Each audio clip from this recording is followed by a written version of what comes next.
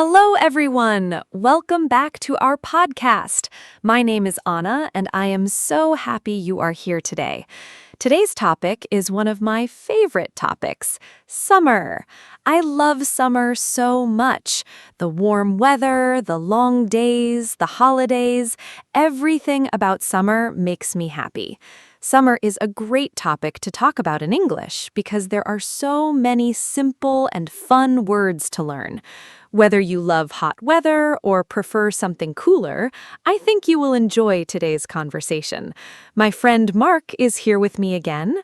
Mark, are you excited about today's topic? I cannot wait to hear what you think about summer. Hello, everyone. I am so glad to be here. My name is Mark, and yes, I am very excited about today's topic. Summer is such a wonderful season. It is the time for holidays, sunshine, ice cream, and spending time with friends and family. In this podcast, Anna and I will talk about everything related to summer: the weather, activities, food, travel, and more. We will use simple English so it is easy for everyone to follow along. Even if you are just starting to learn English, don't worry, we will speak slowly and clearly. I hope this conversation helps you learn new words and feel more confident in English. Let's begin. Mark, let me start with a simple question. What is your favorite thing about summer? For me, it is definitely the sunshine. I love waking up in the morning and seeing a bright blue sky. In winter, the days are short and gray, but in summer, the sun rises early and sets late. There is so much light. I feel so much happier and more energetic in summer. The warm weather also makes me want to go outside and be active. I love walking in the park, sitting in a cafe outside, or just reading a book in the garden. Sunshine really changes my mood completely. What about you, Mark? Anna, I love the sunshine too, but my favorite thing about summer is the long evenings. In summer, it stays light until 9 or even 10 o'clock at night. That means more time to enjoy the outdoors after work or school. I love sitting outside with friends in the evening, having a cold drink and just talking and relaxing. There is something very special about a warm summer evening. Everything feels slower and more relaxed. People seem happier and friendlier too. I also love that in summer you can do so many activities outside. Barbecues, walks, outdoor cinema, festivals. Summer evenings are truly magical. They are my absolute favorite part of the season. Oh, yes, summer evenings are so beautiful. I love them too.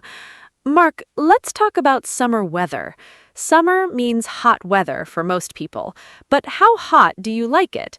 I personally love warm weather, but not too hot. Around 25 degrees Celsius is perfect for me. When it is over 35 degrees, I find it too hot. I feel tired and uncomfortable. I drink a lot of water, stay in the shade, and try not to go outside in the middle of the day. What temperature do you prefer in summer? And do you have any tips for staying cool when it is very hot outside? Hot weather can be tough. 25 degrees is perfect. I agree with you, Anna. I also love warm weather, but extreme heat is very difficult. When it is very hot, I drink a lot of cold water, maybe 2 or 3 liters a day. I also wear light, loose clothing. Light colors like white and yellow are best because they do not absorb as much heat as dark colors. I also use a fan or air conditioning at home. Taking a cold shower in the afternoon is wonderful when it is hot. And I try to do outdoor activities in the morning or evening, not at midday when the sun is strongest. Staying hydrated is the most important thing in hot weather. Great tips, Mark. Staying hydrated is so important. I always carry a water bottle with me in summer. Mark, let's talk about summer holidays. Do you take a holiday in summer? I think summer is the most popular time for holidays.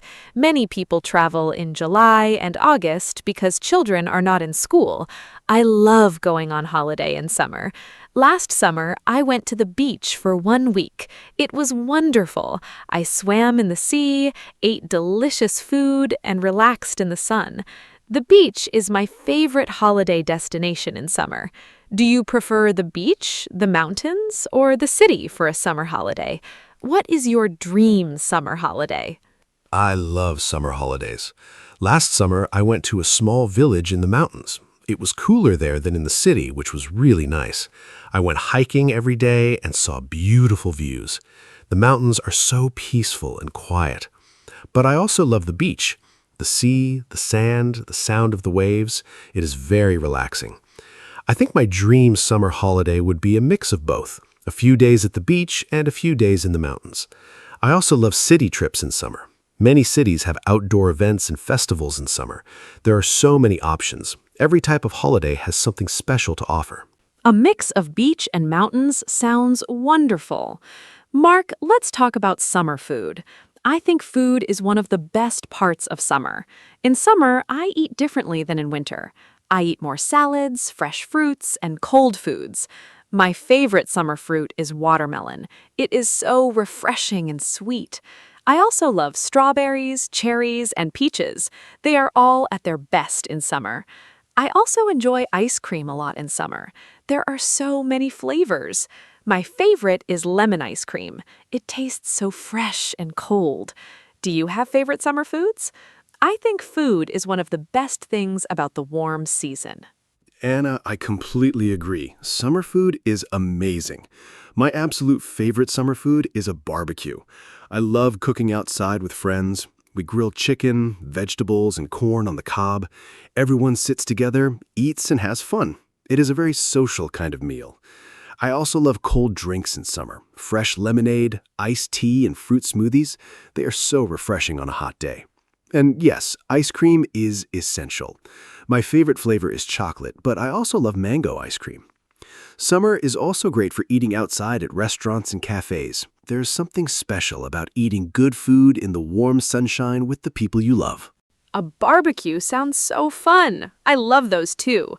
Mark, let's talk about summer activities. There are so many things you can do in summer that you cannot do in other seasons. I love swimming. In summer, I go to the swimming pool or the beach very often. Swimming is great exercise and it is also very fun. I also love cycling in summer. The weather is perfect for riding a bike along a nice path. And I love having picnics in the park. I take a blanket, some food, and my friends, and we sit outside for hours. It is so simple, but so enjoyable. What are your favorite summer activities? Do you prefer outdoor sports or something more relaxing? I love so many summer activities. I enjoy swimming too. It is the perfect way to cool down on a hot day. I also love playing beach volleyball. It is so energetic and fun. I also enjoy hiking in summer, as I mentioned before, but I also like more relaxing activities. I love reading a book outside in the shade of a tree. There's nothing better than a good book, a warm day, and a cold drink beside you. I also enjoy outdoor concerts and festivals in summer. Many cities have free outdoor music events in summer. Going to a summer festival with friends is one of my favorite summer memories. Summer is really the best season for fun. Outdoor concerts are so much fun. I love them too. Mark, I want to talk about the beach. The beach is maybe the most popular summer destination for many people. I love going to the beach. The sound of the sea is so calming. I love to swim, but I also love to just lie on the sand and relax. I always bring sunscreen to the beach. It is very important to protect your skin from the sun. I use SPF 50, especially in the middle of the day. Some people forget sunscreen and then they get sunburned. That is very painful and also bad for your skin. Do you always use sunscreen at the beach, Mark? Yes, sunscreen is absolutely essential. I always use it, especially at the beach. The sun at the beach is very strong. The reflection from the water and sand makes it even stronger. I use SPF 30 or 50, and I reapply it every 2 hours. I also wear a hat and sunglasses to protect my face and eyes.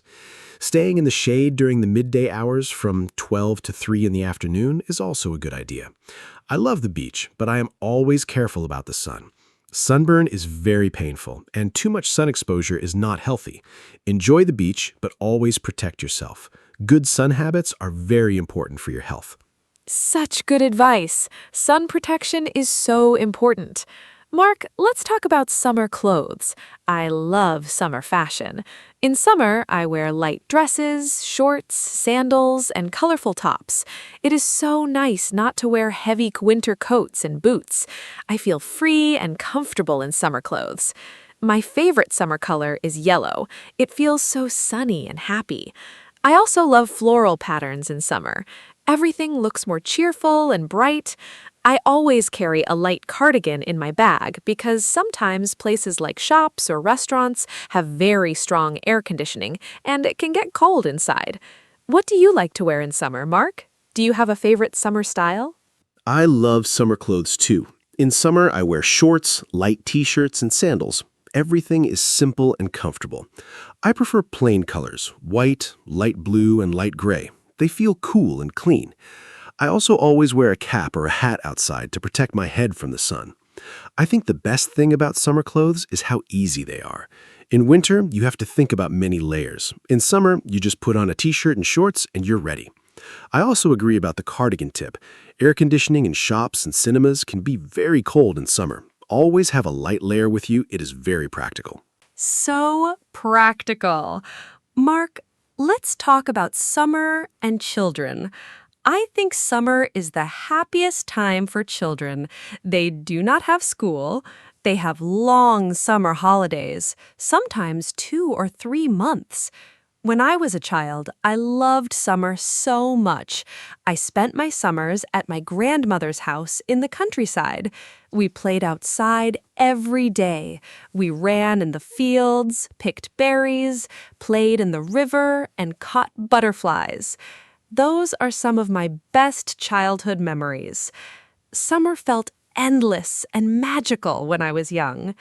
Do you have good memories from your childhood summers, Mark? I think summer memories from childhood are very special and last forever. Oh yes, my childhood summers were the best. I grew up near the sea, so every summer we went to the beach almost every day. My parents would pack lunch and we would spend the whole day there, swimming, building sandcastles, playing in the waves. I also remember summer evenings playing football with the neighborhood kids until it was dark. Those were such simple but happy times. I also loved summer fairs and festivals in our town. There was always music, food stalls, and fun games. Childhood summers feel so free and carefree. Now, as an adult, I try to bring some of that same joy into my summers, spending time outside, relaxing, and enjoying simple pleasures. That sounds so beautiful, Mark. Childhood summers really are magical. Now, let's talk about something different: summer and health. Summer can be very good for your health, but it can also be challenging. The sunshine gives us vitamin D, which is important for our bones and our mood. People often feel happier in summer because of the sunlight. Exercise is also easier in summer because the weather is nice and you want to be outside. But summer can also bring problems: too much sun, dehydration, and heat exhaustion. I always try to be careful about these things. Do you think summer is generally a healthy season? What do you do to stay healthy in summer? Summer is a wonderful season for health when you are careful. The extra vitamin D from sunlight really does boost your mood and energy. I sleep better in summer too. The warmth makes me feel relaxed. I also exercise more in summer because I love being outside. I walk, swim, and cycle much more than in winter. But yes, the heat can be a risk.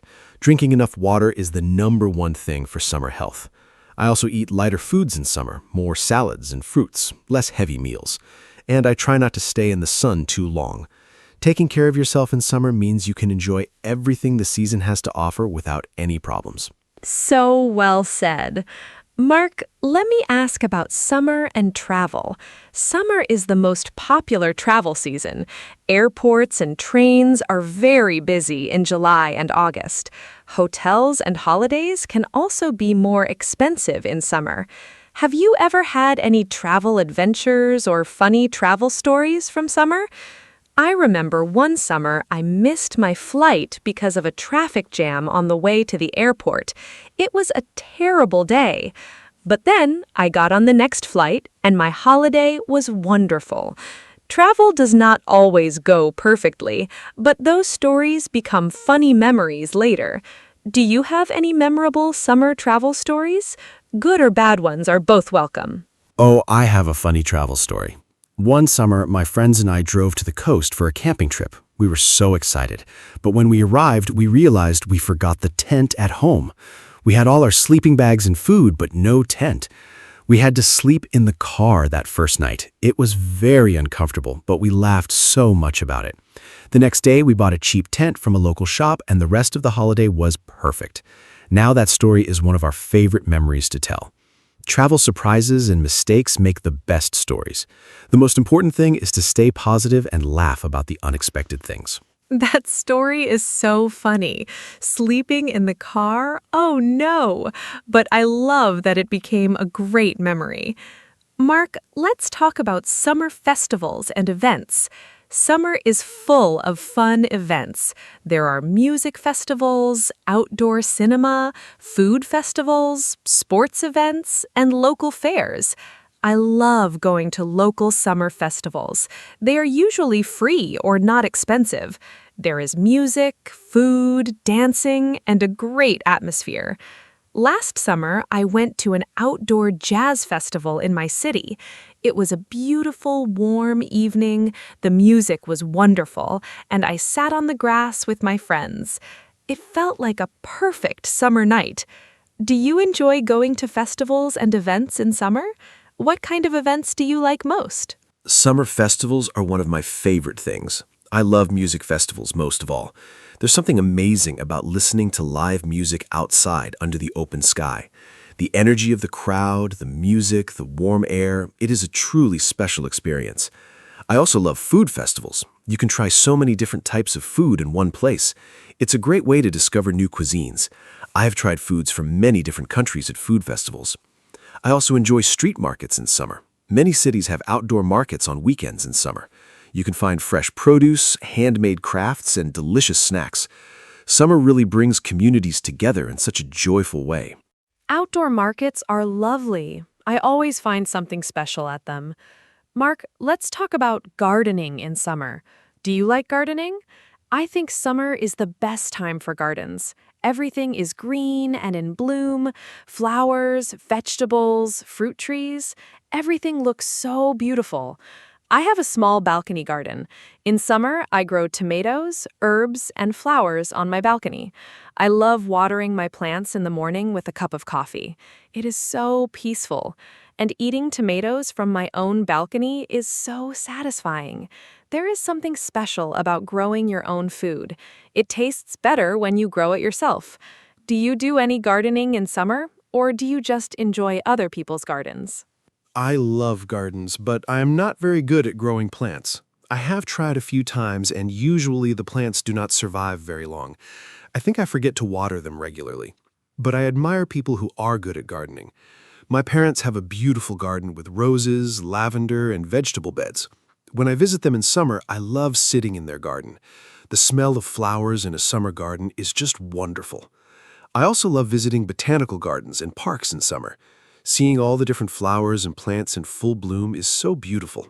Maybe one day I will learn to be a better gardener. For now, I will enjoy other people's gardens. That is very honest, Mark. Gardens are beautiful to enjoy even if you do not grow plants yourself. Mark, let's talk about summer and learning English. Many people use summer as a time to study or improve their English. Maybe they travel to an English-speaking country, or they take a summer English course. I think summer is actually a great time to practice English because there are so many fun ways to do it.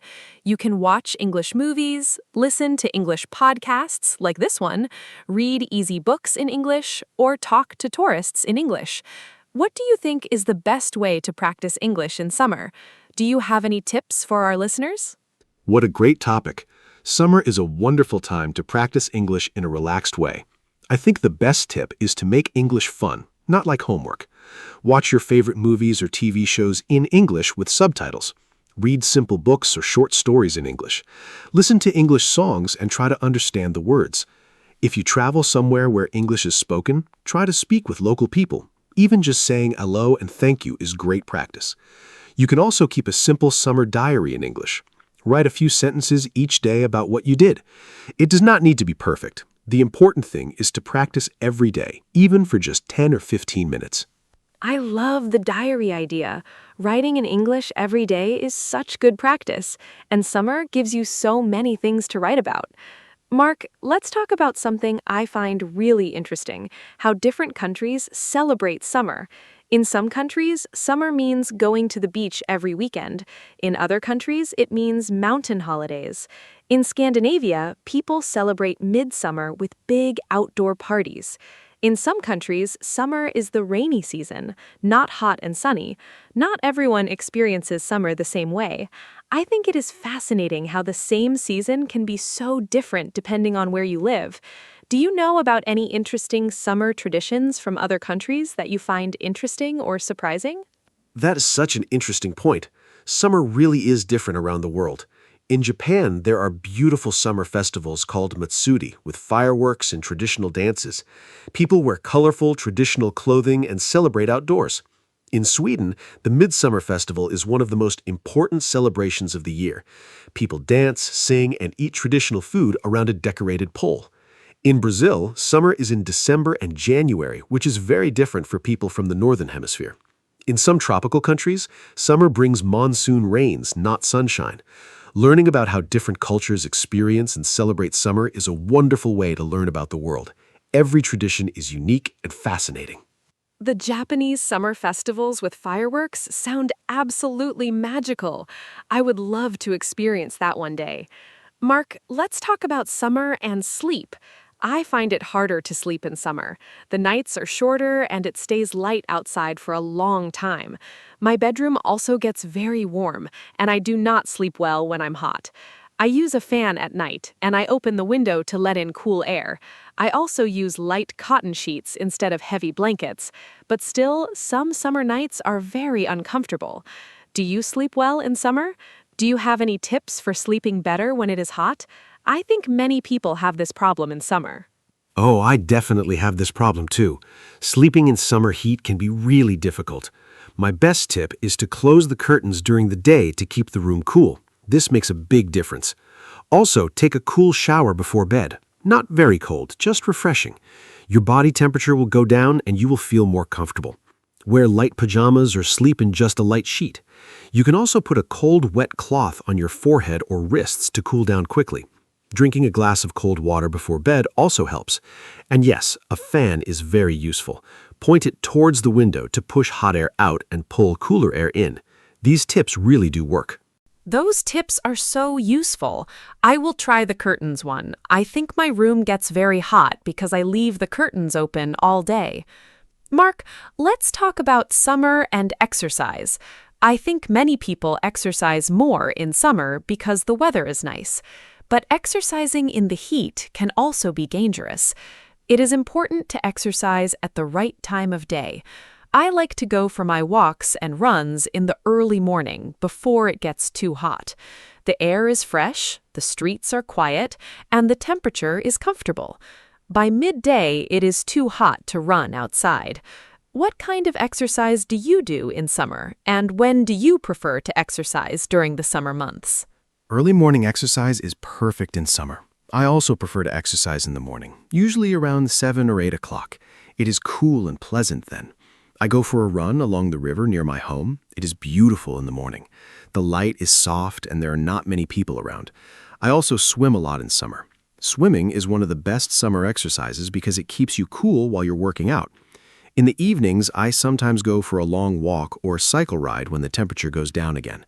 I always bring water when I exercise outside in summer. Exercising in the heat without water is very dangerous. Safety is always the first priority. Swimming really is the perfect summer exercise. Mark, I want to ask about something a little different now. What is your least favorite thing about summer? Every season has some downsides. For me, it is insects. In summer, there are mosquitoes, flies, and other bugs. I hate mosquitoes.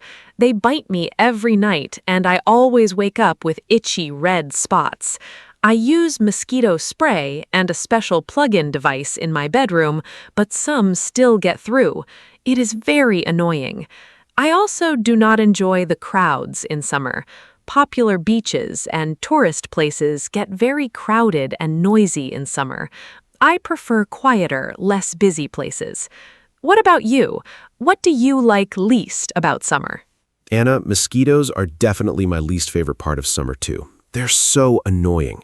I also use spray and try to cover my arms in the evenings when they are most active. My other least favorite thing about summer is the traffic and crowds. Highways and airports are so busy in summer. Everything is more expensive. Hotels, flights, restaurants, popular tourist spots are packed with people.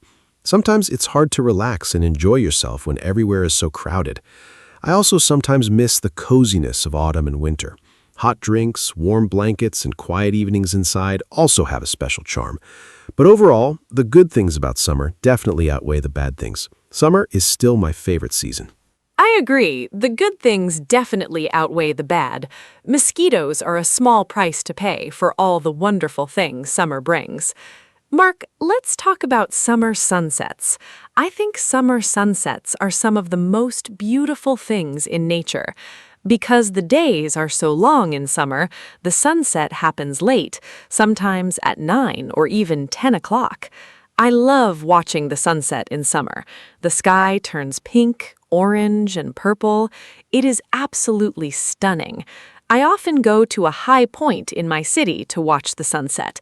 It feels very special. Have you ever watched a particularly beautiful summer sunset that you still remember? Where were you and what made it so special? Summer sunsets are truly magical. I've seen some incredible ones. My most memorable was on a boat trip last summer. We were on the sea in the evening and the sun started to set. The whole sky turned bright orange and red and the light reflected on the water. It was breathtaking. Everyone on the boat stopped talking and just watched. Nobody said anything for minutes. It was that beautiful. Another beautiful sunset I remember was watching the sun go down behind the mountains. The colors changed slowly from yellow to orange to deep purple. Nature is truly the best artist. I think stopping to watch a beautiful sunset is one of the simplest and most wonderful pleasures of summer. That boat sunset sounds absolutely incredible. Mark, let's talk about summer reading. I think summer is the perfect time to read. You have more free time, you can sit outside, and a good book in the sunshine is such a pleasure. I love reading on holiday. I always pack at least 2 books for any trip. Last summer, I read a wonderful story about a family who travels across Europe by train.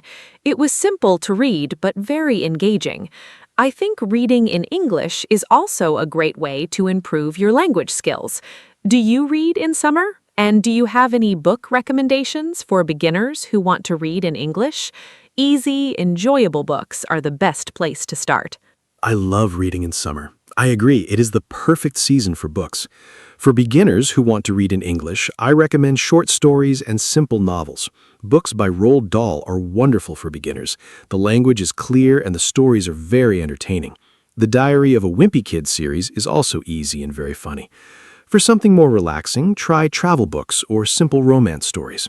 Reading in a language you are learning might feel difficult at first, but start with very short texts. Even 1 page a day is great progress. Use a dictionary for new words and try to enjoy the story, not just translate every word. Reading should be enjoyable, not stressful. Roald Dahl is a great recommendation. His stories are so imaginative and fun.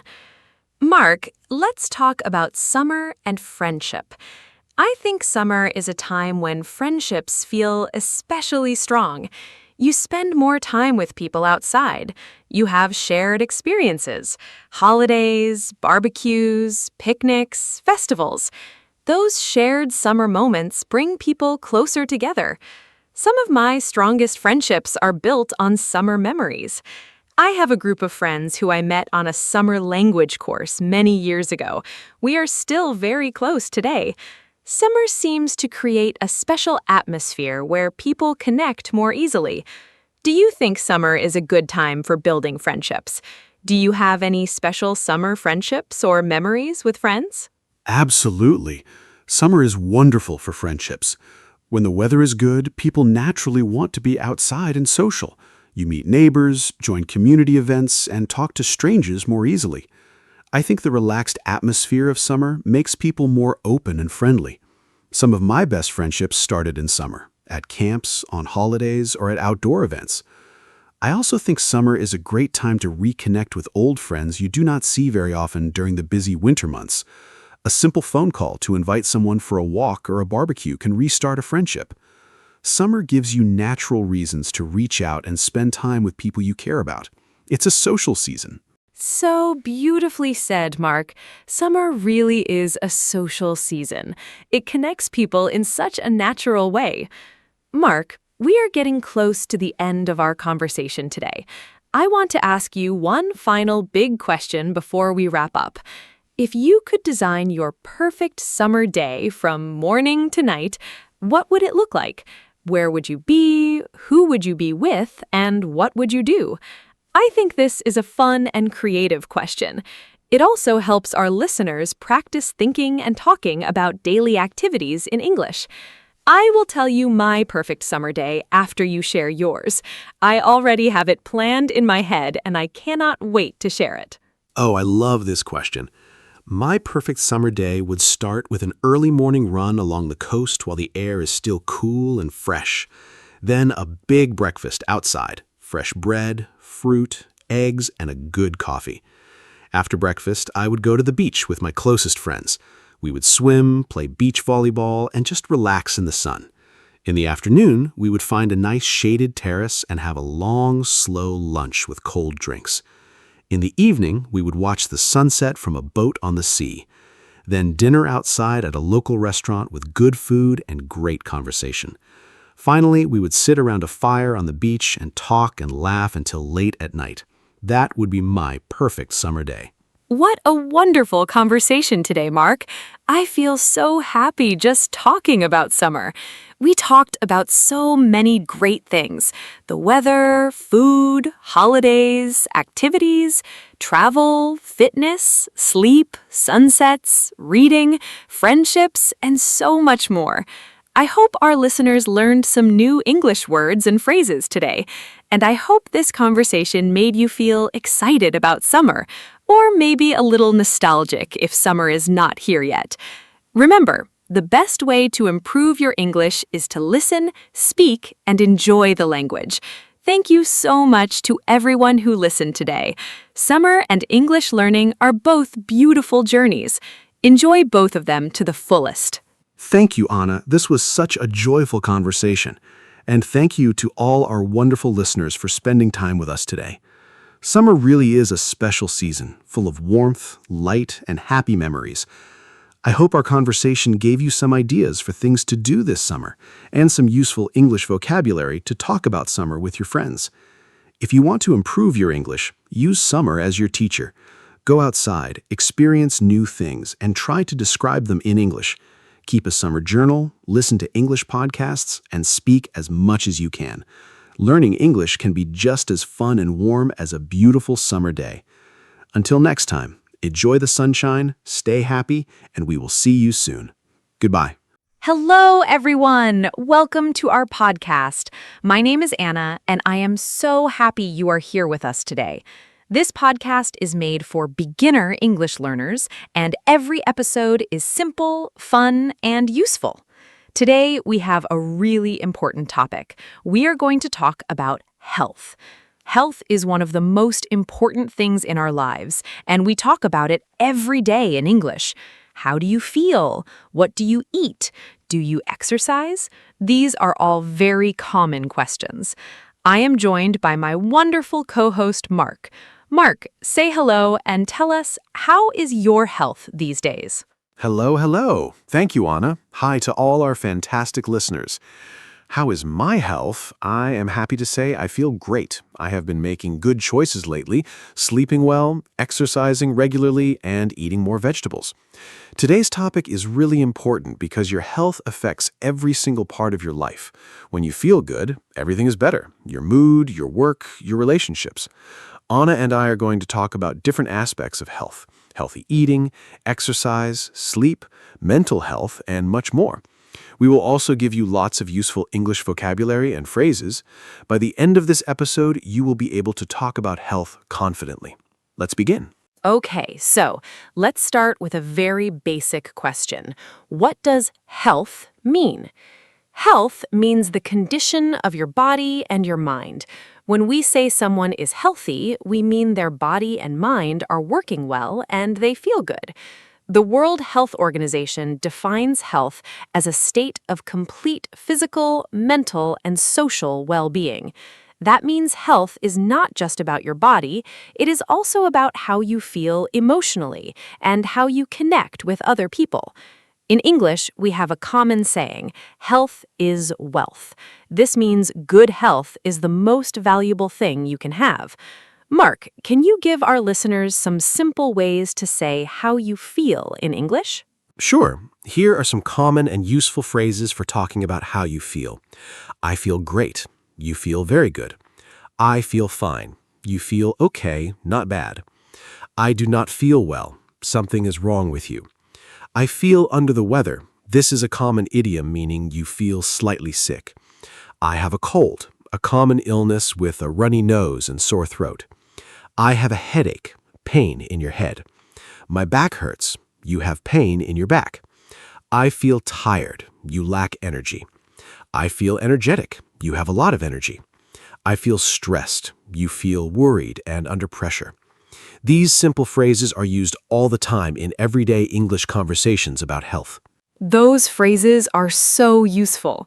I feel under the weather is one I hear all the time. Now, let's talk about healthy eating, because food is one of the most important things for our health. The food you eat gives your body energy and the nutrients it needs to function properly.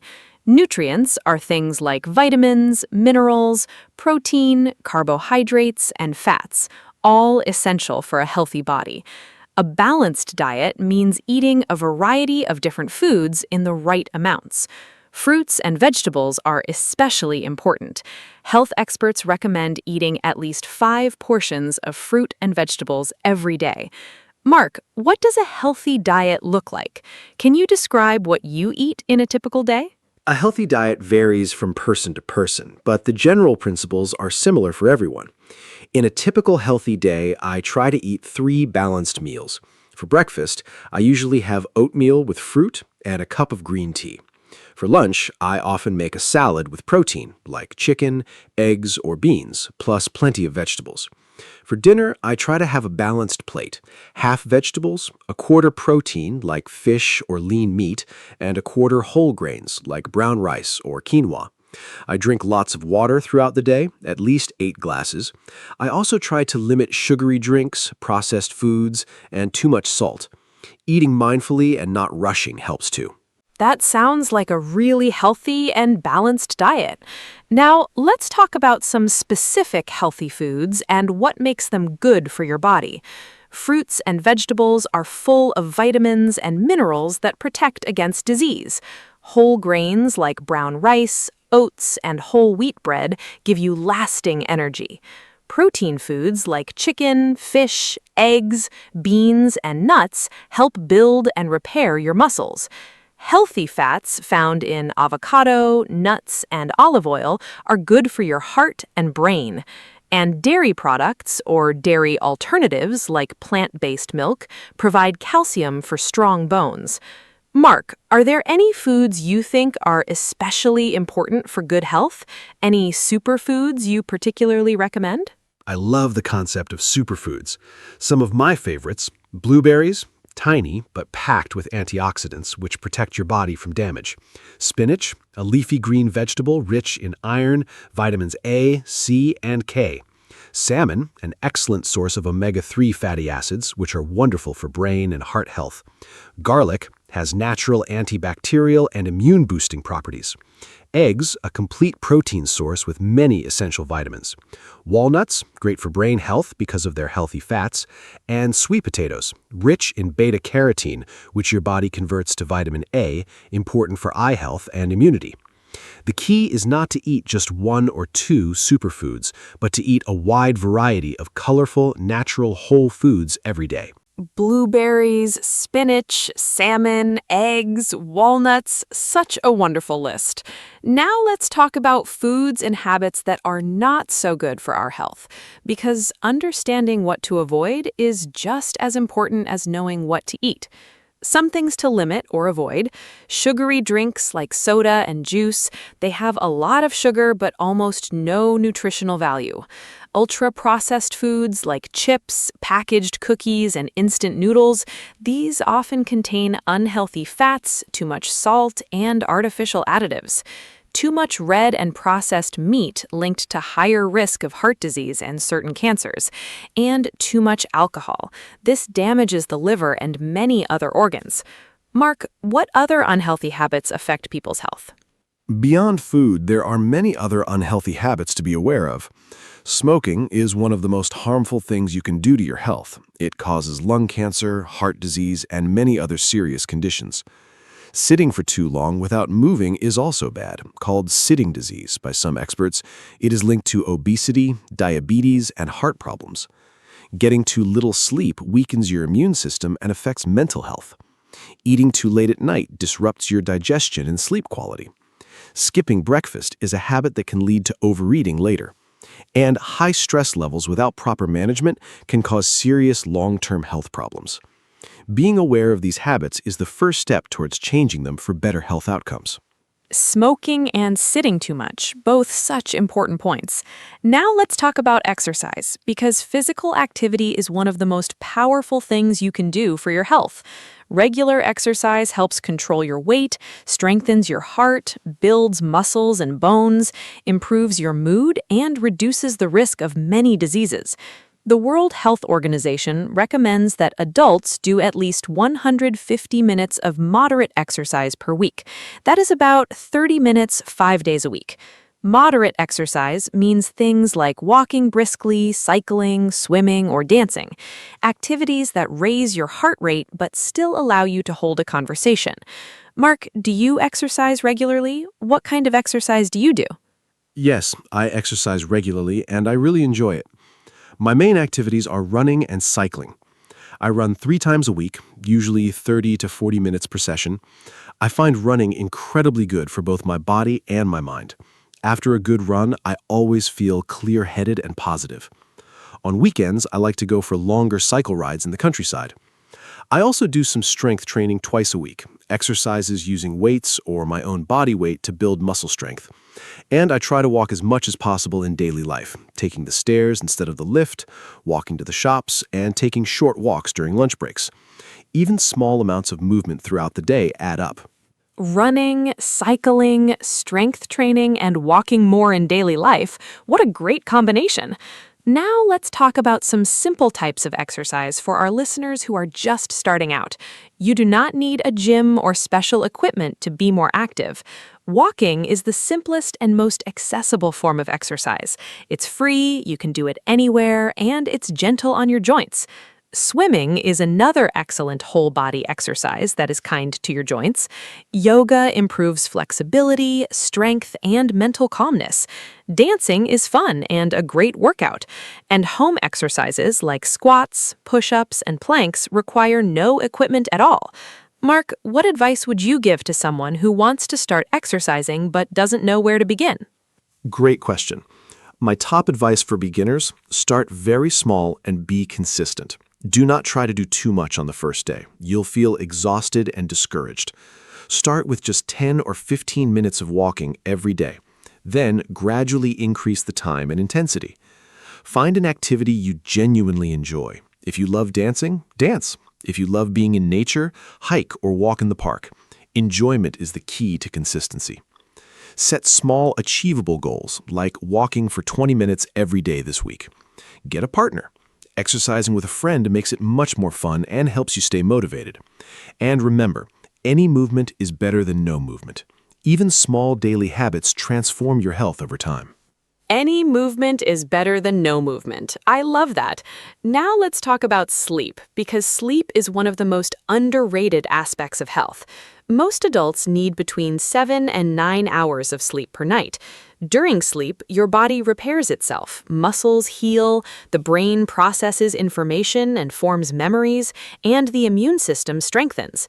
Poor sleep has serious effects. It weakens your immune system, increases stress hormones, impairs concentration and memory, and is linked to obesity, diabetes, and heart disease.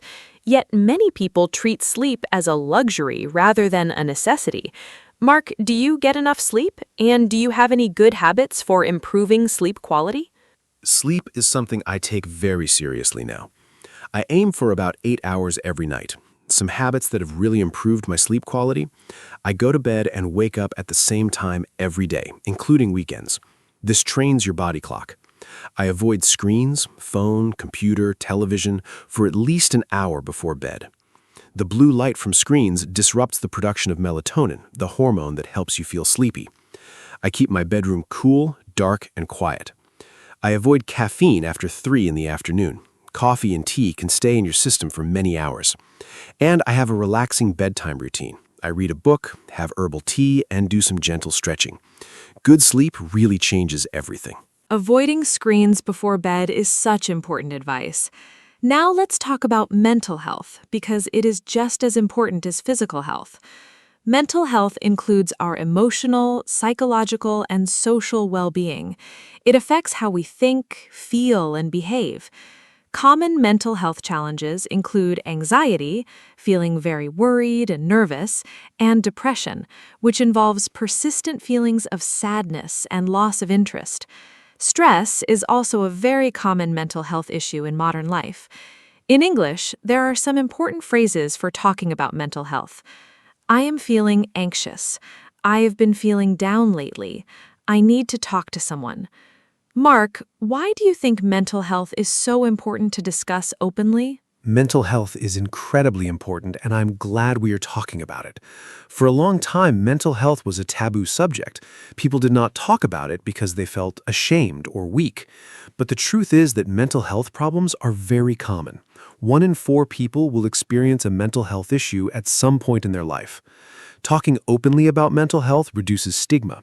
That is the negative judgment that stops people from seeking help. When we normalize these conversations, more people feel comfortable asking for support. Mental health affects everything: your relationships, your work, your physical health, and your quality of life. Taking care of your mind is not a sign of weakness. It is a sign of wisdom and self-awareness. Taking care of your mind is a sign of wisdom. Beautifully said. Now let's talk about some practical ways to take care of your mental health. First, connect with people you care about. Strong social relationships are one of the most powerful protectors of mental health. Talk to friends and family regularly. Second, get regular physical exercise. It is proven to reduce anxiety and depression. Third, spend time in nature whenever possible. Even a short walk in a park can improve your mood significantly. Fourth, practice gratitude. Write down 3 things you are thankful for every day. Fifth, get enough sleep. And sixth, if you are struggling, seek professional help. Talking to a therapist or counselor is a sign of strength. Mark, what do you do for your mental health? For my mental health, I have several practices that really help.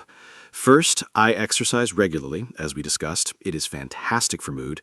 Second, I meditate for 10 to 15 minutes every morning. Meditation simply means sitting quietly and focusing on your breathing. It sounds simple, but the effect on stress and anxiety is significant.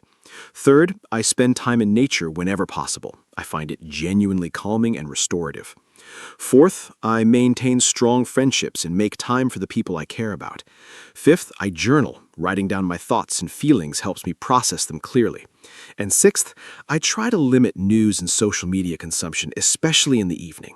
A positive digital environment supports mental health enormously. Meditation and journaling, 2 wonderful practices. Now let's talk about something very practical: how to talk to a doctor in English. Many of our listeners may need to visit a doctor in an English-speaking country, so knowing the right phrases is very important. When you describe your symptoms, the signs that you are sick, you might say, I have had a fever for 2 days. I have a sore throat and a cough. My stomach hurts. I have been feeling dizzy. I cannot sleep. I feel very tired all the time. The doctor will ask questions like, how long have you had this? On a scale of 1 to 10, how bad is the pain? Mark, what other doctor vocabulary should our listeners know? Very important vocabulary for the doctor. A symptom is a sign of illness, like a headache or a rash. A diagnosis is when the doctor tells you what is wrong. A prescription is a written order for medicine from the doctor. Medication or medicine is what you take to treat an illness. A dosage is how much medicine you take and how often. Side effects are unwanted effects of a medicine. An appointment is a scheduled time to see the doctor. Emergency room, or A&E, is where you go for serious, sudden illness or injury. And health insurance is a policy that helps pay for medical costs. Useful phrases. I need to make an appointment. Can you recommend a specialist? What is the dosage for this medication? These are all very important to know. Those medical phrases and vocabulary words are so helpful. Now let's talk about some very common illnesses and health problems in English. A cold is a very common illness. You get a runny nose, sore throat, and mild fever. It usually gets better on its own in about a week. The flu, or influenza, is more serious than a cold. You feel very unwell, have a high fever, body aches, and extreme tiredness. Allergies happen when your immune system overreacts to something harmless, like pollen, pet hair, or certain foods. High blood pressure is very common and can lead to heart disease if untreated. And diabetes is a condition where the body cannot manage blood sugar properly. Mark, what are some important ways to prevent these common illnesses? Prevention is always better than cure. Here are some key prevention strategies. Washing your hands regularly is one of the simplest and most effective ways to prevent spread of illness. Wash with soap for at least 20 seconds. Getting vaccinated, flu vaccines, COVID vaccines, and other immunizations protect you and the people around you. Eating well and exercising strengthens your immune system so your body can fight off illness more effectively. Getting enough sleep is also crucial for immunity. Avoiding smoking completely, limiting alcohol, managing stress, and having regular health checkups. Visiting your doctor for routine tests even when you feel well can catch problems early before they become serious. Early detection saves lives and makes treatment much more effective. Prevention is always better than cure, one of the most important sayings in health. Now, let's talk about hydration, because drinking enough water is something many people underestimate. Your body is about 60% water, and every system in your body needs water to function properly.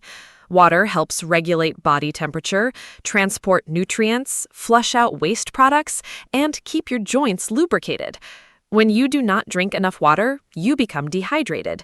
Signs of dehydration include dark yellow urine, dry mouth, feeling tired, headache, and difficulty concentrating. Most adults should drink about 2 liters or about 8 glasses of water per day. Mark, how do you make sure you drink enough water every day? Staying hydrated is something I am very intentional about. I keep a large water bottle on my desk at all times. If it is visible, I am much more likely to drink from it. I start every morning by drinking a large glass of water before my coffee. This rehydrates my body after sleep. I also try to eat water-rich foods. Cucumbers, watermelon, tomatoes, and oranges all have high water content. A helpful tip: if you are not used to drinking much water, try adding a slice of lemon, cucumber, or mint to make it more appealing. And pay attention to your body's signals. By the time you feel thirsty, you are already slightly dehydrated. Drink water regularly throughout the day, not just when thirsty. Drink before you feel thirsty. Such useful advice. Now, let's do a short quiz for our listeners. I will describe a health situation, and Mark will tell us what we should do. Situation 1.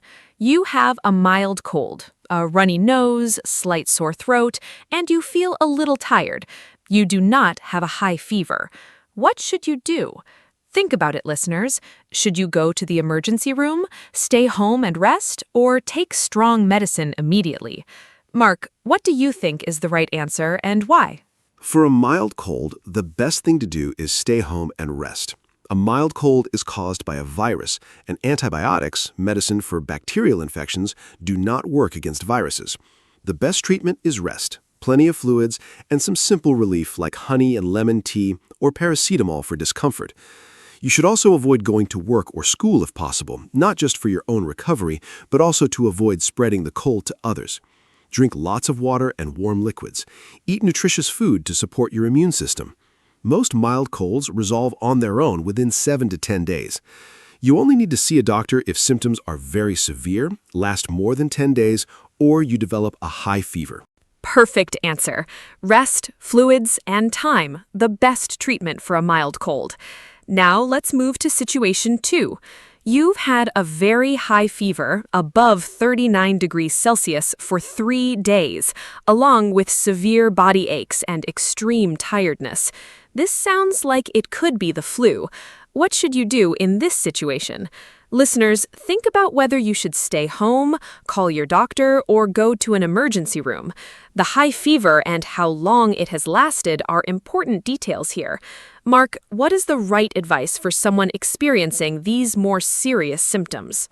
With a high fever above 39 degrees Celsius for 3 days, you should definitely contact your doctor.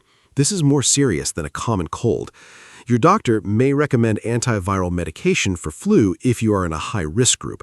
For example, elderly people, young children, pregnant women, or people with chronic health conditions. You should still rest, drink plenty of fluids, and take appropriate fever-reducing medicine. Watch for warning signs that mean you need emergency help: difficulty breathing, chest pain, confusion, or very severe headache. If you have these symptoms, go to the emergency room immediately. And remember, next year, get your flu vaccine. Vaccination is the best protection against serious influenza and its complications. Stay safe and know when to seek help. Knowing when to see a doctor versus when to rest at home is such a valuable skill. Now let's talk about the importance of regular health checkups or preventative care. Many serious diseases can be caught early through regular tests and screenings when they're much easier to treat. For example, a blood pressure check can detect high blood pressure early before it causes a heart attack or stroke.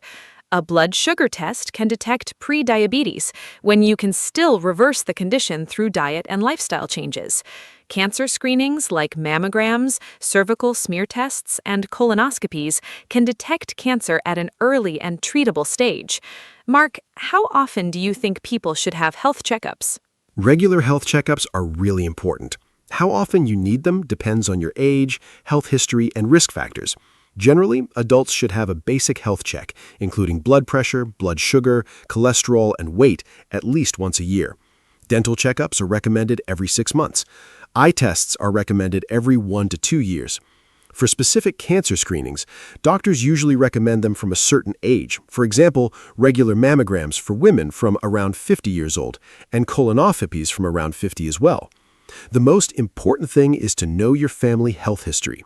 If your parents or grandparents had certain conditions, you may be at risk higher. Regular checkups and open communication with your doctor are your best tools for long-term health. Family health history is such an important point.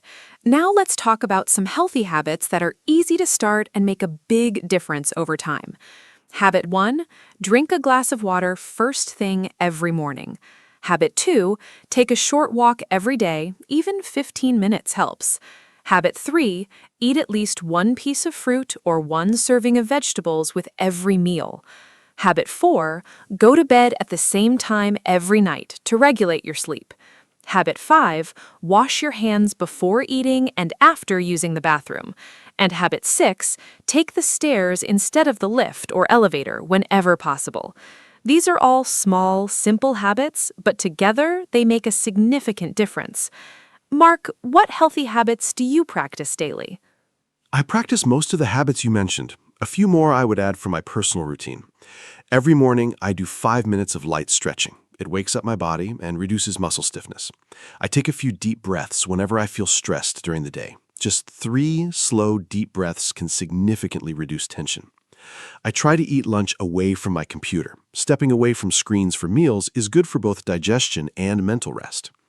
I limit my coffee to 1 or 2 cups per day and switch to herbal tea in the afternoon. And every evening, I write down 3 good things that happened that day. This simple gratitude practice has genuinely improved my overall mood and sense of well-being over time. deep breathing, and gratitude. Such simple but powerful practices. Now let's talk about something many people wonder about: vitamins and supplements.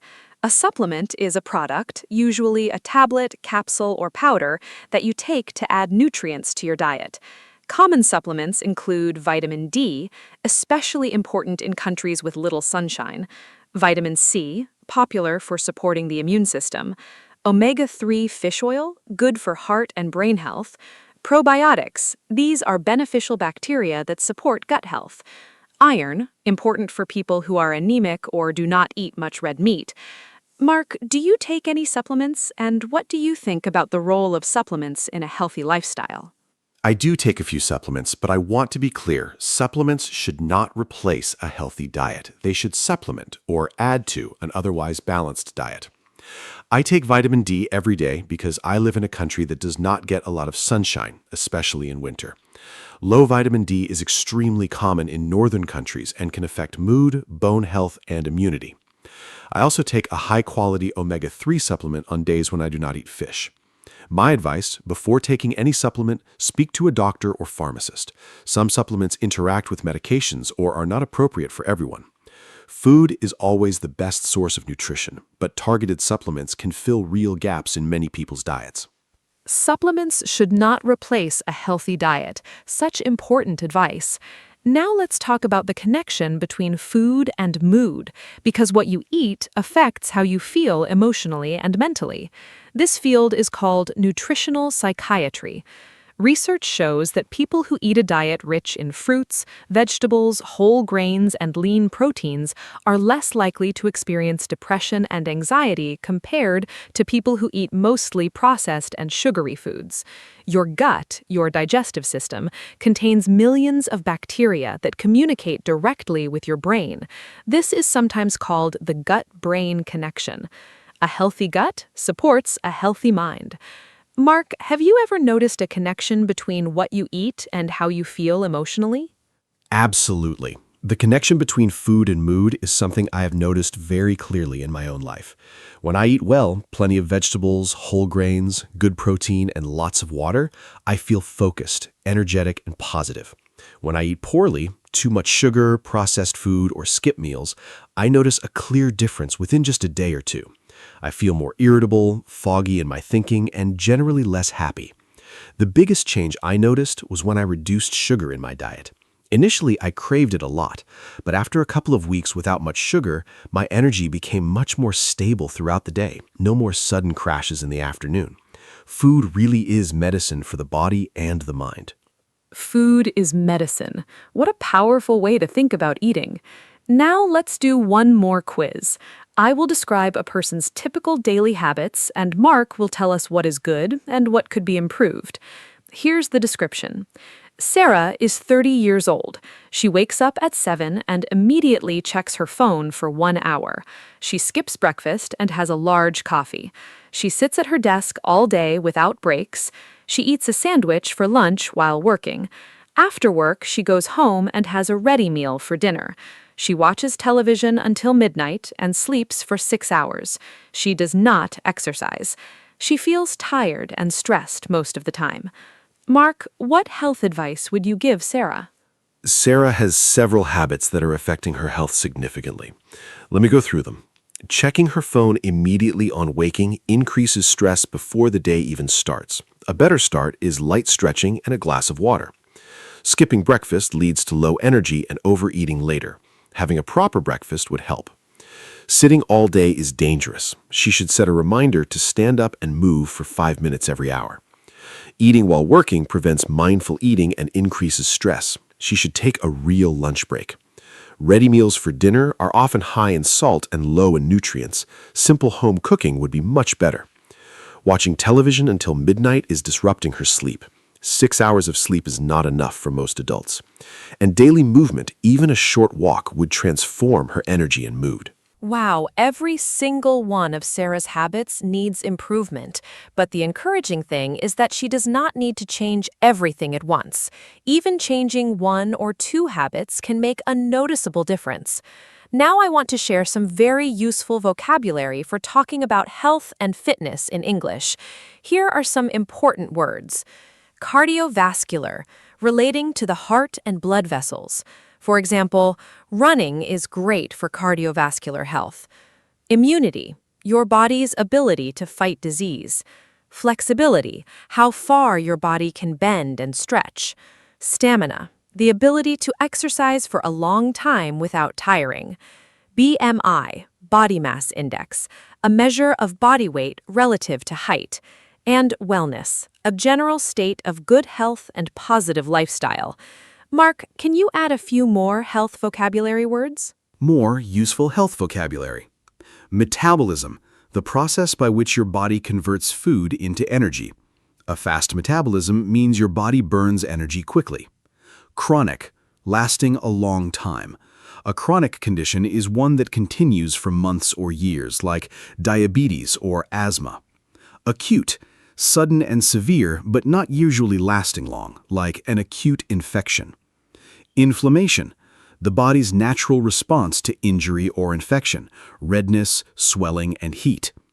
Antioxidants, substances found in fruits and vegetables that protect cells from damage. Hydration, the process of maintaining the right amount of water in your body. Sedentary, describing a lifestyle with very little physical activity. And longevity, living a long, healthy life. These words will help you read and understand health articles in English with much more confidence. Those vocabulary words are excellent. Now let's talk about something very current and important, the difference between reliable health information and misinformation. Today, the internet is full of health advice, but not all of it is accurate or trustworthy. Some websites and social media posts spread false health information, sometimes called fake news in the health context. For example, claims that certain foods cure serious diseases, or that vaccines cause harm, or that miracle supplements can make you lose weight without effort. These claims are not supported by science. Mark, how can people identify reliable health information? How do you know if something you read about health is true? Identifying reliable health information is a really important skill. Here are some guidelines. First, check the source.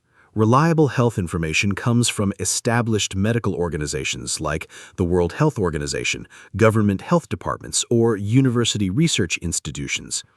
Second, look for evidence. Good health advice is based on multiple scientific studies, not just one person's experience. Third, be skeptical of extreme claims. If something promises miraculous results with no effort, it is probably not true. Fourth, check the date.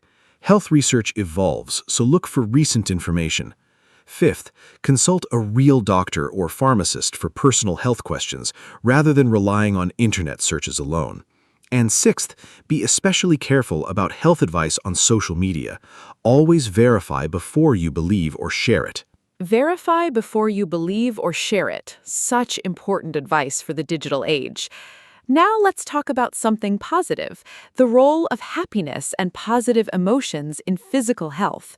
Research shows that positive emotions like joy, gratitude, and love actually have measurable benefits for physical health. People who report higher levels of happiness tend to have stronger immune systems, lower blood pressure, and live longer than people who experience chronic stress and negative emotions. Laughter has genuine health benefits. It reduces stress hormones, relaxes muscles, and boosts the immune system. This is sometimes called the mind-body connection. Mark, do you believe that being happy makes you physically healthier? I absolutely believe in the mind-body connection. The research on this is really compelling. Studies show that optimistic people, those who generally expect positive outcomes, have better cardiovascular health and recover from illness more quickly than pessimistic people. Chronic stress and negative emotions increase cortisol and other stress hormones, which damage the immune system and contribute to inflammation in the body. On the other hand, laughter, strong social connections, and feelings of purpose and meaning in life have measurable protective effects on physical health. I think this means that investing in your happiness, nurturing your relationships, finding purpose, practicing gratitude, and having fun is genuinely a form of healthcare. Health truly is holistic, body and mind together. Health is holistic, body and mind together. What a perfect summary. Now, let's give our listeners some final health tips before we wrap up. Tip 1. Eat more fruits, vegetables, whole grains, and lean protein. Limit processed food, sugar, and alcohol. Tip 2. Move your body every day. Aim for 30 minutes of moderate exercise 5 days a week.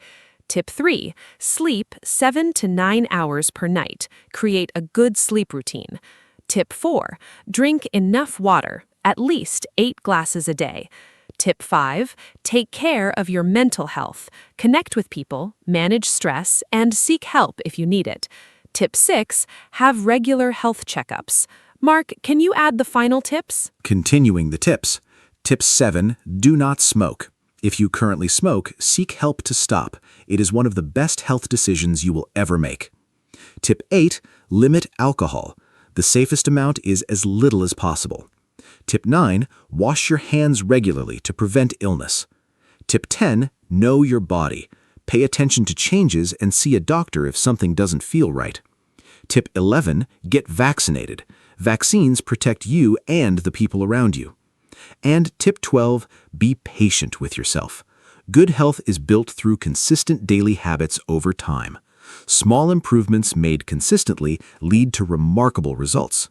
You don't need to be perfect, you just need to keep making small positive choices every day. Your health is worth it.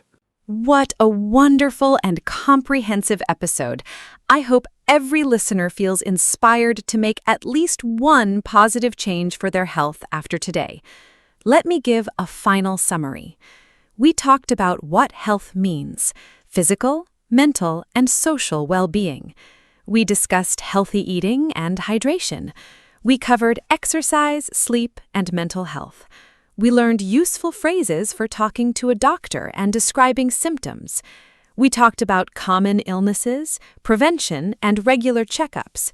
We discussed supplements, the food-mood connection, and how to identify reliable health information. We did some fun quizzes and built lots of useful vocabulary. Health is your greatest asset. Take care of it every single day. Thank you so much for listening. See you next time. Thank you so much, Anna. This was one of our best and most important episodes. And a huge thank you to every wonderful listener who spent this time with us. Remember, your health is the foundation of everything you do. When you are healthy, you have energy, clarity, and the ability to enjoy life fully. The good news is that small, consistent, healthy habits, drinking more water, sleeping better, moving a little more, and eating more vegetables add up to a big positive difference over time. Do not try to change everything at once. Start with one small thing today. And use the English vocabulary and phrases from today's episode to talk about health with confidence. Take great care of yourselves. Be kind to your body and mind, and goodbye, everyone. Hello, everyone. Welcome to our podcast. My name is Anna, and I am so happy you are here with us today. This podcast is made for beginner English learners, and every episode is simple, friendly, and useful. Today, we have a very special and meaningful topic. We are going to talk about freedom. Freedom is one of the most important words in the English language. People talk about freedom every day, in politics, in daily life, in relationships, and in their personal goals and dreams. I am joined by my wonderful co-host, Mark. Mark, say hello and tell us, what does the word freedom mean to you? Hello, hello. Thank you, Anna. Hi to all our wonderful listeners. The word freedom means a great deal to me. At its most basic level, freedom means the ability to make your own choices without being controlled or stopped by others. But freedom is also much bigger than that. It is about opportunity, dignity, and the right to live your life in a way that feels true to who you are. Today, Anna and I are going to explore freedom from many different angles: personal freedom, freedom of speech, freedom of movement, and much more. We will also share lots of useful English vocabulary and phrases. Let's begin this important and inspiring conversation. Let's start with the basics. What does freedom actually mean? Freedom means the state of being free, being able to act, speak, or think without restriction. The adjective form is free. For example, she feels free to speak her mind. He is free to go wherever he wants. The opposite of freedom is restriction, control, or oppression. A person without freedom is controlled, limited, or imprisoned. In English, there are many related words. Liberty, which means almost the same as freedom, often used in formal or political contexts. Rights, the things you are legally allowed to do. Equality, when everyone has the same rights and opportunities. Great question. There are many important types of freedom that people talk about in everyday life and in society. Freedom of speech, the right to say what you think without punishment. Freedom of movement, the ability to travel and live where you choose. Freedom of religion, the right to practice any religion or no religion at all. Freedom of the press, the right of journalists to report the news without government control.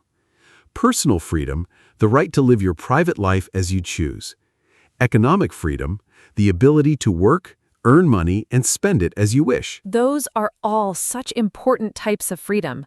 Now let's talk about personal freedom in everyday life, because this is something everyone experiences directly. Personal freedom means making your own choices about how to live. For example, choosing what career to pursue, choosing who to love and spend your life with, choosing what to eat, wear, and believe, choosing how to spend your free time. When we have personal freedom, we feel in control of our own lives.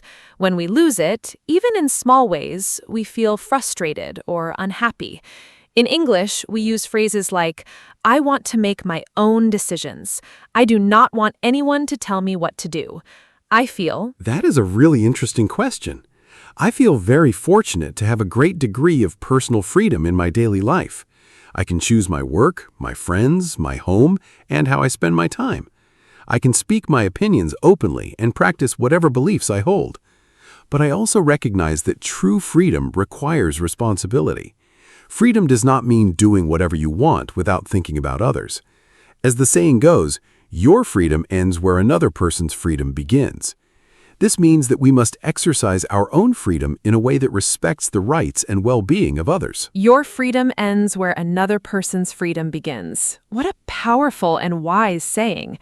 Now let's talk about freedom of speech, because this is one of the most discussed and debated freedoms in the modern world. Freedom of speech means you have the right to express your opinions, ideas, and beliefs in conversation, in writing, in art, and in public. In democratic countries, freedom of speech is protected by law. However, even in countries with this protection, there are limits. For example, you cannot use speech to incite violence or spread dangerous lies that harm others. In English, useful phrases related to speech and expression, I have the right to say what I think. Everyone is free. Freedom of speech is essential for so many reasons. First, it allows people to criticize their government and powerful institutions without fear. This is the foundation of a healthy democracy. Leaders who cannot be criticized tend to become corrupt and dangerous. Second, freedom of speech allows new ideas to be shared and debated. Science, art, and social progress all depend on the free exchange of ideas.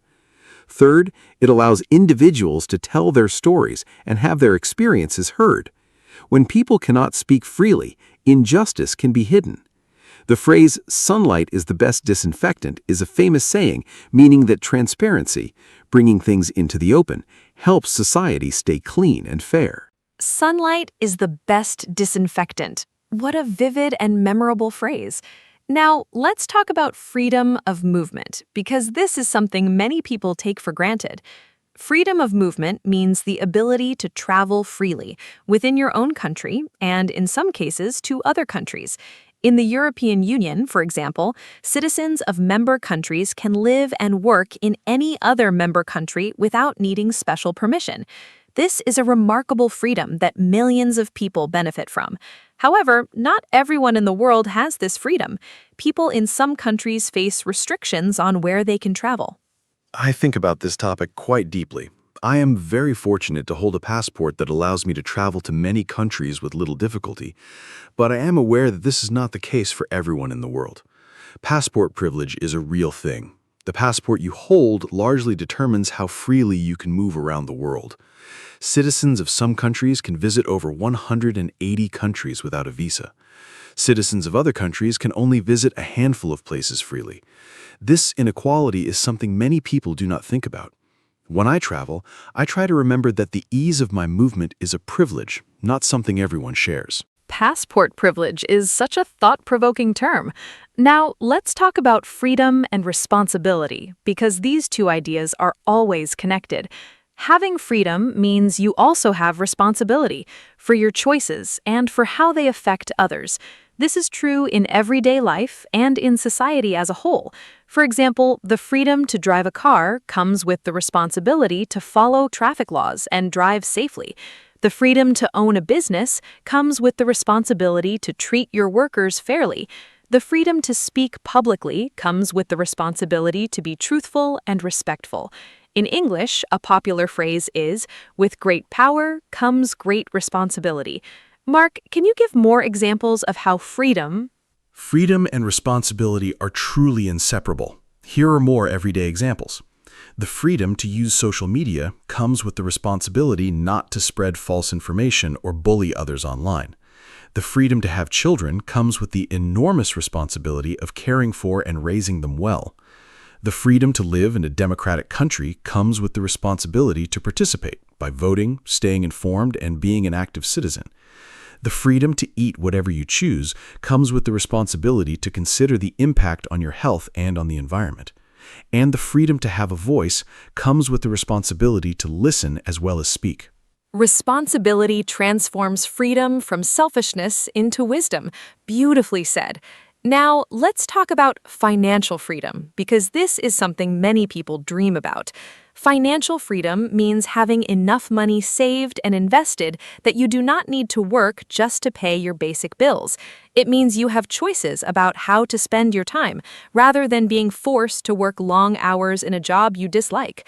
Some people achieve financial freedom through saving carefully, investing wisely, and spending less than they earn over many years.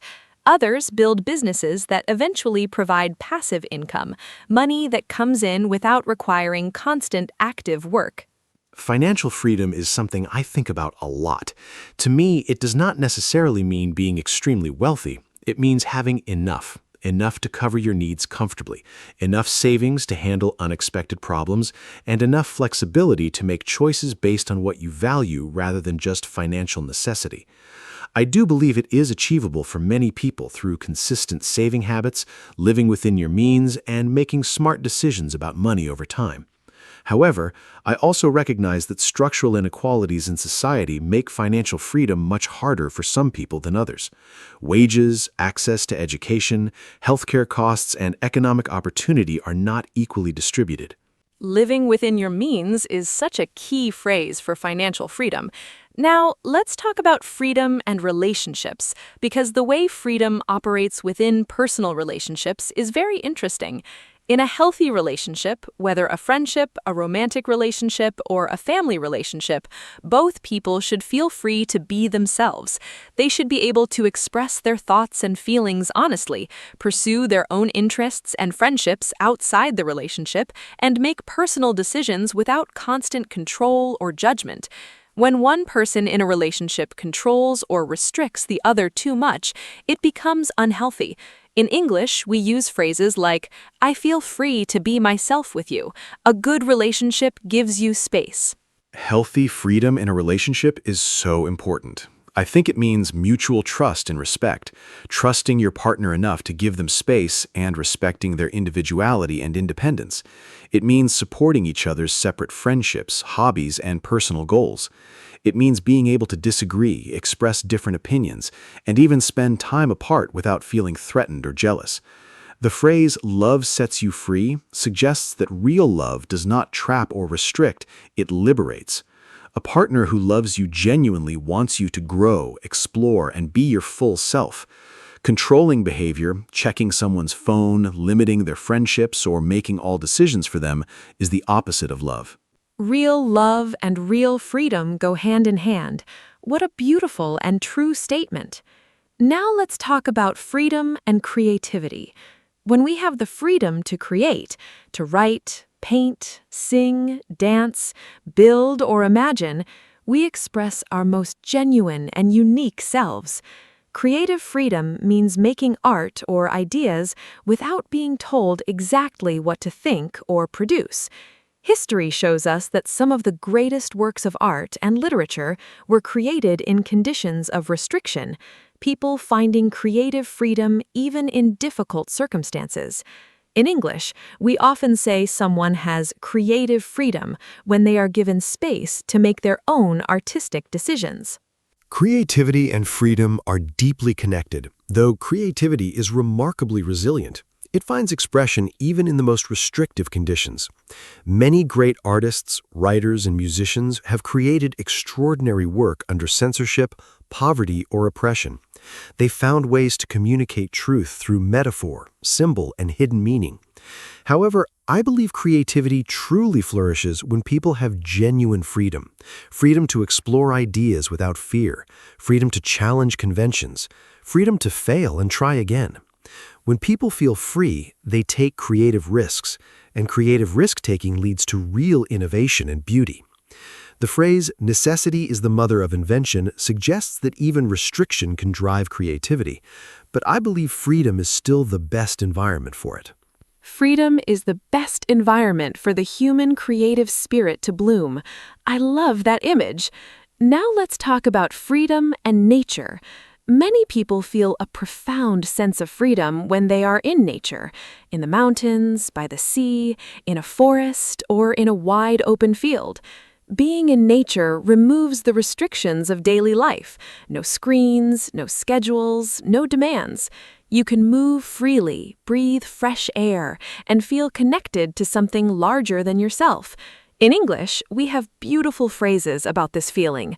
Feeling free as a bird, the open road, the great outdoors, and breathing room, meaning space to relax and think freely. I feel enormously free in nature. There is something almost magical about being in a wide-open natural landscape. When I hike in the mountains, I feel the weight of everyday worries literally lift from my shoulders. The scale of the landscape, the vast sky, the distant horizon, the silence puts everything in perspective. Small problems seem less important. Big questions feel more approachable. The phrase, "to get some headspace," means to gain mental clarity and perspective, and nature does this beautifully. I think many people in modern, busy urban lives are deeply hungry for this kind of freedom, the simple freedom of open space, fresh air, and quiet.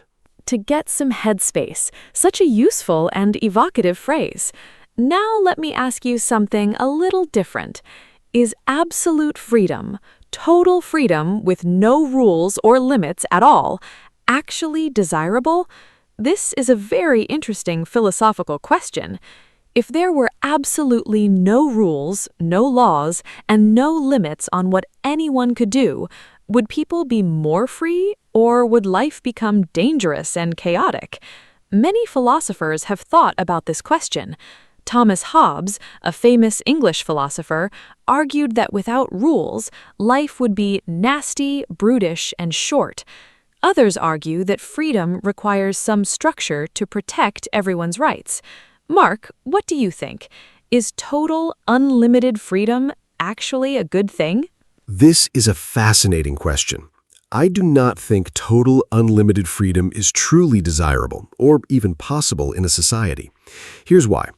If one person has total freedom to do absolutely anything, then other people lose their freedom because they become victims of that person's unchecked actions. True freedom for everyone requires a social agreement, rules and laws that protect each person's rights and prevent one person from violating another's. This is the idea behind the social contract in political philosophy. We give up some absolute freedoms, like the freedom to harm others without consequence, in exchange for living safely and cooperatively in society. Structured freedom is the most meaningful kind. What a clear and wise conclusion. Now let's talk about freedom and education. Education is one of the most powerful tools for creating genuine freedom. When you have knowledge, when you can read, think critically, understand the world, and communicate effectively, you have more choices in life. You are less likely to be manipulated or deceived. You are better equipped to participate in society and advocate for yourself and others. In English, the phrase "knowledge is power" directly connects learning to freedom and empowerment. Nelson Mandela, one of the world's most famous advocates for freedom, said, "Education is the most powerful weapon which you can use to change the world." Education creates freedom in so many ways. First, it opens economic doors. People with education generally have more career options, higher earning potential, and greater financial security. Second, it develops critical thinking, the ability to analyze information, question assumptions, and form your own opinions rather than simply accepting what others tell you. This is essential for personal and political freedom. Third, it builds communication skills. Being able to speak and write clearly and persuasively gives you a powerful voice in the world. Fourth, it expands your understanding of different cultures, perspectives, and possibilities, broadening your sense of what's possible for your own life. Education truly is liberation. I love that. And for our listeners learning English, this podcast is part of your educational freedom journey. Now let's talk about freedom and technology. In many ways, technology has given people extraordinary new freedoms. The internet allows free access to information from anywhere in the world. Social media gives ordinary people a global voice. Remote work allows people to work from any location. Online learning removes geographical barriers to education. Translation technology breaks down language barriers. These are remarkable freedoms that did not exist for most of human history. However, technology also brings new restrictions and risks. Mark, do you think technology makes us more free or less free overall? Technology is a genuinely double-edged sword when it comes to freedom. On the positive side, the internet has democratized information, giving billions of people access to knowledge that was previously only available to the privileged few. It has given voices to marginalized communities. It has connected people across borders and cultures. On the negative side, technology can reduce freedom in serious ways. Governments can use technology for surveillance, tracking citizens' movements and communications. Social media algorithms can create information bubbles, limiting the range of ideas people are exposed to. And constant connectivity can create a sense of never being truly free from work, news, or social obligations. Technology amplifies both freedom and restriction. Such an insightful and balanced observation. Now, let's talk about some important people in history who fought for freedom. The world has been shaped by remarkable individuals who sacrificed enormously to expand freedom for others. Nelson Mandela spent 27 years in prison fighting against apartheid, the system of racial separation and inequality in South Africa. He became a global symbol of courage and the struggle for equality. Mahatma Gandhi led India's peaceful independence movement against British colonial rule. Rosa Parks refused to give up her seat on a bus in Alabama in 1955, becoming a symbol of the American civil rights movement. So many incredible people have fought for freedom throughout history. Harriet Tubman escaped slavery in the United States and then led many others to freedom through a secret network of safe houses called the Underground Railroad, one of the most courageous acts of resistance in American history. Malala Yousafzai, still young today, has fought for girls' right to education in Pakistan and around the world, surviving a serious attack for speaking out. Aung San Suu Kyi spent many years under house arrest in Myanmar for advocating democracy. Frederick Douglass escaped slavery and became one of the most powerful voices against it through his writing and speeches. What an inspiring list of extraordinary people. Freedom is not given, it must often be fought for. That sentence gives me goosebumps. Now let's talk about a very simple but meaningful question. What does freedom feel like in everyday life? Not the big political or philosophical kind, but the small, daily feeling of being free. The feeling when you finish work on a Friday evening and have a whole weekend ahead. The feeling when you finish an exam or a difficult project. The feeling when you step outside on a beautiful morning with nowhere specific to be. The feeling of being completely understood by a good friend. Oh, I love this question. The everyday moments of freedom are some of the most precious. My favorites, the feeling of finishing a challenging piece of work and closing my laptop, knowing the task is done and I am free. The moment I step off a plane in a new country and feel the air of a different place, pure freedom of possibility. Sunday morning with no schedule, drinking coffee slowly, reading a book with nowhere to be. A long walk with no destination, just walking where curiosity leads me. And the wonderful feeling of laughing deeply with close friends. Being so comfortable and accepted that you can be completely yourself. Being fully yourself with no pretense. That is such a profound definition of freedom.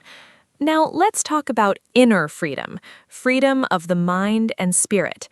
This is perhaps the deepest kind of freedom. You can be physically restricted in a difficult job, in a difficult place, in a difficult situation, and still have inner freedom. Inner freedom is the freedom to choose how you think, what you value, and how you respond to your circumstances. Viktor Frankl, an Austrian psychiatrist who survived Nazi concentration camps, wrote about this beautifully in his book, Man's Search for Meaning.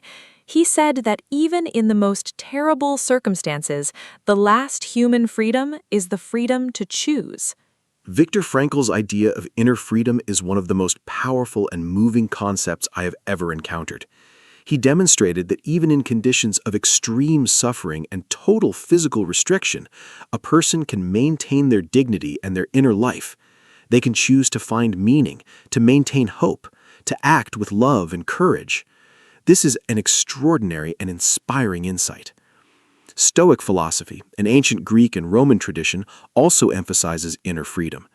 The Stoics taught that we cannot always control external events, but we can always control our response to them. The phrase respond, do not react captures this idea. Respond, do not react. Such a powerful phrase for daily life. Now let's give our listeners some useful English expressions and idioms related to freedom. Free as a bird, completely free with no restrictions. Break free, to escape from something that was holding you back. Set someone free, to release someone from restriction. Give someone free rein, to allow them to do whatever they choose. Footloose and fancy-free, having no responsibilities or commitments, completely free. The world is your oyster. You have complete freedom and many opportunities in front of you. Cut loose, to become free from something, often to relax and have fun. More wonderful freedom expressions. Born free, a famous phrase from a song and film about a wild lion, meaning freedom is a natural state. Fly the nest, when young adults leave home and become independent for the first time. Spread your wings, to explore new opportunities and become more independent. No strings attached, complete freedom with no hidden conditions or obligations. The open road, a symbol of freedom and adventure, often used when talking about travel or new beginnings. Think outside the box, to be free in your thinking, not limited by conventional ideas. March to the beat of your own drum is one of my all-time favorite English expressions. It beautifully captures the idea of living authentically and independently. Now let's talk about the relationship between freedom and happiness. Research in psychology suggests that having choices, having freedom, does make people happier. to a point, but too many choices can actually cause anxiety and dissatisfaction. This is called the paradox of choice.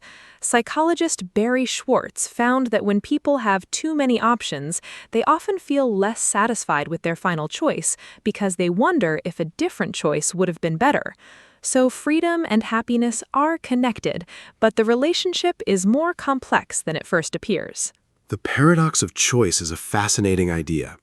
I think freedom is essential for happiness, but you are right that unlimited choices do not automatically mean more happiness. The research suggests that a moderate amount of meaningful choice is most conducive to well-being, enough to feel autonomous and self-determining, but not so many options that you feel overwhelmed and paralyzed. I also think the kind of freedom matters enormously. Freedom to pursue meaningful relationships, creative work, and personal values tends to produce lasting happiness. Freedom to simply consume endlessly, choosing between hundreds of products or entertainment options, tends to produce only temporary satisfaction. Simple, bounded freedom exercised with intention. I am going to write that down. Now let's do a quick and fun quiz for our listeners. I will give a definition, and Mark will tell us the correct word or phrase. Listeners, try to answer before Mark speaks. First, this is the freedom to say what you think without punishment. What is the correct term in English? Think about it. We talked about this earlier in today's episode. It's one of the most fundamental freedoms in a democratic society, and it's protected by law in many countries around the world. Can you remember the term? The answer is freedom of speech. The complete phrase is freedom of speech, the right to express your opinions, ideas, and beliefs without fear of punishment. Well done to all our listeners who got it right. Let me give the next quiz question. This is the phrase we use to describe a person who has no commitments or responsibilities and is completely free. Think about it carefully. It's a fun, informal English idiom. We mentioned it earlier in the episode when we talked about freedom expressions and idioms. It has 4 words. The phrase describes someone who is free to go anywhere and do whatever they choose. It sounds a little old-fashioned, but is still used today. The answer is footloose and fancy-free. A person who is footloose and fancy-free has no ties, no responsibilities, and is completely free to do whatever they wish. A truly free spirit. Now here is my final quiz question for our listeners. This is the name for the type of freedom that Viktor Frankl wrote about, the freedom that exists even in very difficult circumstances, inside a person's own heart and mind. It's a 2-word phrase, and we discussed it in today's episode. Even when people are physically restricted or in a very hard situation, they can still have this type of freedom. Think about your answer. The answer is inner freedom. Viktor Frankl wrote about inner freedom, the freedom to choose your attitude, your values, and your response to any situation, no matter how difficult. Even when external circumstances are beyond our control, inner freedom remains available to everyone. This idea is profoundly hopeful and empowering. It means that true freedom is never completely taken from a person. Something essential always remains. 3 for 3 on the quiz. I hope our listeners enjoyed testing their knowledge. This topic is so rich and so important. Freedom is not just a political concept, it's something every person experiences, thinks about, and seeks in their own life every single day. What a rich, deep, and inspiring episode this has been. I feel genuinely moved by everything we discussed today. Let me give a final summary. We talked about the many types of freedom. Freedom of speech, movement, religion, and personal freedom. We discussed freedom and responsibility, financial freedom, and freedom in relationships. We explored creative freedom, the feeling of freedom in nature, and the philosophical question of absolute freedom. We talked about education as a path to freedom, technology and freedom, and great historical freedom fighters. We shared beautiful idioms and expressions about freedom, and we explored inner freedom, perhaps the most profound kind of all. Freedom is one of the most beautiful and important human values. Thank you so much, Anna. This was one of the most meaningful and thought-provoking episodes we have ever made together. And a huge thank you to every single listener who spent this special time with us. Freedom is not something to take for granted. It is precious, complex, and worth thinking about deeply. Whether your freedom is political, personal, financial, creative, or inner, it matters. Use today's English vocabulary and phrases in your real conversations. Talk about what freedom means to you. Ask a friend what makes them feel free. Discuss the freedoms you value most. Language and freedom are connected. Every word you learn in English gives you more freedom to understand and engage. Hello, everyone. Welcome to our podcast. My name is Anna, and I am so happy you are here with us today. This podcast is made for beginner English learners, and every episode is simple, fun, and useful. Today, we have a really important and motivating topic. We're going to talk about not wasting your time. Time is the one thing we all have equally. Everyone gets 24 hours in a day, but how we use those hours makes a huge difference in our lives. I am joined by my wonderful co-host, Mark. Mark, say hello and tell us, do you ever feel like you are wasting time? Hello. Thank you, Anna. Hi to all our wonderful listeners. Do I ever feel like I'm wasting time? Honestly, yes, sometimes. I think everyone does. But over the years, I've learned a lot about how to use time more wisely and how to recognize when I'm letting it slip away. Today, Anna and I are going to talk about what it means to waste time, why we do it, how to stop, and how to use your time in ways that make you feel happy, productive, and fulfilled. We will also give you lots of useful English vocabulary and phrases. Let's start with the basics. What does it mean to waste time? To waste time means to spend time on things that are not useful, important, or meaningful, things that do not help you grow, achieve your goals, or make you happy. The opposite of wasting time is using time well, or spending time productively. Some useful English vocabulary for this topic: productive, doing something useful and getting good results; efficient, completing tasks with the least amount of time or effort wasted; priority, something that is more important than other things; procrastinate, to delay doing something, especially something you should do. Great vocabulary to start with. The most common ways people waste time are quite relatable. Scrolling endlessly through social media, watching videos and reading posts without any clear purpose, sometimes for hours. Watching TV programs you do not even really enjoy just because the TV is on. Doing small, easy tasks to avoid a bigger, more difficult one. This is called procrastination.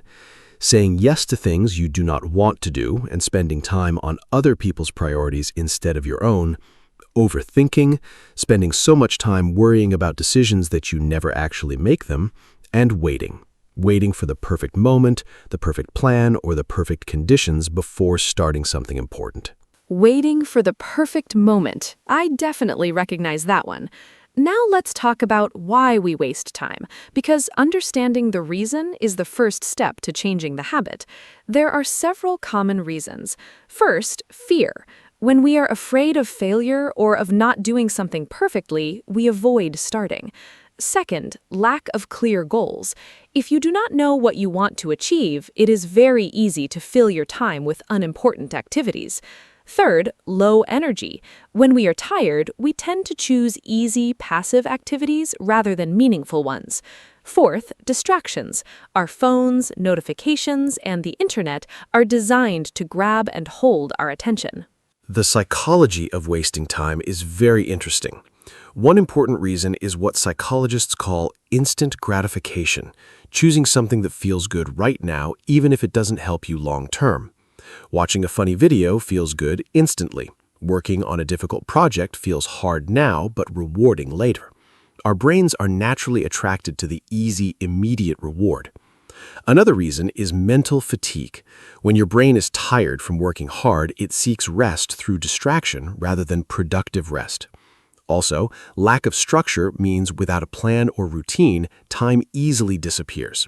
And finally, some people waste time because they are simply not aware of how much time they are losing. Tracking your time? That sounds both scary and extremely useful. Now let's talk about the phrase, "don't waste your time," more directly. This phrase can be used in different ways in English. Sometimes we say it as encouragement. Don't waste your time worrying about things you cannot change. Sometimes we say it as advice. Don't waste your time with people who do not appreciate you. And sometimes we say it to warn someone, don't waste your time on that project, it will never work. The phrase is very flexible and comes up in many different conversations. Mark, can you give our listeners more examples of how we use this phrase naturally in everyday English conversations? Sure, here are many natural examples of don't waste your time in everyday use. Don't waste your time watching that show. It is really not good. Don't waste your time explaining it to him. He has already made up his mind. I realized I was wasting my time at that job. He was going nowhere. Stop wasting time on social media and do your homework. She doesn't waste any time. She always gets straight to the point. This is actually a compliment, meaning she's very efficient. I wasted 2 hours trying to fix it, and it wasn't even necessary. Every minute you waste worrying is a minute you could spend doing. Those examples are perfect. I especially love she gets straight to the point. What a great compliment for an efficient person. Now, let's talk about time management, because this is one of the most important skills for not wasting time. Time management means planning and controlling how you spend your hours to make sure you achieve your goals and priorities. Some key time management strategies: making a to-do list, writing down everything you need to do, setting priorities, deciding which tasks are most important and doing those first, using a schedule or planner, assigning specific times to specific tasks, breaking large tasks into small steps so they feel less overwhelming. Yes, time management is something I think about every day. My personal system is quite simple. Every evening, I write a short list of the 3 most important things I want to achieve the next day. Just 3, not 20. Keeping the list short forces me to think carefully about what really matters. In the morning, I do the most difficult or most important task first, before I check emails or social media. This is called eating the frog, doing the hardest thing first so everything else feels easy afterward. I also use a simple timer technique, working for 25 minutes without distraction, then taking a 5-minute break. This is called the Pomodoro technique. Eating the frog. What a vivid and memorable phrase. Now, let's talk about the difference between being busy and being productive, because these are not the same thing. Many people are very busy all day, but do not actually achieve much that is truly important or meaningful. Being busy means your time is full of activity. Being productive means your activity is leading to real results and progress toward your goals. In English, we have a useful expression, working smarter, not harder. This means focusing your effort on the things that actually matter, rather than filling your day with tasks that keep you busy but do not move you forward. The difference is so important. Here is a clear example. Imagine 2 students. Student A studies for 5 hours, but spends most of that time looking at her phone, reorganizing her notes, and making her workspace look nice. She feels very busy, but she does not learn much. Student B studies for 2 hours with complete focus, no phone, clear goals, active reading. She feels less busy, but she learns much more. Student B is productive. Student A is just busy. Another example. A person who attends many meetings at work all day long might feel very busy, but if those meetings do not lead to decisions or progress, they are not productive. Am I making progress toward what actually matters to me? What a powerful question to ask yourself. Now, let's talk about procrastination in more detail, because this is one of the biggest reasons people waste time. Procrastination means delaying or postponing tasks, especially important ones, in favor of easier or more enjoyable activities.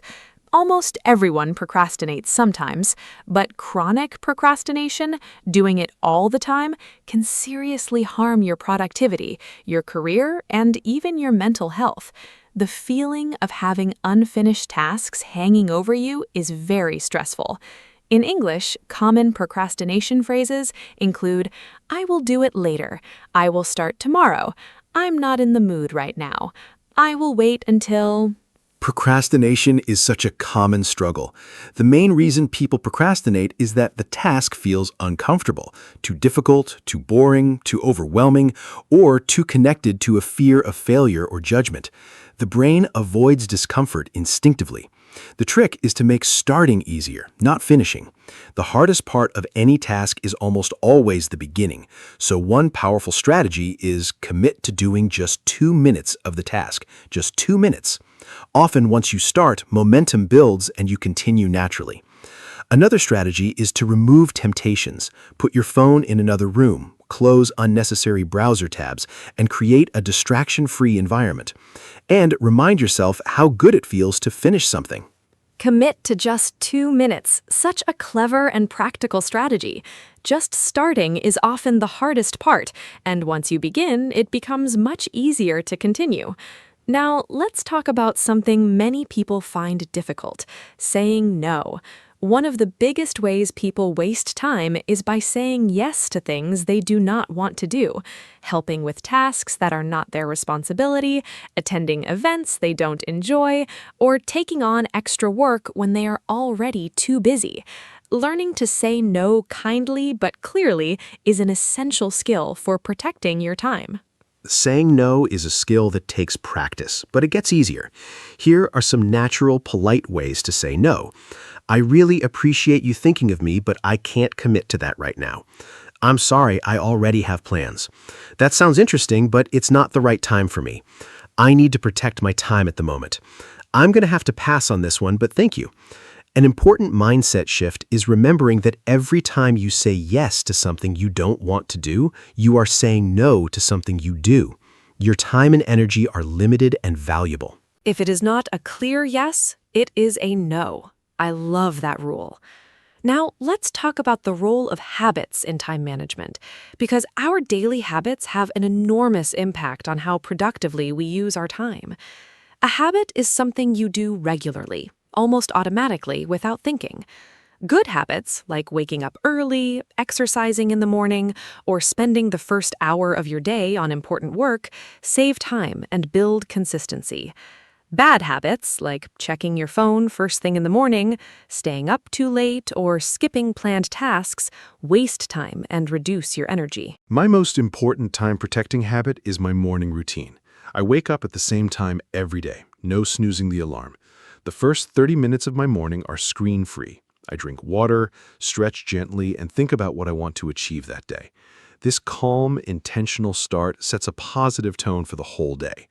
Another important habit, I batch similar tasks together. For example, I check and reply to all emails at specific times, not constantly throughout the day.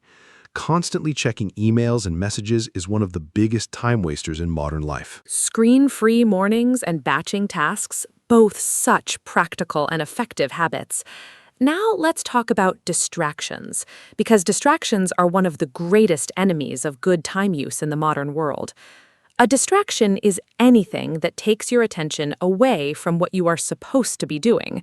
In today's world, the biggest distractions are smartphones, especially social media apps and notifications, the internet, easy to start browsing for one thing and find yourself reading something completely unrelated 30 minutes later, television, background noise and interruptions from other people, and our own wandering thoughts.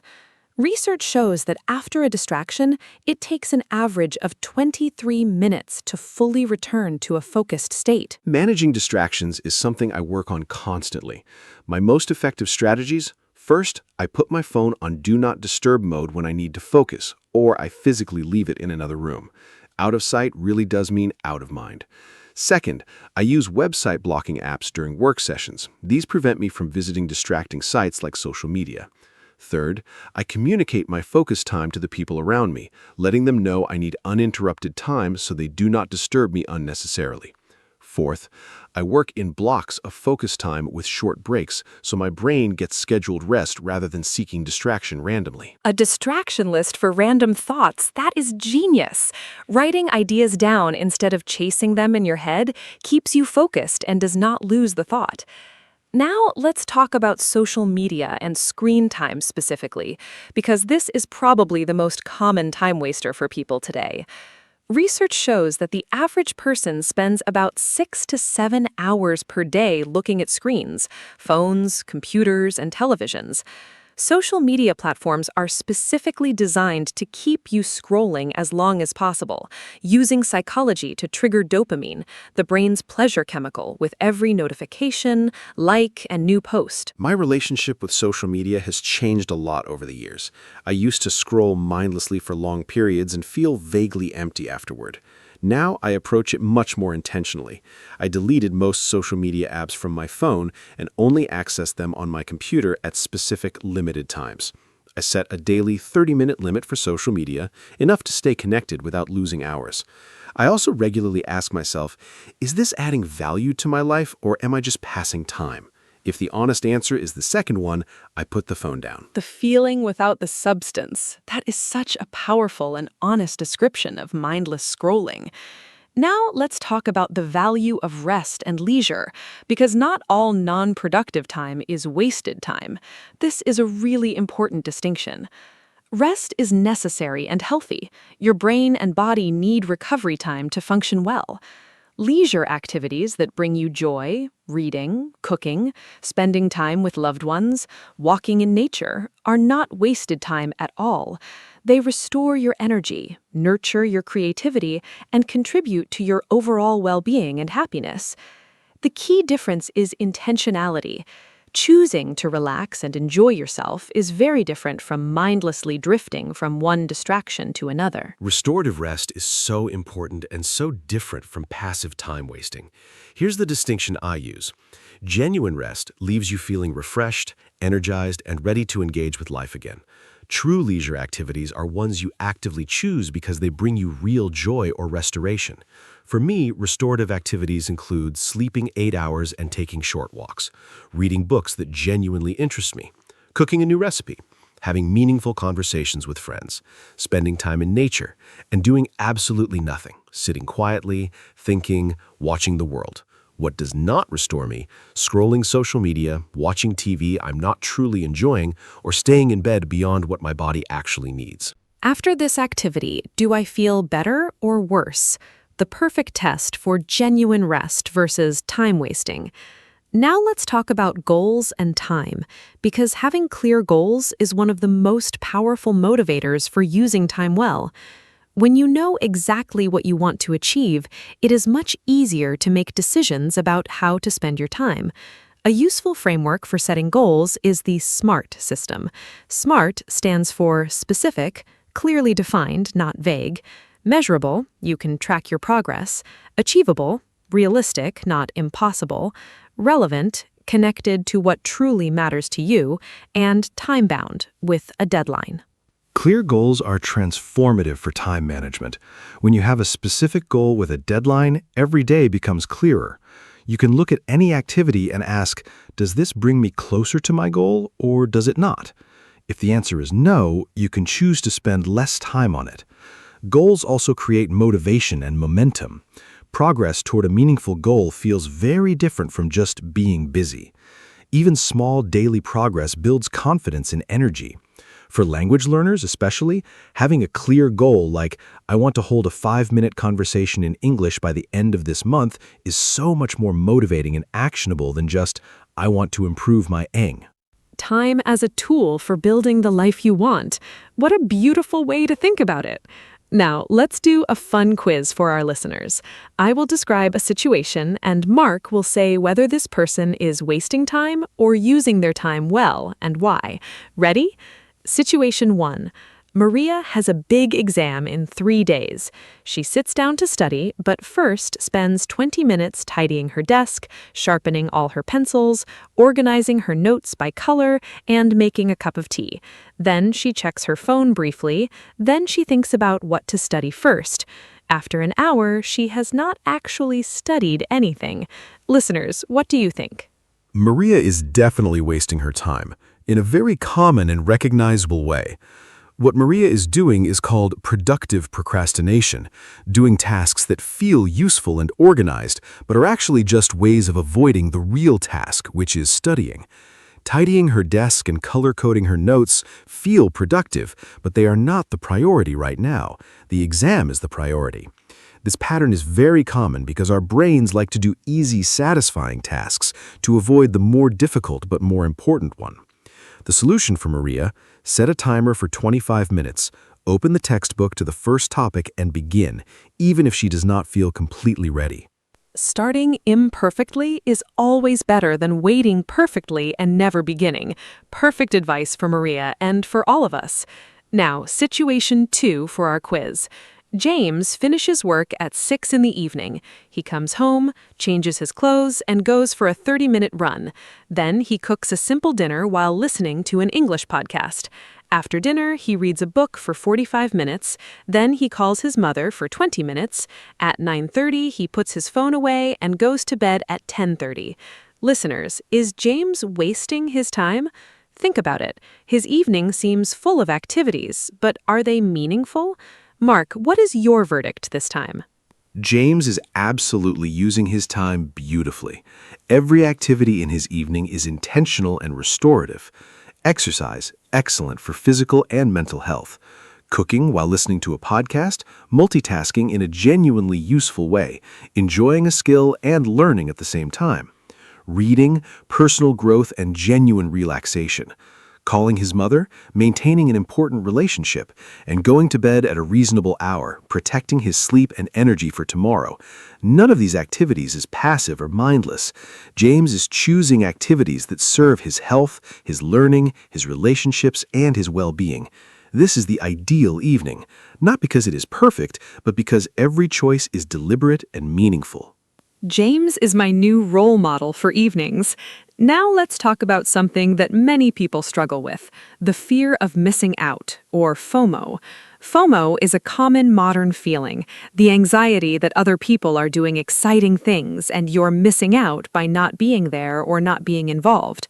FOMO often drives people to waste enormous amounts of time on social media, checking what others are doing, attending events they do not truly want to attend, or constantly looking at their phone.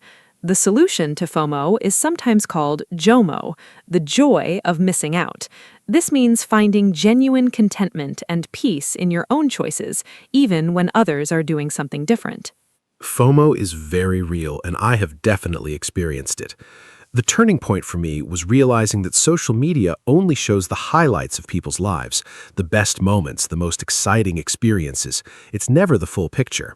So comparing your ordinary Tuesday to someone else's curated holiday photos is always going to make your life seem less interesting, even when your life is actually wonderful.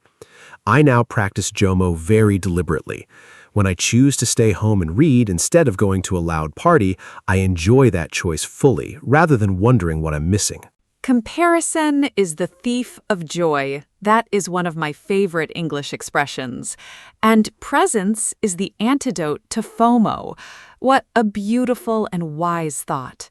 Now let's talk about the relationship between time and energy, because managing your energy is just as important as managing your time. You might have 24 hours in a day, but if you spend them exhausted and unfocused, you will not use them well. Understanding when your energy is highest, when you feel most alert, creative, and motivated, is very useful for scheduling your most important tasks at those times. For most people, energy is highest in the morning. Energy management is something I think about a lot.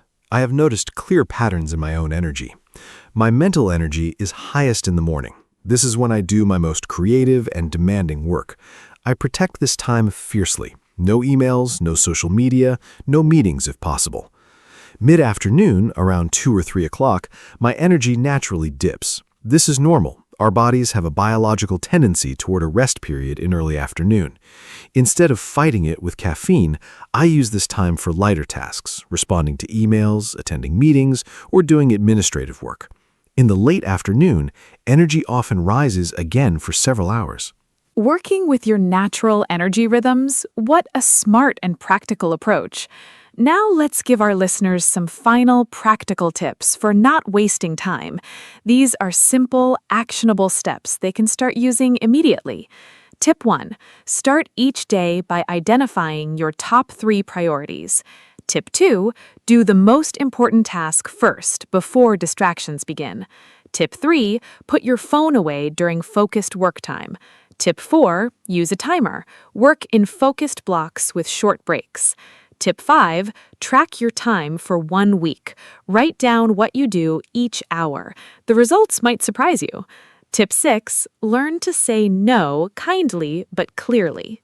More practical tips. Tip 8, set specific times for checking emails and social media, not continuously throughout the day. Tip 9, get enough sleep. A tired mind wastes far more time than a rested one. Tip 10, remove apps from your phone that consume time without adding value. Tip 11, plan your week on Sunday evening. Knowing your schedule reduces decision fatigue during the week. Tip 12, stop multitasking. Research shows that doing 2 things at once means doing them both worse. Focus on one thing at a time. Tip 13, celebrate progress, not perfection. Getting 80% of something done is far better than planning a perfect version forever. Every hour is an hour of your one precious life. That is perhaps the most important reminder of the entire episode. Let me now give a final summary of everything we talked about today. We discussed what it means to waste time and why people do it: fear, lack of goals, distractions, and procrastination. We talked about the difference between being busy and being productive. We explored procrastination and practical strategies to overcome it. We discussed saying no, daily habits, distractions, social media, and the value of true rest. We talked about SMART goals, energy management, FOMO and JOMO, and we did a fun quiz with Maria and James. Thank you so much, Anna. This was one of my favorite episodes. And a huge thank you to every single listener who spent this time with us today. And what an appropriate topic that is. You chose to spend time listening to this podcast, learning English, and thinking about how to live more intentionally. That is already an excellent use of your time. Take today's ideas and try just 1 or 2 of them this week. Put your phone away for 1 hour. Write your top 3 priorities tomorrow morning. Say no to one thing that does not serve you. Small changes made consistently create enormous transformations over time. Hello, everyone. Welcome to our podcast. My name is Anna, and I am so happy you are here with us today. This podcast is made for beginner English learners, and every episode is simple, friendly, and very useful. Today, we have a really exciting and practical topic. We are going to talk about how to study smart, not hard. Many people spend hours and hours studying, but do not see good results. The problem is often not how much they study, but how they study. I am joined by my wonderful co-host, Mark. Mark, say hello and tell us, were you a smart studier when you were at school?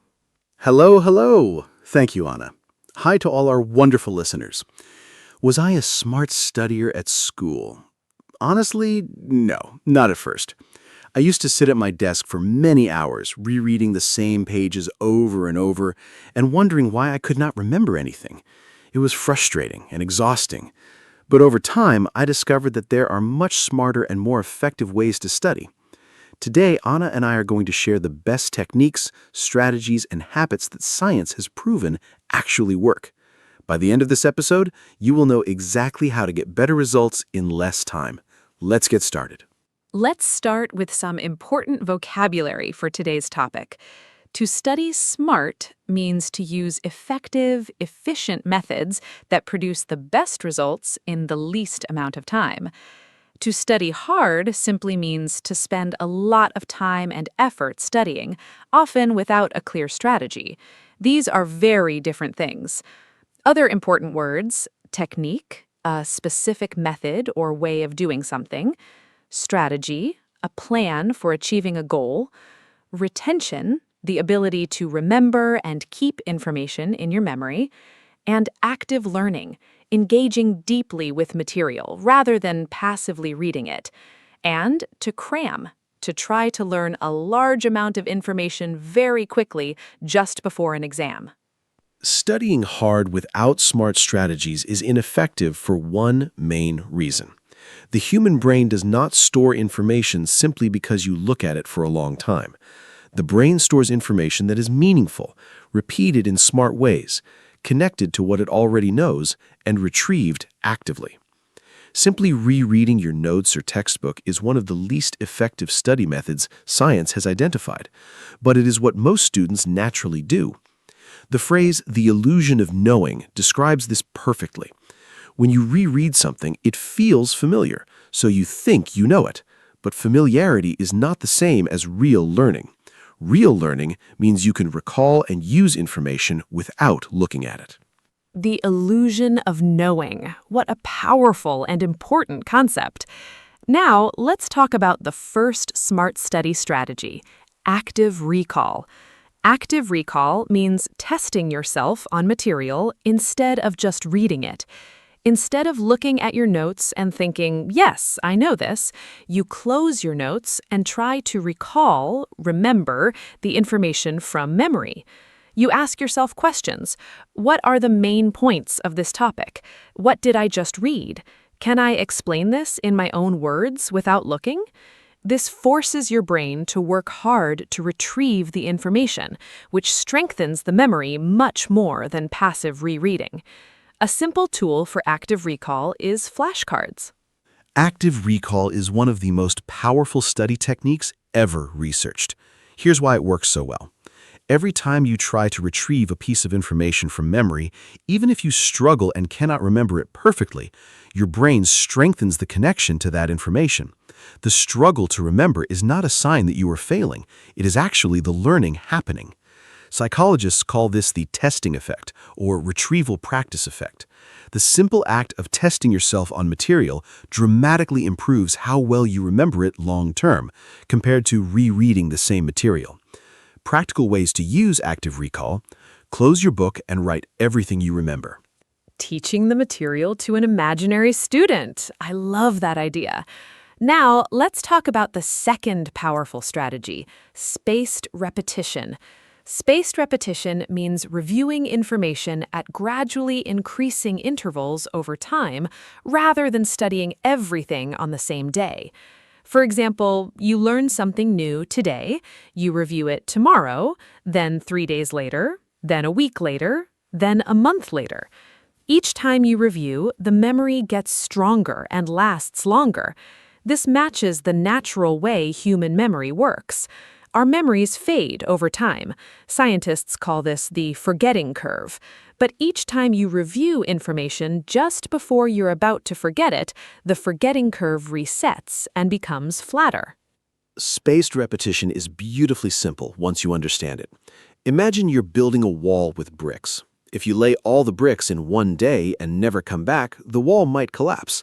But if you add bricks regularly over many days, checking that each layer is solid before adding the next, the wall becomes strong and permanent. Memory works the same way. Trying to learn everything about a topic in one long session, called massed practice or cramming, creates weak temporary memories. Reviewing the same material spread over multiple sessions creates strong, lasting memories. The brilliant thing is, spaced repetition actually requires less total study time than cramming to achieve better long-term results. What a perfect analogy, building a wall of knowledge brick by brick. Now let's talk about the third strategy, the Pomodoro technique, because this one is specifically about how to manage your study time. The Pomodoro technique was created by Francesco Cirillo in the 1980s. It is very simple. You work with complete focus for 25 minutes. This is called one pomodoro, the Italian word for tomato, because Cirillo used a tomato-shaped kitchen timer. After 25 minutes, you take a 5-minute break. After completing 4 pomodoros, you take a longer break of 15 to 30 minutes. This method works because it creates focused work blocks, prevents mental fatigue, and makes large tasks feel manageable. Yes, the Pomodoro technique has been genuinely transformative for my productivity. Before I discovered it, I would sit at my desk for 2 or 3 hours feeling increasingly tired, distracted, and unproductive. Now I work in focused 25-minute blocks, and the difference is remarkable. The fixed time limit creates a sense of urgency. You know you only have 25 minutes, so you focus immediately without procrastinating. The regular breaks prevent mental fatigue and keep your concentration fresh across a longer period. And seeing a completed list of Pomodoros at the end of a study session gives a satisfying sense of accomplishment. Even a struggling student can manage 25 minutes, and that is exactly how to start. Now let's talk about the fourth SMART strategy, interleaving. Interleaving means mixing different subjects or types of problems within a single study session, rather than studying one subject completely before moving to the next. For example, instead of spending 1 hour only on mathematics, you might do 20 minutes of mathematics, then 20 minutes of history, then 20 minutes of biology. This feels less comfortable than studying one subject at a time, but research shows it actually produces much better long-term learning. The slight difficulty and confusion you feel when switching between topics forces your brain to work harder and make connections. Interleaving works better because of something called desirable difficulty. When studying feels slightly hard and uncomfortable, your brain is actually working more deeply with the material. Studying one subject in one big block feels comfortable and efficient, but it creates an illusion of mastery. You were just warming up to the material. When you switch subjects, you have to start fresh, re-engage your brain, and actively recall what you were working on when you return. This active re-engagement is the real learning happening. Research studies comparing blocked practice, one subject at a time, with interleaved practice consistently find that interleaved learners perform significantly better on tests, even though they often feel less confident during studying. Desirable difficulty. What a wonderful concept. The slight discomfort is actually the learning. Now let's talk about the environment, because where and how you study has a significant impact on the quality and effectiveness of your studying. A good study environment has several key features. It is free from distractions, especially your phone and social media. It is comfortable, but not too comfortable. Studying in bed, for example, makes many people sleepy. It has good lighting. Natural light is best. It is quiet or has only non-distracting background sound, and it is associated in your mind with studying. If you always study at the same desk, your brain begins to automatically shift into. My ideal study environment has a few non-negotiables. First, my phone is in another room or on airplane mode, completely out of sight. Notifications are the #1 enemy of focused study. Research shows that even having your phone visible on your desk, even face down, reduces your cognitive capacity. Just seeing it makes you think about it. Second, I sit at a proper desk with good lighting, not on a sofa or in bed. Third, I use noise-canceling headphones, either with silence or instrumental music without lyrics. Lyrics are very distracting when reading or thinking. Fourth, I keep my desk clear of unnecessary objects. Clutter creates mental noise. A prepared environment is a productive environment. I love that. Now let's talk about something many students do wrong, highlighting and underlining. Many students use colored highlighters on their textbooks and feel very productive while doing it. The page looks neat and colorful, and it feels like studying. But research consistently shows that highlighting and underlining are among the least effective study techniques available. Why? Because they are passive. You are just marking text, not deeply engaging with it. And because students tend to highlight too much, which does not help them identify the most important information. Marking your textbook in yellow does not make your brain remember it better. Instead of highlighting, students should annotate and engage actively. Here is what effective reading looks like. As you read, ask yourself questions. Why is this important? How does this connect to what I already know?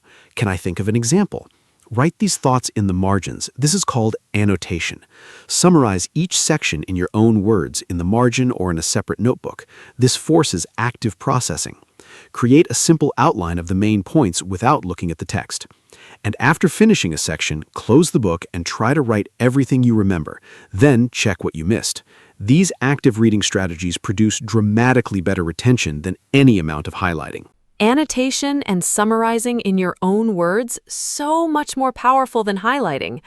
Now let's talk about the importance of sleep for learning, because many students make the serious mistake of staying up very late to study more, but this is counterproductive. During sleep, especially during the deep sleep and REM stages, your brain actively consolidates memories. It sorts, organizes, and strengthens everything you learned during the day, moving information from short-term to long-term memory. If you deprive yourself of sleep to study more, you are actually undermining the very process that makes your studying effective. The phrase "sleep on it" has real scientific meaning. Sleeping after learning significantly improves how well you remember. Sleep is possibly the single most important study tool that almost no student talks about. Here is what happens neurologically. During deep sleep, your brain replays and strengthens the neural pathways formed during the day's learning. During REM sleep, your brain makes creative connections between new information and things you already know. This is why you sometimes wake up with a new understanding of something you were confused about the day before. Studies show that sleeping between a learning session and a test dramatically improves test performance compared to staying awake from more study time. The practical advice? Do your studying, then sleep. Do not cram at the expense of sleep. Sleep is studying. Every student needs to hear that. Now let's talk about exercise and its relationship to learning, because this surprises many people. Physical exercise is not just good for your body, it is directly beneficial for your brain and your ability to learn. Exercise increases blood flow to the brain, promotes the growth of new brain cells, and releases chemicals like BDNF, brain-derived neurotrophic factor, which scientists sometimes call miracle grow for the brain because it helps neurons connect and memories form. Studies consistently show that students who exercise regularly have better memory, better concentration, and better academic performance than those who do not. The difference in my mental performance after exercise is remarkable. On days when I go for a morning run or do even a short workout before studying, my concentration is sharper, my thinking is clearer, and I learn new information much more quickly. On days when I sit at my desk all day without moving, my mind feels foggy and slow by the afternoon. The research strongly supports this personal experience. A study from Harvard found that aerobic exercise, activities that raise your heart rate, actually causes new brain cells to grow in the hippocampus, the area of the brain most responsible for learning and memory. Move your body to improve your mind. Such a simple and powerful message. Now let's talk about something very important for all learners, the importance of breaks. Many students feel guilty about taking breaks. They think every minute not studying is a minute wasted. But this is wrong. Regular, planned breaks are essential for effective studying. Your brain cannot maintain deep focus indefinitely. After a period of concentrated work, typically 20 to 45 minutes, the quality of your attention decreases significantly. Working through this fatigue does not produce more learning, it produces less. Planned breaks allow your brain to consolidate recent learning, reset your attention, and approach the next session with fresh focus. Effective study breaks are those that genuinely rest your brain, not those that simply replace one screen with another. Here is what I recommend. Stand up and move. Even walking to the kitchen and back gets blood flowing. Go outside briefly if possible. Fresh air and natural light are genuinely restorative for mental energy. Do a few minutes of gentle stretching. Your body gets stiff from sitting. Have a healthy snack and drink water. Hydration significantly affects cognitive performance. Or simply sit quietly for a few minutes without any screens. What I do not recommend for breaks: checking social media, watching videos, or playing phone games. A real break means stepping away from all screens. So important and so often ignored.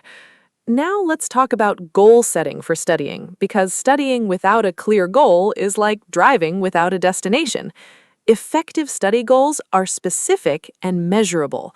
Not, I will study English today, but I will learn and review 20 new English vocabulary words with flashcards for 30 minutes today. Not, I will study for my exam, but I will complete and self-test on chapters 3 and 4 today. When your study goal is specific, you know exactly when you have achieved it. This creates motivation, focus, and a satisfying sense of completion when you finish. Setting effective study goals has transformed my productivity. Here's my simple system. The night before, I decide specifically what I want to accomplish the next day. Not what I want to go over, but what I want to be able to do by the end of the session. For example, by the end of this session, I will be able to recall all 50 vocabulary words without looking at my notes. Or I will complete 10 practice problems and check my answers. Notice that the goal describes a result, something I can verify, not just an activity. I also estimate how long each task will take and plan my sessions accordingly. Specific outcomes make studying more effective and more satisfying. Perfectly said. Now, let's talk about the myth of multitasking, because many students believe they can study effectively while also doing other things, watching television, texting friends, or listening to music with lyrics. But research is very clear. Multitasking, truly doing two mentally demanding things simultaneously, is not possible for the human brain. What we call multitasking is actually task switching, rapidly moving attention between tasks.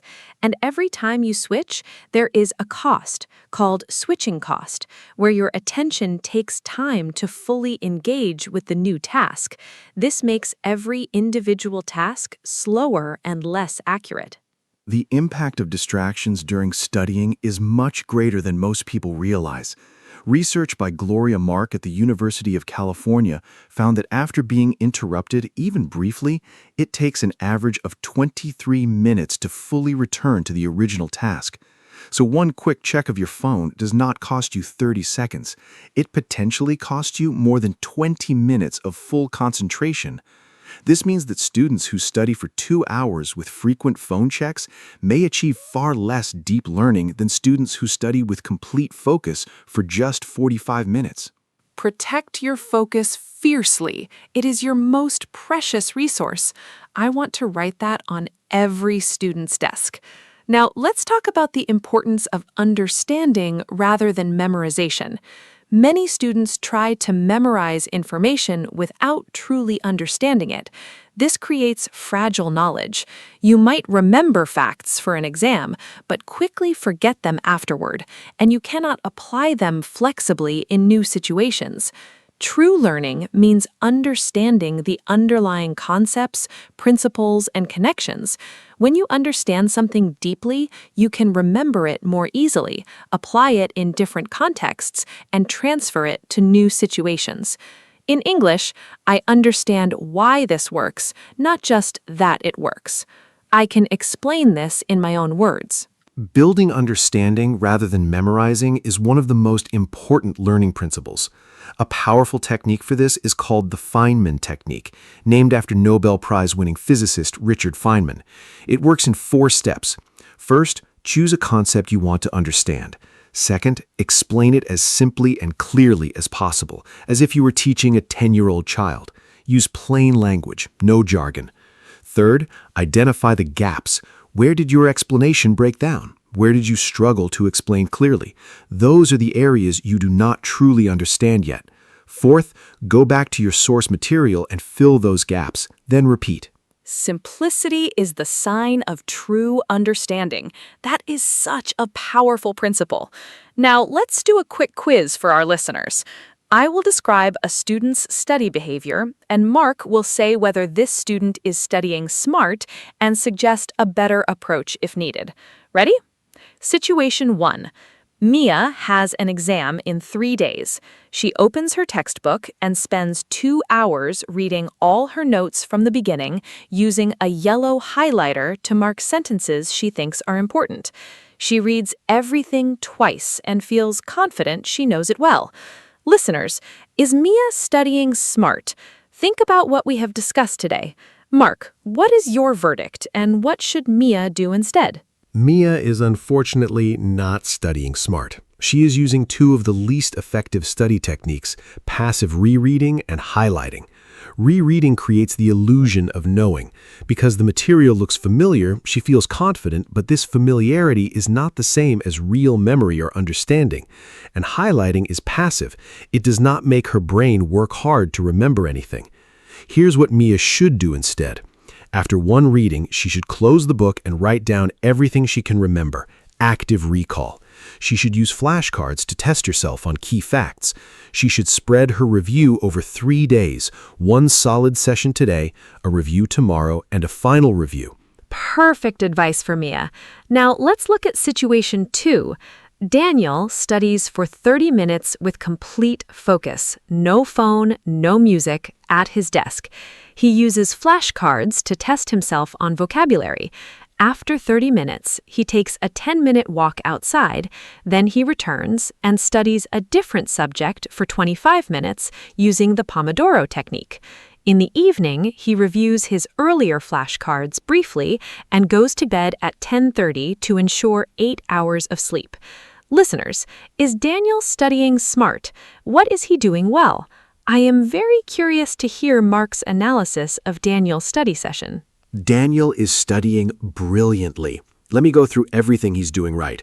First, 30 minutes of complete distraction-free focus. This protects his concentration and ensures deep learning. Second, using flashcards for vocabulary. This is active recall, one of the best study techniques available. Third, a 10-minute walk for a break. This genuinely restores his brain and increases blood flow. Fourth, switching to a different subject. This is interleaving, which again, research produces better long-term retention. Fifth, a brief evening review of earlier flashcards. This is spaced repetition, consolidating his earlier learning. And sixth, getting 8 hours of sleep, allowing his brain to fully consolidate everything he learned during the day. Daniel is my new study hero. Now let's talk about something that often gets overlooked, the physical act of writing by hand. In our digital world, many students take notes on laptops or tablets, but research suggests that handwriting notes, physically writing by hand, leads to better learning than typing. The reason is fascinating. When you type, you can transcribe information very quickly, which means you often write down words almost verbatim without deeply processing them. When you write by hand, the process is slower, which forces you to listen more carefully, select the most important information, and put it into your own words. This deeper processing during note-taking leads to better understanding and better retention. I use both, but for different purposes. For learning new material and attending lectures or classes, I always prefer handwriting in a physical notebook. The slower pace forces me to process and summarize rather than transcribe. My handwritten notes are messier and shorter than typed notes, but they represent what I actually understood, not just what I heard. For organizing and reviewing information later, I sometimes transfer key points to a digital format, which is easier to search and reorganize. If you use a laptop for notes, a simple rule helps. Do not write full sentences. Force yourself to summarize in 4 or 5 words per point. This mimics the processing benefit of handwriting. Engage your brain, not just your fingers. Such a clear and practical principle. Now let's talk about learning in different ways, what is called multimodal learning. Our brains process and remember information much better when we encounter it in multiple different formats. Reading about a topic is one way, watching a video explanation is another, drawing a diagram is another, explaining it aloud to someone is another, creating a mind map is another. Each different format activates different parts of your brain and creates more connections to the new information, making it easier to remember and apply. For language learners especially, combining reading, listening, speaking, and writing creates much stronger learning than any single method alone. Multimodal learning is something I practice naturally now, though I did not always do it deliberately. When I'm learning something new, I try to encounter it in at least 3 different ways. First, I read about it from a textbook or article. Second, I find a video explanation. Watching and listening adds a visual and auditory dimension. Third, I write a summary in my own words. This activates writing and deepens processing. And sometimes I also draw a simple diagram or mind map connecting the key ideas visually. For language learning specifically, which is what many of our listeners are doing right now, this means reading English, listening to English, speaking English, and Every episode of this podcast is already multimodal learning. I love that. You are already studying smart by listening to us. Now let's give our listeners a complete summary of all the smart study strategies we have covered today. Strategy 1. Use active recall. Test yourself instead of rereading. Strategy 2. Use spaced repetition. Review at increasing intervals over time. Strategy 3. Use the Pomodoro technique. 25 minutes focused, 5 minutes break. Strategy 4. Try interleaving. Mix different subjects in one session. Strategy 5. Create a distraction-free study environment. Strategy 6. Annotate and summarize instead of highlighting. Strategy 7. Protect your sleep. It is essential for memory consolidation. Continuing the strategy list, Strategy 9 sets specific, measurable study goals for each session. Strategy 10, eliminate all distractions, protect your focus fiercely. Strategy 11, build understanding, not just memorization. Use the Feynman technique. Strategy 12, use multimodal learning. Read, watch, write, speak. Strategy 13, take handwritten notes to deepen processing. Strategy 14, never cram. Distributed practice always beats massed practice. Strategy 15, do practice tests and questions, the best exam preparation available. And Strategy 16, teach what you have learned to someone else, or to yourself out loud. If you can explain it clearly and simply, you truly know it. 16 smart study strategies. What an incredible toolkit. I feel like going back to school just listening to this episode. Let me give a final summary of today. We talked about the difference between studying smart and studying hard. We covered active recall, spaced repetition, the Pomodoro technique, and interleaving.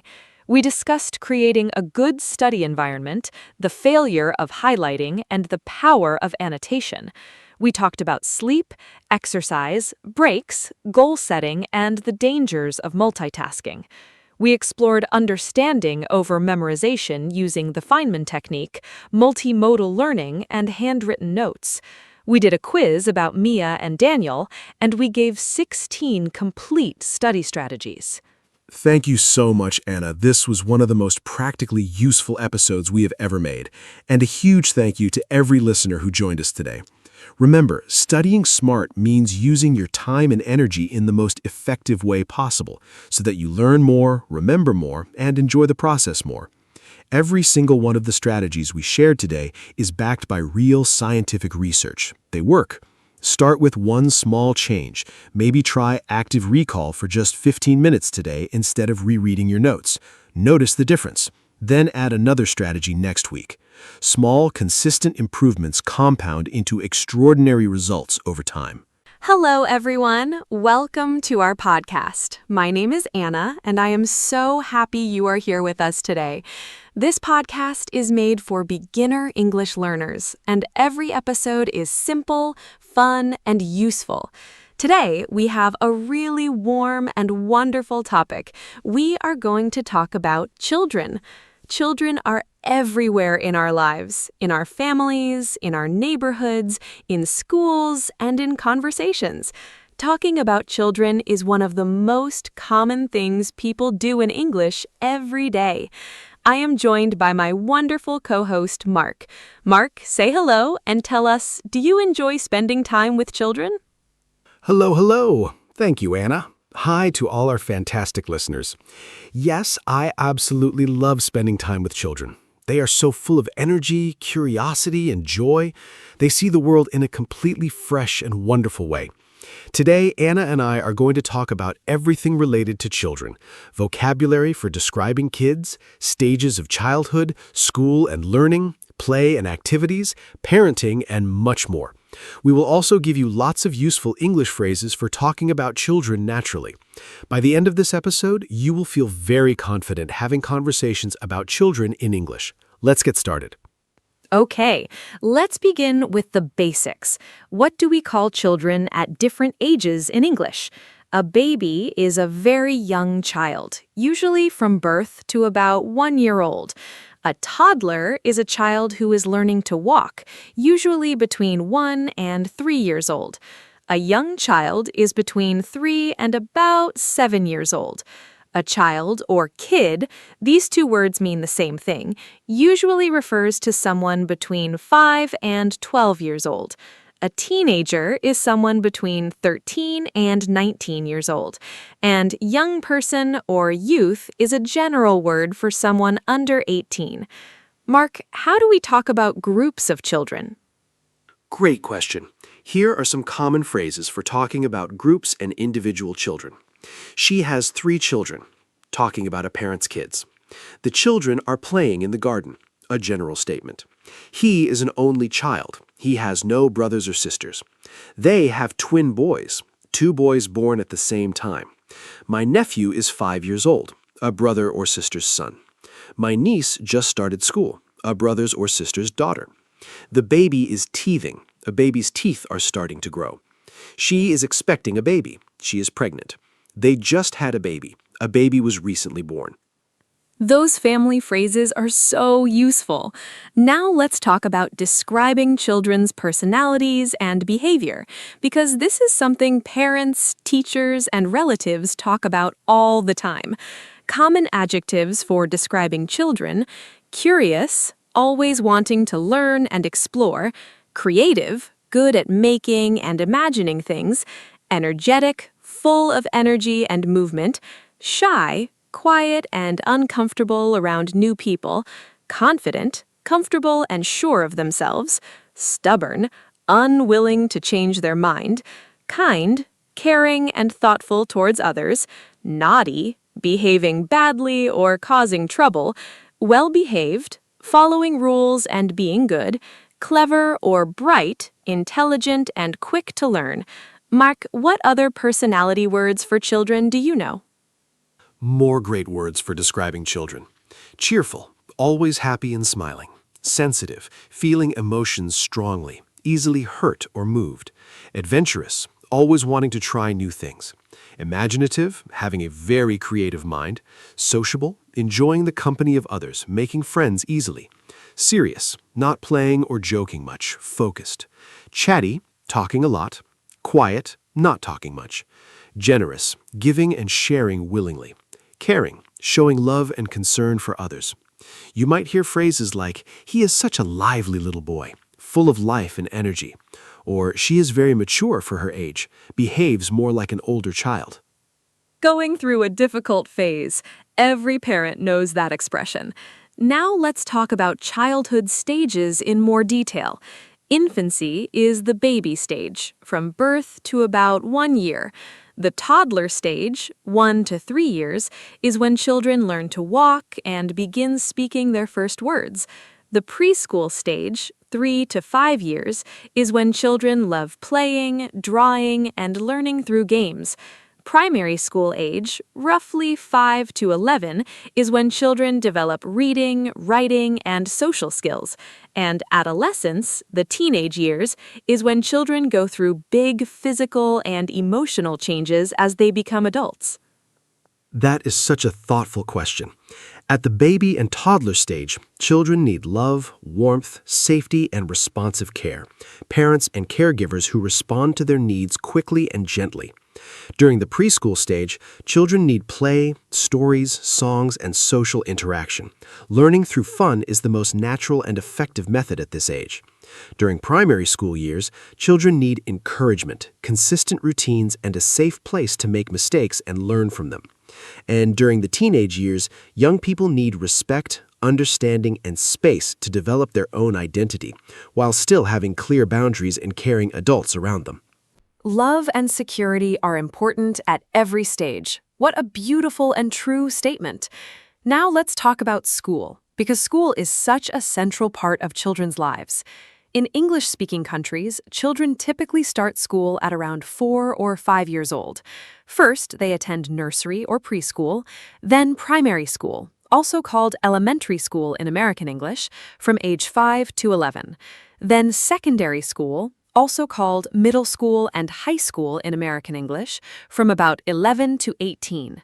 Some useful school vocabulary: classroom, teacher, lesson, homework, break time, school uniform, report card, and parent-teacher meeting.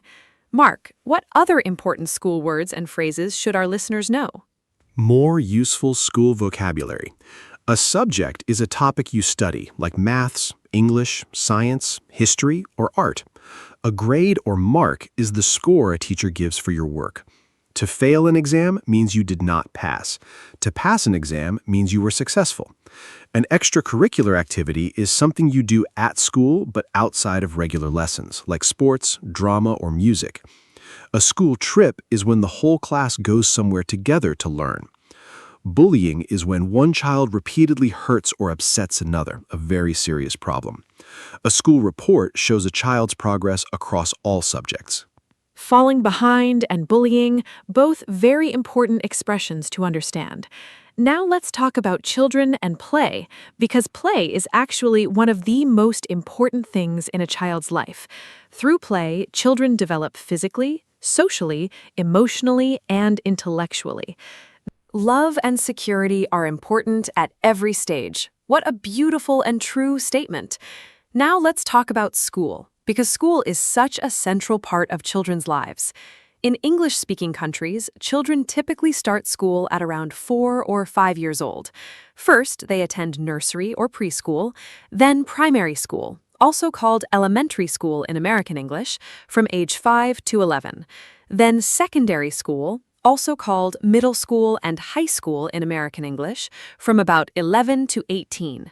Some useful school vocabulary: classroom, teacher, lesson, homework, break time, school uniform, report card, and parent-teacher meeting. Mark, what other important school words and phrases should our listeners know? More useful school vocabulary.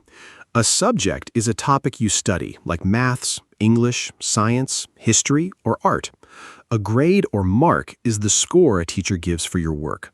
To fail an exam means you did not pass. To pass an exam means you were successful. An extracurricular activity is something you do at school but outside of regular lessons, like sports, drama, or music. A school trip is when the whole class goes somewhere together to learn. Bullying is when one child repeatedly hurts or upsets another, a very serious problem. A school report shows a child's progress across all subjects. Falling behind and bullying, both very important expressions to understand. Now let's talk about children and play, because play is actually one of the most important things in a child's life. Through play, children develop physically, socially, emotionally, and intellectually. There are different types of play: active play, running, jumping, climbing, and physical activity; creative play, drawing, painting, building with blocks, and imagining stories; social play, playing with other children, taking turns, and learning to share; independent play, playing alone, developing concentration and imagination; and outdoor play, being in nature, exploring, and getting fresh air and exercise. Mark, how important do you think play is for children's development? Play is absolutely essential for children's development. In fact, experts consider play to be the most important work of childhood.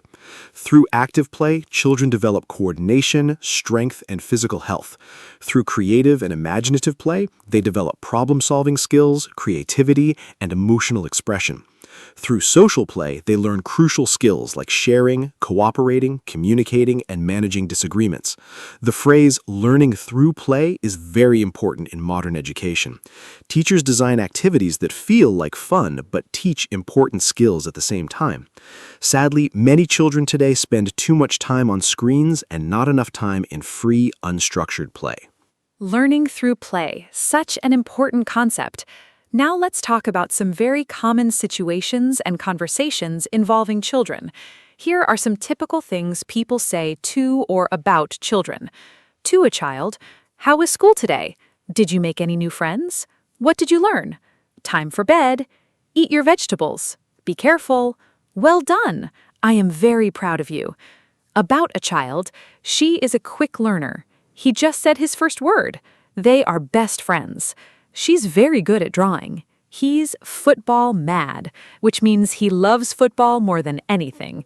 These phrases are completely natural in everyday family life conversations.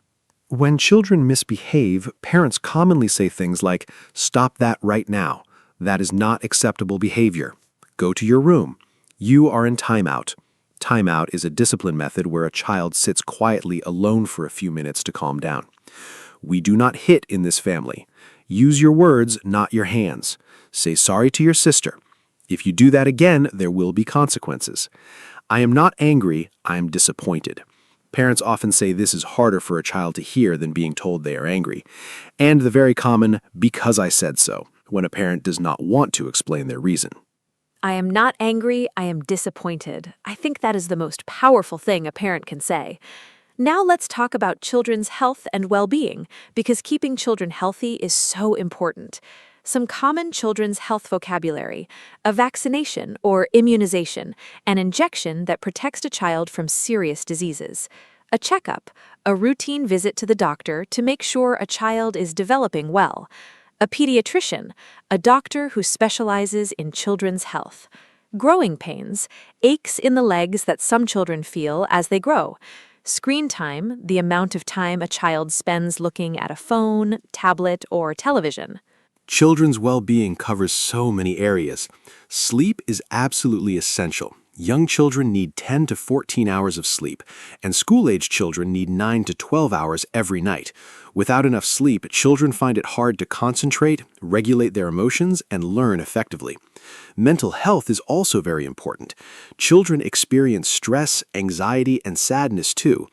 Signs that a child might need emotional support include changes in behavior, withdrawal from friends, loss of interest in activities they used to love, difficulty sleeping, or changes in eating habits. Positive relationships are key. Children thrive when they feel loved, secure, and supported by the adults in their lives. Children experience stress and anxiety too. Such an important reminder. Now, let's do a mini quiz for our listeners. I will describe a situation, and Mark will suggest the best response. Situation 1. A 4-year-old child refuses to share their toys with another child at the playground. They grab the toy back and say, "Mine." What is the best way for an adult to handle this situation? Listeners, think about it. Remember that young children are still learning about sharing and social rules. They need patient guidance, not harsh punishment. Mark, what approach would you recommend for this common and very relatable situation? This is such a common situation. The best approach is calm and patient guidance. First, get down to the child's level. Kneel so you are at the same height. This shows respect and helps the child feel safe. Then acknowledge the child's feelings.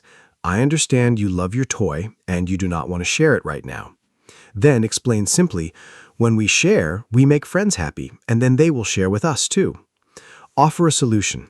"Can you let your friend play for 5 minutes and then it is your turn again?" If the child still refuses, that is okay. Forcing sharing can backfire. Instead, model generosity yourself. Get down to the child's level, both physically and emotionally. That is such wise and practical advice. Now, let's talk about the importance of reading to children, because this is one of the most powerful things parents and caregivers can do. Reading to children from a very young age develops vocabulary, imagination, language skills, listening ability, and a love of learning. Even before babies can understand words, hearing stories read aloud helps their brain develop language patterns. Some useful phrases about reading with children: we read a bedtime story every night. She loves picture books. He is just learning to read. We go to the library every Saturday. Reading together is our special time. Mark, what children's books? I love so many classic children's books. The Very Hungry Caterpillar by Eric Carle, a brilliant picture book about a caterpillar eating through lots of food and becoming a beautiful butterfly. Matilda by Roald Dahl, a wonderful story about a clever girl who loves reading and has magical powers. The Gruffalo by Julia Johnston, a clever rhyming story about a small mouse who outwits dangerous forest animals. Goodnight Moon by Margaret Wise Brown, a classic bedtime book. Harry Potter by J.K. Rowling, probably the most famous children's series in history. And Charlotte's Web by E.B. White, a beautiful and moving story about friendship. All wonderful choices. Children's books really are perfect for English learners. Now let's talk about children and technology, because this is such an important and debated topic in modern life. Children today grow up surrounded by smartphones, tablets, computers, and the internet. Screen time is something many parents worry about.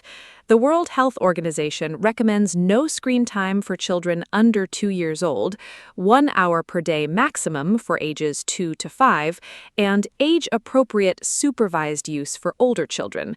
Too much screen time is linked to sleep problems, reduced physical activity, and difficulties with social interaction. However, technology also offers wonderful educational opportunities when used wisely. Mark, how do you think children should use technology healthily? Technology is a double-edged sword. It can be both helpful and harmful depending on how it is used. The key is balance, content quality, and adult supervision. Educational apps, interactive storybooks, creative programs, and carefully selected videos can genuinely support children's learning. However, passive consumption, just watching random videos for hours, does not offer the same benefits. Here are some healthy technology habits for children. Set clear daily screen time limits and stick to them. Keep devices out of bedrooms, especially at night. Watch and interact with content together. Co-viewing makes it educational. Ensure technology never replaces physical play, outdoor time, reading, or face-to-face social interaction. Online safety is so crucial in today's world. Tell a trusted adult. Every child needs to hear that clearly and often. Now, let's talk about children learning a second language, because this is something many parents think about. Children are remarkable language learners. Research shows that young children, especially under the age of 7, absorb new languages more easily and naturally than adults. This is sometimes called the critical period for language learning. Bilingual children, those who speak 2 languages, develop strong cognitive skills, including better problem-solving and multitasking abilities. In English, useful phrases about language learning: she's bilingual. He goes to a language school. They are raising their children speaking 2 languages. Great topic. Here are my top tips for parents who want their children to learn English. First, start early. Young children absorb language naturally through songs, stories, and games. Second, make it fun. Don't treat English like a difficult lesson. Watch English cartoons, sing English songs, and read simple English picture books together. Third, create an English environment.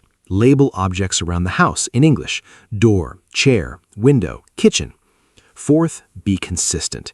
Even 15 minutes of English exposure every day makes a remarkable difference over time. And fifth, celebrate progress, not perfection. Encourage every attempt, even when mistakes happen. Model enthusiasm. Children really do mirror what they see. Now let's talk about some beautiful phrases in English that express love and affection for children. She is the light of my life. She brings so much joy and meaning. He is my little sunshine. He makes everything brighter. I am so proud of you, expressing pride in a child's achievement. You can do it, encouraging a child. I will always be here for you, reassuring a child. You are so brave, praising courage. I love you to the moon and back, a very popular expression of endless love. She has grown so much, noticing a child's development. These expressions are so beautiful. More lovely ones for our listeners. I believe in you, showing confidence in a child's abilities. You make me so happy, expressing genuine joy. It is okay to make mistakes. That is how we learn. Teaching a growth mindset. Come here and give me a hug, offering physical comfort and warmth. You are kind, and that matters more than anything. teaching values over achievement. Tell me about your day, showing genuine interest in creating connection. I missed you today, said when a child comes home from school. I love you just the way you are. That is the most important message any child can hear. Now let's talk about childcare and the people who help raise children. In English, a nanny is a person hired to look after children in the family home. A babysitter is someone who looks after children for a short time, usually in the evening. A childminder looks after several children in their own home. A nursery or daycare is a place where young children are cared for while parents are at work. A kindergarten is the first year of formal school for young children, usually around age 4 or 5. And grandparents are often very important caregivers in many families. Grandparents play such a wonderful and irreplaceable role in many children's lives. They offer unconditional love and a different kind of relationship from parents, often more relaxed, patient, and full of stories from the past. Children who have close relationships with their grandparents tend to have stronger family connections, more historical and cultural awareness, and often a greater sense of security. Grandparents can share skills, traditions, and wisdom that parents are sometimes too busy to pass on. Some useful phrases. She's very close to her grandma. He spends every weekend with his grandparents. The children love hearing grandpa's stories. She learned how to bake from her grandmother. Grandparents are often called the heart of the family. The heart of the family. What a beautiful and true description of grandparents. Now let's talk about children's celebrations and special moments. Birthdays are, of course, very important to children. In English, we say, "Happy birthday. How old are you today?" Make a wish before you blow out the candles. Did you get lots of presents?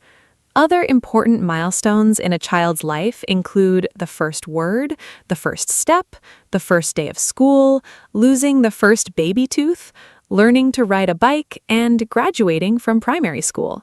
These milestone moments are treasured by families forever. Mark, how do families typically celebrate children's birthdays in English-speaking cultures? Birthday celebrations for children are so much fun. A typical children's birthday party in an English-speaking country includes inviting friends and classmates. Children bring wrapped gifts, party food, sandwiches, sausage rolls, crisps, and always a birthday cake with candles. Party games. Traditional games like pass the parcel, musical chairs, and pin the tail on the donkey. Party bags. Small bags of sweets and little toys given to guests as a thank you when they leave. And the birthday song.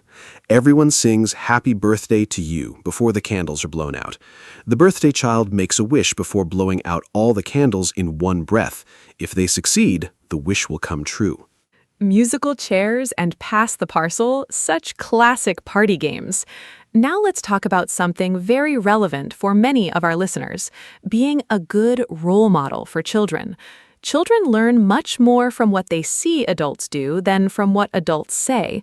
If you tell a child, "Be kind," but they see you being rude to someone, the lesson is lost. If you show patience, honesty, generosity, and resilience in your own behavior, children absorb these values naturally. In English, we say, children learn what they live. Actions speak louder than words. Little eyes are always watching. Mark, what do you think are the most important values to teach children through everyday behavior? The values children learn from watching adults are so powerful.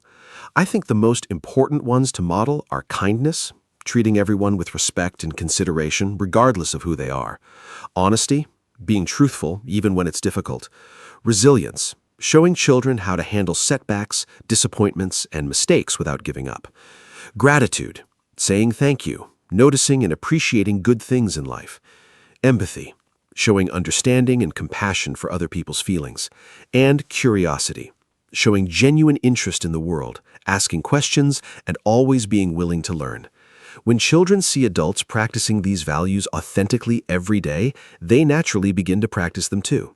The most powerful teaching happens in ordinary daily moments. What a profound and beautiful thought. Now, let's talk about something many people experience: the differences between boys and girls and how they play and develop. Research actually shows that while individual children vary enormously, some general tendencies exist. However, the most important thing is to avoid limiting children based on gender stereotypes. All children, boys and girls, benefit from the full range of activities: physical play, creative play, storytelling, music, sports, and caring activities like looking after dolls or pets. In English, we use the phrase gender neutral to describe things that are suitable for all children regardless of gender. I think it is so important to let children explore all kinds of activities freely without rigid gender expectations. History shows that many stereotypes about what boys and girls should play with or do have limited children's development unnecessarily. A boy who loves dancing or cooking is no less a boy. A girl who loves football or science is no less a girl. The phrase, "let children be children," means allowing them to follow their own interests and curiosity without restriction. Research consistently shows that children who are given freedom to explore diverse activities develop broader skills and are generally happier and more confident. The most important question is always, is this child happy, curious, and growing? Let children be children. Such a simple but powerful message. Now, let's give our listeners some practical phrases for talking about children's achievements and milestones in English. He just took his first steps, describing a baby's first walking steps. She said her first word, it was mama. He can read whole books now. She just learned to swim. He passed his school exams with excellent marks. She won first place in the science competition. He made the school football team. She got into her first choice secondary school. He graduated from university. And a very common emotional phrase parents say, "I cannot believe how fast they grow up." Mark, how do parents typically talk about being proud of their children? Pride in children's achievements is such a universal and wonderful feeling. Common ways parents express pride in English are, "I could not be more proud of her." Maximum pride. "He makes me so proud every single day." "She worked so hard for this. She deserves it completely." "I teared up when he walked across the stage. Got emotional, almost cried." "We knew she had it in her all along. We always believed in her." "He has come so far," remarking on long-term progress and growth.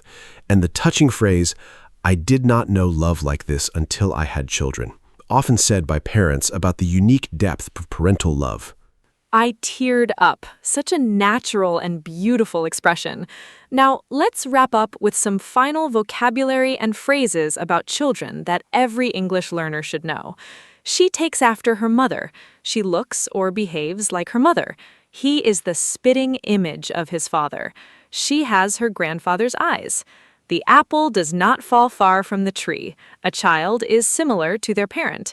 She's a natural. She has a natural talent for something. He's a handful. He's very energetic and difficult to manage. She's an old soul. She seems wise and mature beyond her years. Those final phrases are absolutely wonderful. "It takes a village to raise a child" is one of my favorite expressions. It captures something so fundamentally true about human community and connection. Children do not grow up in isolation. They're shaped by everyone around them: parents, grandparents, teachers, neighbors, friends, and society as a whole. Every adult who shows kindness, patience, curiosity, and respect to a child contributes to that child's development. In English, we sometimes say, "Be the adult you needed when you were young," a deeply moving invitation to give to children what we ourselves may have needed. Thank you so much, Anna. This topic fills my heart. What a truly heartwarming and meaningful episode this has been.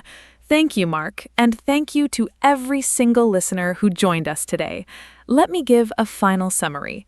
We talked about different stages of childhood, from babies and toddlers to teenagers. We learned vocabulary for describing children's personalities and behavior. We discussed school, play, health, technology, and reading. We talked about childcare, grandparents, celebrations, and milestones. We shared beautiful phrases for expressing love, pride, and encouragement. And we learned so much important English vocabulary for everyday conversations about children. Children are truly the most remarkable and precious part of our world. Treasure them, listen to them, and never stop learning from them. See you next time. Thank you so much, Anna, and what a beautiful note to end on. A huge thank you to every listener who spent this special time with us. Children bring so much light, laughter, wonder, and love into our lives. Whether you're a parent, a teacher, an aunt or uncle, a grandparent, or simply someone who cares about the next generation, the conversations we have about and with children matter deeply. Use today's vocabulary and phrases in your real conversations. Talk about children you know. Ask about other people's children. Share stories of childhood memories. Language connects us to the people and moments we love most. Hello, everyone. Welcome to our podcast. My name is Anna, and I am so glad you are here with us today. This podcast is made for beginner English learners, and every episode is simple, warm, and useful. Today, we have a very important and meaningful topic. We are going to talk about how to stay positive during hard times. Life is not always easy. Everyone goes through difficult periods. Problems at work, health challenges, financial worries, or personal losses. Knowing how to stay positive during these moments is one of the most valuable skills you can have. I am joined by my wonderful co-host, Mark. Hello, hello. Thank you, Anna. Hi to all our wonderful listeners. Yes, absolutely. Like everyone, I have been through difficult periods in my life. Times when things felt very heavy, and it was genuinely hard to find the energy or optimism to keep going. But looking back, I can honestly say that those hard times taught me the most, strengthened me the most, and ultimately led me to better places. Today, Anna and I are going to share practical strategies, useful English vocabulary, and honest, heartfelt advice about how to maintain a positive mindset when life is challenging. Whether you are going through something difficult right now or just want to be prepared, this episode is for you. Let's start with some important vocabulary. Hard times means a difficult period in your life, when things are not going well. You might also hear tough times, a rough patch, or a difficult period. These all mean the same thing. To stay positive means to keep a good attitude and hopeful mindset, even when circumstances are difficult. Resilience is a very important word. It means the ability to recover from difficulties and keep going. A resilient person is someone who faces problems but does not give up. Mindset is the way you think about things, your mental attitude. And coping means managing and dealing with a difficult situation.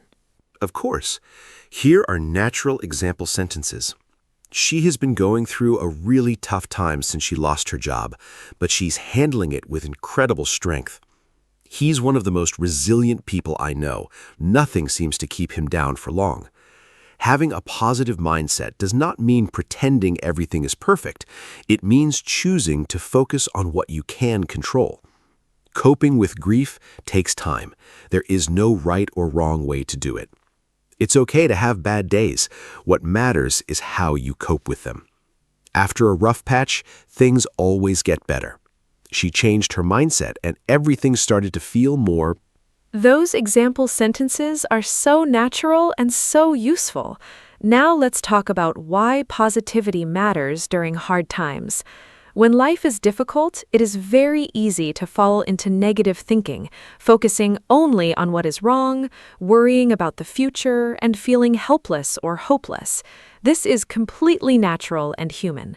However, research in psychology shows that people who maintain a generally positive outlook during difficult times recover faster, experience less stress, make better decisions, and have stronger immune systems and better physical health. Positivity does not mean ignoring problems or pretending to be happy when you're not. It means choosing to also notice what is good, what is possible, and what you can learn. Positivity during hard times is important for so many reasons. First, your mindset directly affects your actions. When you feel hopeless, you stop trying. When you maintain even a small sense of hope, you keep looking for solutions. Second, positivity affects the people around you.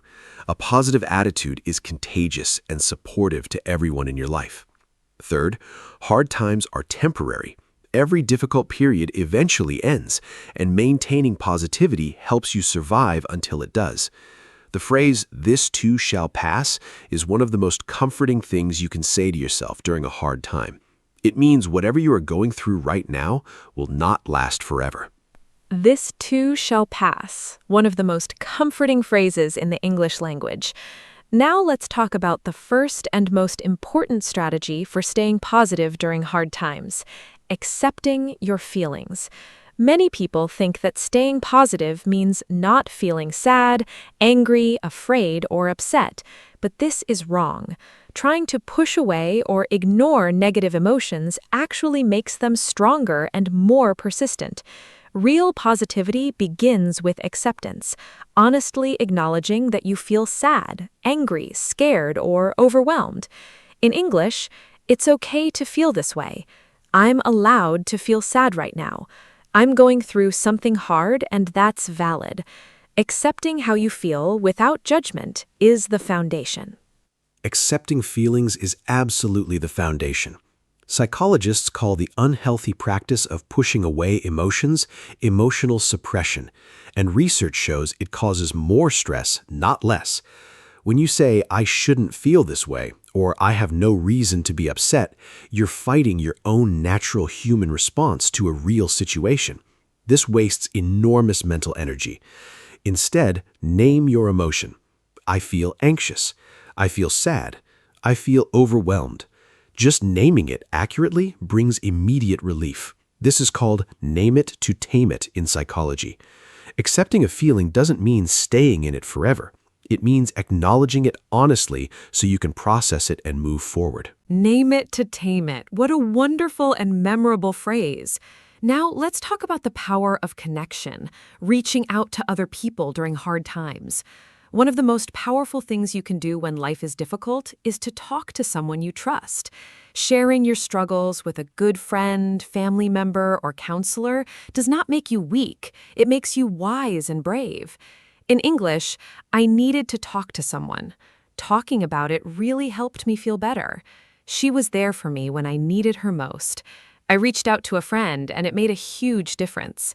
Sharing the problem made it feel smaller. Connection has been absolutely essential during every difficult period of my life.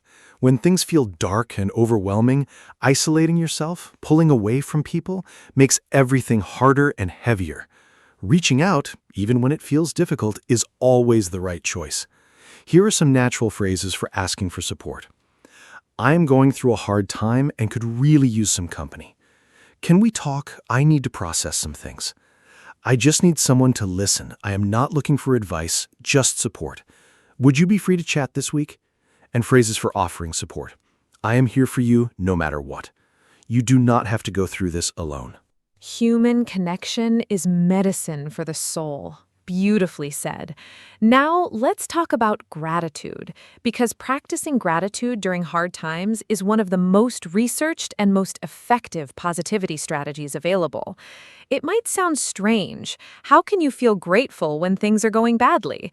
But gratitude during hard times does not mean being glad that bad things are happening. It means intentionally noticing what is still good, still present, and still working in your life, even when something else is very difficult. Research shows that writing down 3 things you are grateful for every day, even very small things, significantly increases happiness and reduces stress over time. Gratitude practice during hard times is something I return to again and again. When things are difficult, I force myself to notice even the tiniest good things: the warmth of a cup of tea, a kind text from a friend, sunlight through a window, the fact that I am breathing and alive. These small things can feel almost irrelevant next to a big problem, but noticing them reconnects you to the reality that life still contains beauty and goodness even in difficult moments. I write in a gratitude journal every evening, just 3 short lines. On hard days, I allow myself to write very simple things. I am grateful for my warm bed. I am grateful that today I had money for food. I am grateful that I had a friend who listened. Small gratitude is still powerful gratitude. I love that. Now, let's talk about the importance of routine during hard times, because when life feels out of control, having a simple daily routine creates a sense of structure, stability, and predictability that is genuinely comforting.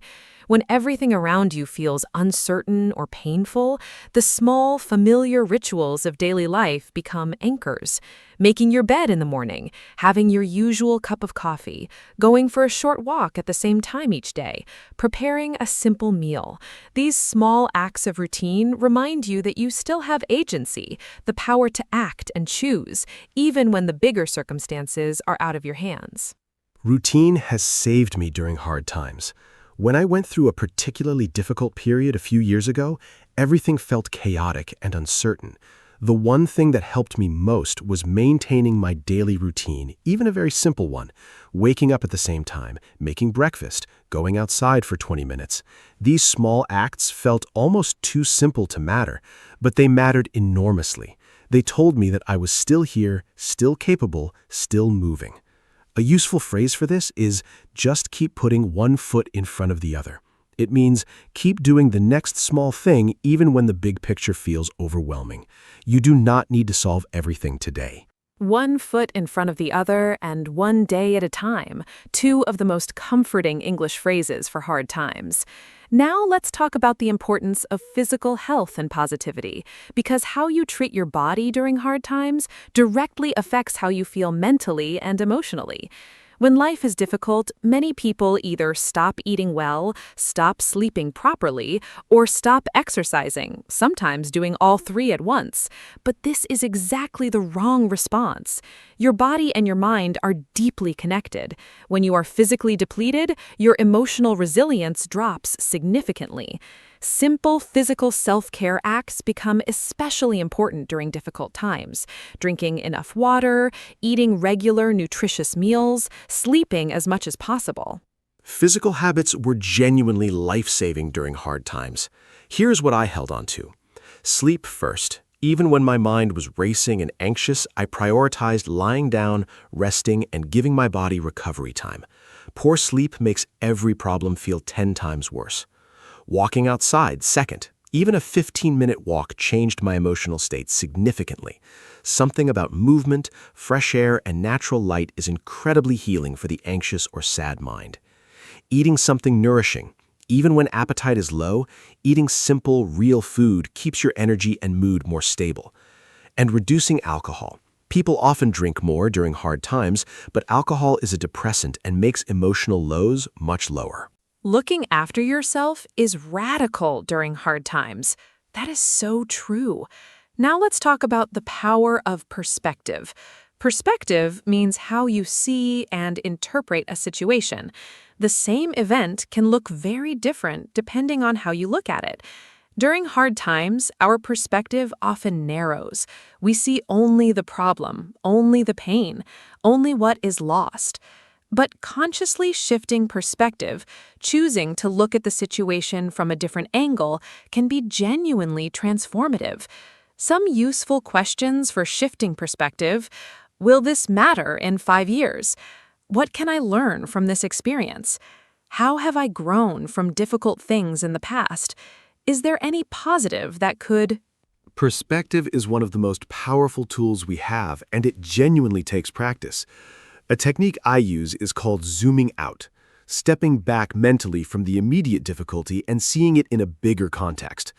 For example, if I lose a job, the immediate feeling is panic and failure. But zoomed out, many people have lost jobs and found better ones. This could open a new door. My worth is not my job. This is one chapter, not the whole story. Another technique is what psychologists call post-traumatic growth, the real phenomenon where people often discover new strengths, deeper relationships, and clearer values as a result of going through hard experiences. What does not kill you makes you stronger is such a famous English expression. Now let's talk about limiting the news and negative information during hard times. When you are already struggling emotionally, consuming large amounts of negative news, social media, or toxic conversations can make your mental state significantly worse. In English, we have the phrase garbage in, garbage out, meaning that the information you put into your mind affects what comes out. If you fill your mind with fear and negativity, you will feel fearful and negative. During hard times especially, it is important to be mindful of what information you allow into your mental space. Managing information input is so important during hard times. Here's what I do. First, I check the news once a day, not constantly throughout the day. Constant news creates constant anxiety without adding much extra knowledge. Second, I limit or pause social media during difficult periods. Seeing other people's highlight reels when you are struggling is genuinely harmful to your mental state. Third, I'm selective about what conversations I have and with whom. During hard times, I prioritize conversations with supportive, kind, and constructive people, and limit time with those who are negative or draining. Curating your information environment? What a smart and modern concept. Now let's talk about something very powerful, helping others. It might seem counterintuitive when you are struggling yourself, why would you help others?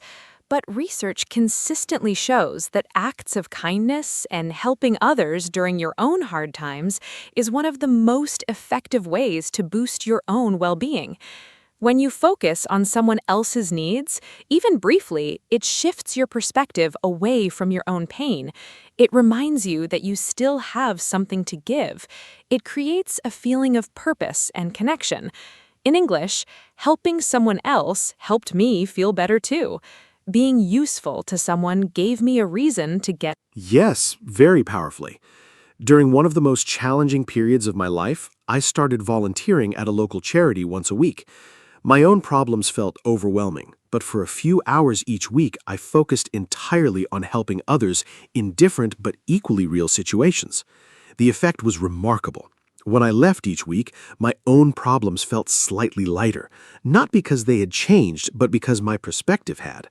I was reminded that pain is universal, that kindness matters, and that I was still capable and still useful. There's also a beautiful chemical explanation. Helping others triggers the release of serotonin and oxytocin, brain chemicals associated with happiness and connection. A small act of kindness is good for the giver as much as the receiver. So beautifully true. Now let's talk about professional help, because sometimes hard times are very serious and the strategies we have discussed on their own are not enough. There is absolutely no shame in seeking professional support during difficult times. Seeing a therapist, counselor, or psychologist is a sign of wisdom and courage, not weakness.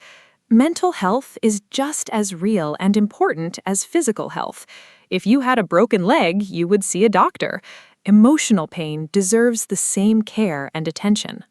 Professional support is something I feel very strongly about. Therapy and counseling have helped millions of people navigate genuinely difficult life experiences: grief, trauma, anxiety, depression, relationship difficulties, and many more. There is still some stigma around mental health support in many cultures, the idea that needing help means you're not strong enough. But I think the opposite is true. Recognizing that you need help and actively seeking it is one of the strongest things a person can do. In English, we now commonly say, "I'm in therapy," the same way we might say, "I go to the gym," without embarrassment or apology. Mental health care is self-care. I am in therapy the same way I say I go to the gym. I love that normalization. Now let's do a quiz for our listeners. I will describe someone going through a hard time and how they are coping, and Mark will say whether their approach is helpful or unhelpful and why. Ready? Here is the first situation. Lisa has just lost her job. She feels very sad and scared. She calls her best friend and says, I need to talk. I am going through something hard. Her friend comes over and just listens for an hour. Lisa cries. She feels a little better afterward. Mark, is Lisa coping well with this situation? Lisa is coping really well. Let me explain what she is doing right. First, she acknowledged her feelings. She did not pretend to be fine or push her emotions away. She allowed herself to feel sad and scared, which is healthy. Second, she reached out for connection. She called a friend instead of isolating herself. This took courage. Third, she was specific about what she needed. She said, "I need to talk," which is clear and honest communication. Fourth, she allowed herself to cry. Emotional release is healthy and physically beneficial. And fifth, she noticed that she felt better afterward. She's paying attention to what helps her cope. Excellent analysis of Lisa's situation. Now, let's look at the second quiz scenario. This one is quite different. James has been going through serious financial difficulties for several months now. Instead of talking to anyone about it, he stays at home completely alone every evening, watches negative news for hours, stops exercising sometimes, and drinks more alcohol than usual to cope. He tells himself he just needs to figure it all out on his own. He feels worse every single week. Mark, what exactly is James doing wrong, and what specific changes would you recommend for him to start feeling better? Poor James. He is making several common but harmful mistakes. First, isolating himself. Going through hard times alone makes everything heavier. He needs connection. Second, consuming negative news for hours. This amplifies anxiety without helping. He should limit news to once a day. Third, stopping exercise and skipping meals. Physically depleting himself is making his emotional state much worse. Fourth, drinking more alcohol. This is a depressant that will deepen his lows significantly. And fifth, the figure-it-out-alone mentality. Pride is stopping him from getting help he genuinely needs. My specific recommendations: call one trusted friend today. Go for one walk outside. Eat one proper meal. Turn off the news. Perfect advice for James. Small steps in the right direction make a huge difference over time. Now, I want to share some beautiful and comforting English phrases that you can say to yourself or to someone else during hard times. These are phrases that bring comfort, hope, and perspective. You are stronger than you think. This will not last forever. You have survived hard things before. One day at a time. It is okay to not be okay. You are not alone in this. Better days are coming. You are doing the best you can. This is a chapter, not your whole story. And one of my personal favorites, after the storm comes the rainbow. Mark, what are your favorites? I love this collection. Here are some more of my favorites. Every day may not be good, but there is something good in every day, reminding us to look for small lights even in dark times. Tough times never last, but tough people do. Very empowering and motivating. Fall 7 times, stand up 8. The Japanese proverb, meaning resilience is about getting up one more time than you fall. The darkest hour is just before dawn. When things seem at their worst, improvement may be very close. You cannot pour from an empty cup, reminding us to take care of ourselves. Everything will be all right in the end. If it is not okay, it is not the end. I think that might be the most comforting sentence in the English language. Now, let's talk about something that many people overlook during hard times. Rest. Real rest. When life is difficult, many people feel guilty about resting. They feel they should be doing something, fixing something, or working harder to solve the problem. But rest is not laziness during hard times. Rest is medicine. Rest is recovery. When you are carrying emotional or physical weight, your body and mind need extra recovery time, not less. In English, I need to rest and recover. Give yourself permission to rest. Rest is productive. You cannot pour from an empty cup. Giving myself permission to rest during hard times is something I have had to actively learn. It did not come naturally. My mind used to say, resting is wasting time when things are hard. You should be solving the problem.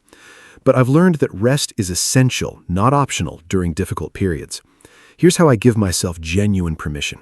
First, I remind myself that a rested mind thinks more clearly and solves problems better than an exhausted one. Second, I reframe rest as an active choice, not a passive failure. I'm choosing to rest so I can face tomorrow better feels very different from I'm giving up for today. And third, I make rest intentional. Rest with intention is genuinely restorative. I love how you reframe it as an active, positive choice. Now let's talk about creativity and expression as tools for staying positive. Many people find that engaging in creative activities during hard times is incredibly helpful, not to produce perfect work, but to express what is inside and process difficult emotions. Writing in a journal, drawing or painting, playing music, dancing, cooking a new recipe, gardening. These activities get you out of your head and into your hands. They create something, even when life feels like it is taking things away. Creativity has been a significant source of healing for me during difficult periods. Writing, especially, keeping a journal during hard times, allows me to externalize the thoughts that would otherwise circle endlessly in my mind. Getting thoughts onto paper makes them more manageable and more clearly visible. I can see patterns, question them, and release them more easily when they are written down rather than trapped in my head. I also play the guitar sometimes, not professionally, just for myself. Playing music is one of the few activities that fully absorbs my attention and gives my worried mind a complete rest. Lose yourself in something. Such a perfect expression for creative immersion. Now let's talk about hope, because hope is perhaps the most essential ingredient for staying positive during hard times. Hope is the belief that things can and will get better, that the current situation is not permanent, and that good things are still possible in the future. In English, hope-related phrases include, "I have not given up hope. There is still reason to hope. I believe things will get better. Hold on, better days are coming. Never lose hope." Hope does not mean being naive or ignoring reality. It means maintaining a genuine belief in the possibility of positive change. Holding on to hope during dark times is something I do very deliberately. Several things help me. First, evidence from the past. I remind myself of previous hard times I survived and eventually moved through. If I did it before, I can do it again. Second, small improvements. Even on the darkest days, there are usually tiny signs of progress or small good moments. I look for these actively. Third, other people's stories. Reading or hearing about people who survived very difficult situations and found joy and meaning again is genuinely inspiring. Fourth, the simple passage of time. Every day that passes is a day further from the beginning of the difficulty and closer to its end. Hope is the light in the darkness. What a beautiful and true image. Now let's give our listeners a final practical toolkit for staying positive during hard times. A simple list of strategies they can use immediately. Strategy 1, accept your feelings without judgment. Strategy 2, reach out to someone you trust. Do not isolate. Strategy 3, practice daily gratitude, even just 3 small things. Strategy 4, maintain a simple daily routine. Strategy 5, take care of your physical body. Sleep, water, movement, food. Strategy 6, shift your perspective. Ask, what can I learn? Strategy 7, limit negative information and curate your mental environment. Continuing the toolkit. Strategy 10, use creativity and expression.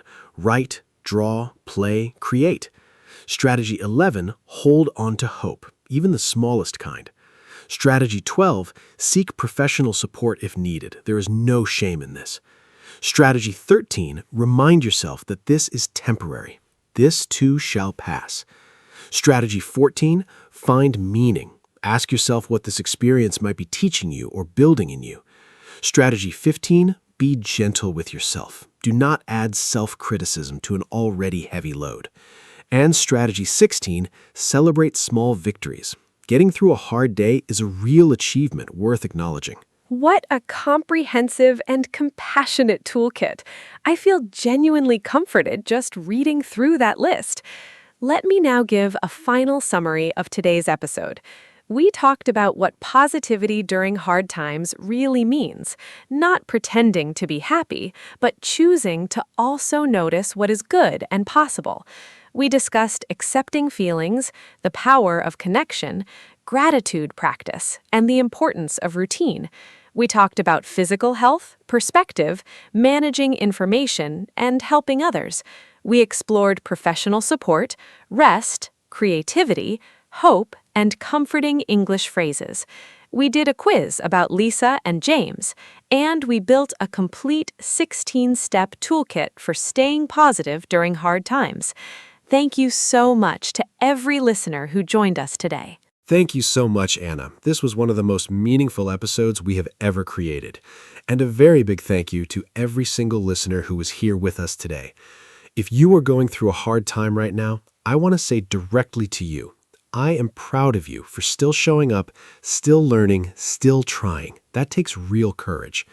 Hard times are part of every human life. They do not make you broken, they make you human, and they will pass. Use the strategies we shared today. Reach out to someone. Be kind to yourself. Hold on to hope. Hello, everyone, and welcome to our podcast. My name is Anna, and I am so happy you are here with us today.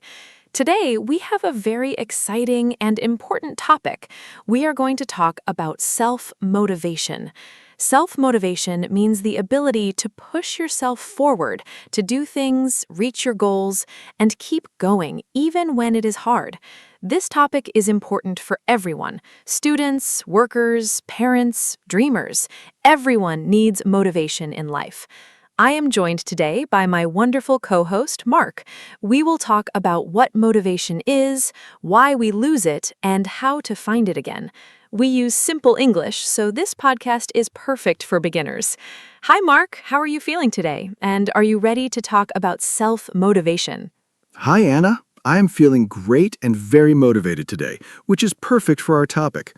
Hello to all our wonderful listeners. Self-motivation is one of my favorite subjects. I think about it a lot because, honestly, staying motivated is something I have personally struggled with over the years. I've had periods of very high energy and ambition, and other periods of feeling completely stuck.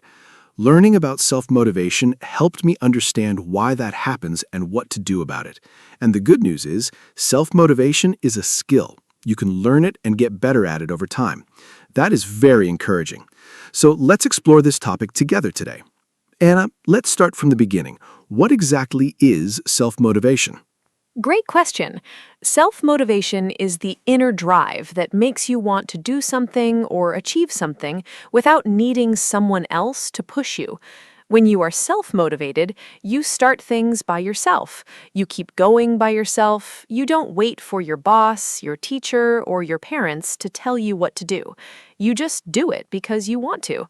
There are two types of motivation. The first is external motivation. This means you do something because of an outside reward, like money, praise, or grades. The second is internal motivation. You do something because it makes you feel happy, proud, or fulfilled inside. Self-motivation is mostly about internal motivation. Mark, what do you think is the difference between the two types in everyday life? The difference is very important in everyday life. External motivation works well for a short time. For example, if your boss gives you a bonus, you feel motivated for a while. But when the bonus is gone, the motivation often disappears too. Internal motivation lasts longer because it comes from inside you.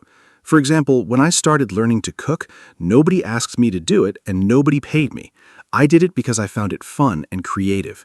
That internal joy kept me going for months. I practiced every weekend. Now I cook very well. External motivation can start things, but internal motivation sustains them. So if you want to stay motivated over a long time, it helps to find something that you genuinely care about and enjoy. Anna, do you think some people are naturally more motivated than others? That is a great question. I think some people seem naturally more energetic and driven, but I believe motivation is mostly a skill and a habit, not just a fixed personality trait. Some people learned good motivation habits early in life, maybe from their parents or teachers. Others had to learn later, but anyone can build stronger motivation at any age. What matters more than natural personality is your mindset, how you think about challenges, effort, and failure. People with a growth mindset believe they can improve through effort. They see failure as a lesson, not as proof that they are not good enough. That mindset creates strong self-motivation. People with a fixed mindset think abilities are fixed. You either have them or you don't. That thinking kills motivation. Mark, have you heard of the growth mindset before? Yes, the growth mindset comes from the work of psychologist Carol Dweck. She did many years of research and found that students who believed their abilities could grow and improve performed much better than students who believed their abilities were fixed. It is a very powerful idea. I remember when I first heard about it, I realized I had been using a fixed mindset in some areas of my life. For example, I always said, I am bad at math. That's just who I am. That belief stopped me from even trying to get better. When I changed to a growth mindset and said, I can improve at math if I practice and get help, everything changed. I started trying harder and I did improve. Your beliefs about yourself directly affect your motivation. Anna, how did you first learn about self-motivation?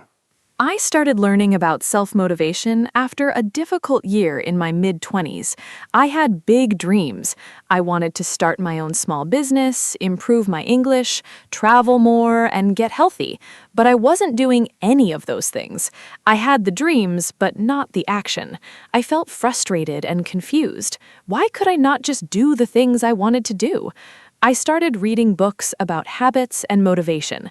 One book that changed my life was about setting clear goals and taking small actions every day. I learned that motivation doesn't always come first. Sometimes action comes first and motivation follows. That was a completely new idea for me. I thought you had to feel motivated before you could act, but actually, you often feel motivated after you start acting. Mark, what do you think about that idea? I think that idea is one of the most useful things anyone can learn about motivation. Many people wait to feel motivated before they begin. They say, I will start exercising when I feel more energetic, or I will study when I feel like it. But that feeling often never comes, or it comes and goes very quickly. The secret is to start even when you don't feel like it. Start small. Do just 2 minutes. Just open the book. Just put on your shoes. That small start usually creates a little momentum, and momentum builds motivation. I heard someone compare it to pushing a heavy cart. It's hardest to move at the very beginning, but once it starts rolling, it's much easier to keep going. Starting is always the hardest part. Have you experienced this, Anna? Yes, absolutely. This is something I experience almost every week. For example, I go for morning walks. There are many mornings when I wake up and I really don't want to go. My bed is warm and comfortable, and going outside in the cold seems terrible. But I have a rule. I just put on my walking shoes. That's it. Just the shoes. Once I have my shoes on, I almost always go. And once I am outside and walking, I feel wonderful. I am always happy I went. I never come home and think, I wish I had stayed in bed. The motivation follows the action. This is called the 2-minute rule by some coaches. You just commit to 2 minutes of anything. Often, 2 minutes turns into 20. What small actions help you start when you don't feel motivated, Mark? For me, the biggest small action is making my bed in the morning. It sounds so simple and almost silly, but it works for me. When I make my bed, I have already completed one task. My brain feels a small win and it wants another. That feeling of completion gives me energy and a sense of control over the day. Another small action I use is writing one sentence in my journal first thing in the morning. Just one sentence about how I feel or what I want from the day. Once I write that one sentence, I usually write more. These entry point habits are very powerful. They lower the barrier to starting. The hardest part of any task is beginning. Make the beginning as small as possible, and you make it easy to start. Let's talk about goals now, Anna. How important are goals for self-motivation? Goals are extremely important for self-motivation. Without a clear goal, motivation has nowhere to go. Imagine you are driving a car, but you have no destination. You would just drive around without purpose. Goals give you direction. They tell you where to go and why. But not all goals are created equal. I think goals need to be specific and personal. A goal like, I want to be healthier, is too vague. A better goal is, I will walk for 30 minutes 3 times a week for the next month. That is specific, measurable, and realistic. Also, the goal needs to be your goal, not your parents' goal, not your teacher's goal, not what society says you should want. Goals that come from your own values and desires create much stronger motivation. Mark, how do you set your goals? I use a simple system that I learned a few years ago. I set goals in 3 time frames. First, I have a big long-term goal, something I want in the next 1 to 3 years. For example, improving my professional skills or building a healthy lifestyle. Second, I break that big goal into smaller monthly goals. What can I do this month to move toward the big goal? Third, I break the monthly goal into weekly actions. What will I do this week, specifically? This system makes big, scary goals feel manageable. Instead of thinking, I want to write a book someday, which feels impossible, I think, I will write 200 words today. 200 words a day becomes a book over time. Small steps, big results. Do you write down your goals, Anna? Yes, writing goals down is very important to me. There's a well-known idea that people who write their goals are much more likely to achieve them. When you write a goal, it becomes more real and more serious. It moves from a vague wish in your head to a clear intention on paper. I write my goals in my journal at the beginning of every month, and I review them every week. Reviewing goals regularly is just as important as writing them. It keeps your attention focused. We are very easily distracted by social media, by other people's opinions, by daily problems. Reviewing your goals brings you back to what matters to you. I also write why next to each goal. Why do I want this? The why is very powerful. It is the fuel for motivation. Mark, let's talk about the why. How important is knowing your why? Knowing your why is perhaps the most important thing in self-motivation. The why is your reason for doing something. And the deeper and more personal the reason, the more powerful the motivation. For example, someone might say their goal is to exercise. Their why could be to lose weight, to feel more energetic, to be healthy for their children, or to feel confident. The last 2 reasons, being there for children, feeling confident, are emotionally strong. They connect to core human needs. When things get hard, those deep reasons keep you going.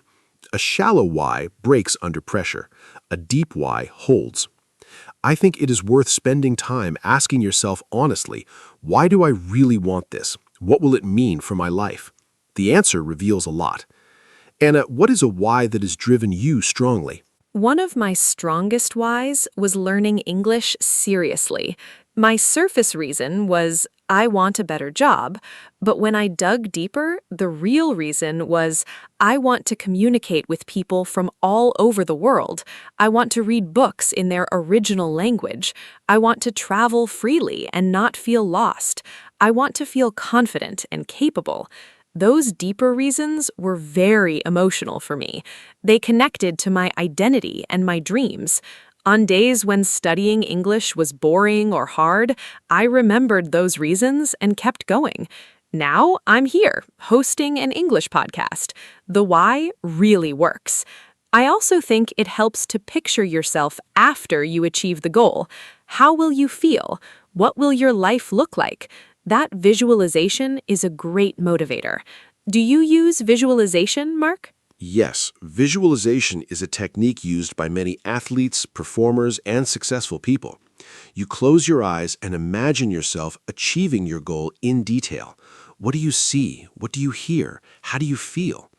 The more vivid and detailed the image, the better. Your brain responds to a strong mental image in a way that is similar to actually experiencing it. It builds confidence and desire. I use visualization when I have a big presentation or a new challenge. I close my eyes and picture myself doing it confidently and well. It reduces my fear and increases my motivation. But I also think visualization should be paired with planning and action. Just imagining a goal without working toward it is just daydreaming. You need both the dream and the plan. Let's talk about planning now, Anna. How does a plan help motivation? A plan is like a map for your motivation. Without a plan, you have a goal, but you don't know how to get there. That uncertainty is very discouraging. You feel overwhelmed and don't know where to start. A clear, simple plan removes that confusion. It says, do this today, do this tomorrow, do this next week. You follow the steps, and slowly you move forward. I keep my plans very simple. I don't write complicated systems. I just write 3 things I will do today that move me toward my goal. Just 3 things. That is manageable and not overwhelming. I also plan for obstacles. I ask myself, what might stop me today? And what will I do if that happens? This kind of planning makes me feel prepared and confident. Mark, what do you do when your plan doesn't work? When my plan doesn't work, I try not to treat it as a failure. I treat it as information. Something didn't work. Okay, why? Was the plan too ambitious? Was the timing wrong? Was I missing a skill or resource? I ask those questions and I adjust. Flexibility is very important in self-motivation. Many people have an all-or-nothing mindset. If they miss one day of exercise, they say, I failed. I give up. But that is not realistic. Life is messy. Plans change. The key is not to be perfect. It is to be persistent. Persist means you keep going even after small failures. I sometimes think of motivation like a bouncing ball. You will drop it sometimes. That is normal. The important thing is to pick it back up again. How do you handle failure and setbacks, Anna? Handling failure is one of the most important skills for self-motivation. When something goes wrong, my first step is to allow myself to feel disappointed, but only for a short time. I give myself 1 day to feel bad. Then I move on. I think it is important to allow negative feelings, but not to live in them forever. After that short feeling time, I look at what happened objectively. What went wrong? What can I learn? What will I do differently? I write these things down. This turns a failure into a lesson. It keeps my self-respect and my forward momentum. I also remind myself of past successes. When I doubt myself after a failure, I look at my journal and read about times I succeeded. That reminder gives me confidence to try again. Let's talk about confidence and motivation. Are they connected, Mark? Yes, confidence and motivation are deeply connected. When you feel confident, you believe you can do something, so you try. When you try and succeed, your confidence grows. And growing confidence increases your motivation. It's a positive cycle. But the opposite is also true. When you feel low confidence, you doubt yourself and avoid trying. When you avoid things, you miss the chance to succeed, and that decreases your motivation further. So how do you build confidence? Mainly through small successes. You set a small, achievable goal. You achieve it, you feel proud and capable. You set another small goal. Over time, these small wins build a strong foundation of confidence. I always say success builds success. One small win is the seed of the next. Anna, what gives you confidence when you feel low? When I feel low in confidence, a few things help me. First, I remember my past wins. I have a small list I keep in my journal, moments when I did something I was proud of. Reading that list reminds me that I am capable. Second, I do something I am already good at. If I feel insecure about a new challenge, I first do a task I know I can complete well. That small success warms up my confidence, like stretching before exercise. Third, I talk to someone who believes in me. Sometimes we need a friend to remind us of our strengths. We can be very blind to our own abilities. Having one or two people who genuinely support you is incredibly valuable for motivation. Mark, how does the people around us affect our self-motivation? The people around us have a huge effect on our motivation, probably more than we realize. Research shows that we are strongly influenced by the habits and attitudes of the people we spend the most time with. If you are surrounded by motivated, positive, ambitious people, their energy is contagious. You naturally start to think and act like them. But if you spend most of your time with people who complain, give up easily, or discourage new ideas, that energy is also contagious, in a negative direction. I'm not saying you should abandon friends who struggle, but I do think you should be intentional about where you spend your energy and who you listen to. Find people who inspire you. Spend more time with them. Their motivation will feed yours. Do you have people like that in your life, Anna? Yes, I have a few people who are very important for my motivation. My best friend is a very hardworking and creative person. When I am around her, I feel more energetic and ambitious. She inspires me without even trying.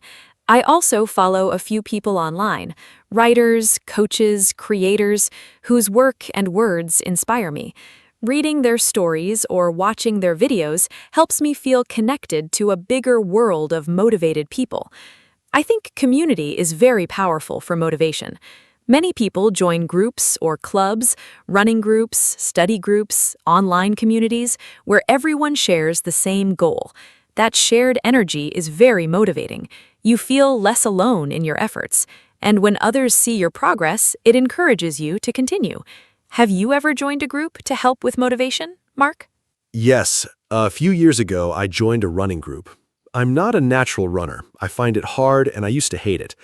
But when I started running with a group every Saturday morning, everything changed. I did not want to let the group down. I knew they would be there and I didn't want to be the person who didn't show up. That social commitment was very motivating. Over time, I also started to enjoy the conversations during the runs. And the feeling of finishing a run with a group is wonderful. You celebrate together. I went from hating running to looking forward to Saturdays. The group changed my motivation completely. Commitment to others is a very powerful tool for motivation. When you make a promise to yourself, it's easy to break. When you make a promise to others, it's much harder. Anna, let's talk about habits and routines now. Yes, habits and routines are incredibly important for self-motivation. Here's the thing about motivation. It naturally goes up and down. Some days you feel very driven and energetic. Other days you feel flat and unmotivated. If your progress depends only on your feelings, you will be very inconsistent. But if your progress depends on habits and routines, you keep moving forward even on low motivation days. A habit is an automatic behavior. You do it without thinking too much. You brush your teeth every morning, not because you feel motivated, but because it is a habit. You can build the same kind of automatic behavior around your goals. If studying English every morning becomes a habit, you will do it whether you feel motivated or not. Consistency beats motivation every single time. Mark, how do you build good habits? Building good habits is a skill. I follow a few simple principles. First, I make the habit very easy to start. If the habit is too hard at the beginning, I will avoid it. So I start with the smallest possible version. Want to read more? Start with 1 page a night. Want to exercise? Start with 5 minutes. Once the habit is established, I can gradually increase it. Second, I link the new habit to an existing one, habit stacking. After I drink my morning coffee, I will do 10 minutes of English practice. The coffee is the trigger for the new habit. Third, I track my habits. I use a simple calendar and put a mark on every day I do the habit. A streak of marks is very motivating. You don't want to break the chain. These 3 simple steps have helped me build lasting habits. What is a habit you built that changed your life, Anna? The habit that changed my life most is daily reading. I started reading just 10 pages every night before bed. It seemed like nothing at first, but 10 pages a night is about 300 pages a month. That is 1 or 2 books a month. Over 1 year, I read more than 15 books. Those books changed how I think, how I communicate, and how I see the world. I learned so many new things about psychology, about habits, about history, about creativity. I became a better thinker and a better English speaker, all from 10 pages a night. I never would have believed that at the start. This is a great example of how a tiny, consistent habit creates enormous change over time. The power of small and consistent actions is amazing. Let's talk about procrastination now, Mark. Why do people procrastinate? Procrastination is one of the biggest enemies of self-motivation. It means you delay doing something even when you know you should do it. You say, "I'll do it later," and later never comes. Why do people procrastinate? It's usually because of one of these reasons. First, the task feels too big or overwhelming. Second, there's a fear of failure. If you don't start, you can't fail. Third, there's a fear of imperfection. You want to do it perfectly, so you wait for the perfect moment that never arrives. Fourth, the task is boring or unpleasant. Understanding why you are procrastinating is the first step to stopping it. Each reason needs a different solution. For the too big reason, break the task into tiny pieces. For the fear of failure reason, remind yourself that done is better than perfect. Anna, what is your best tip for fighting procrastination? My best tip for fighting procrastination is the 5-minute commitment.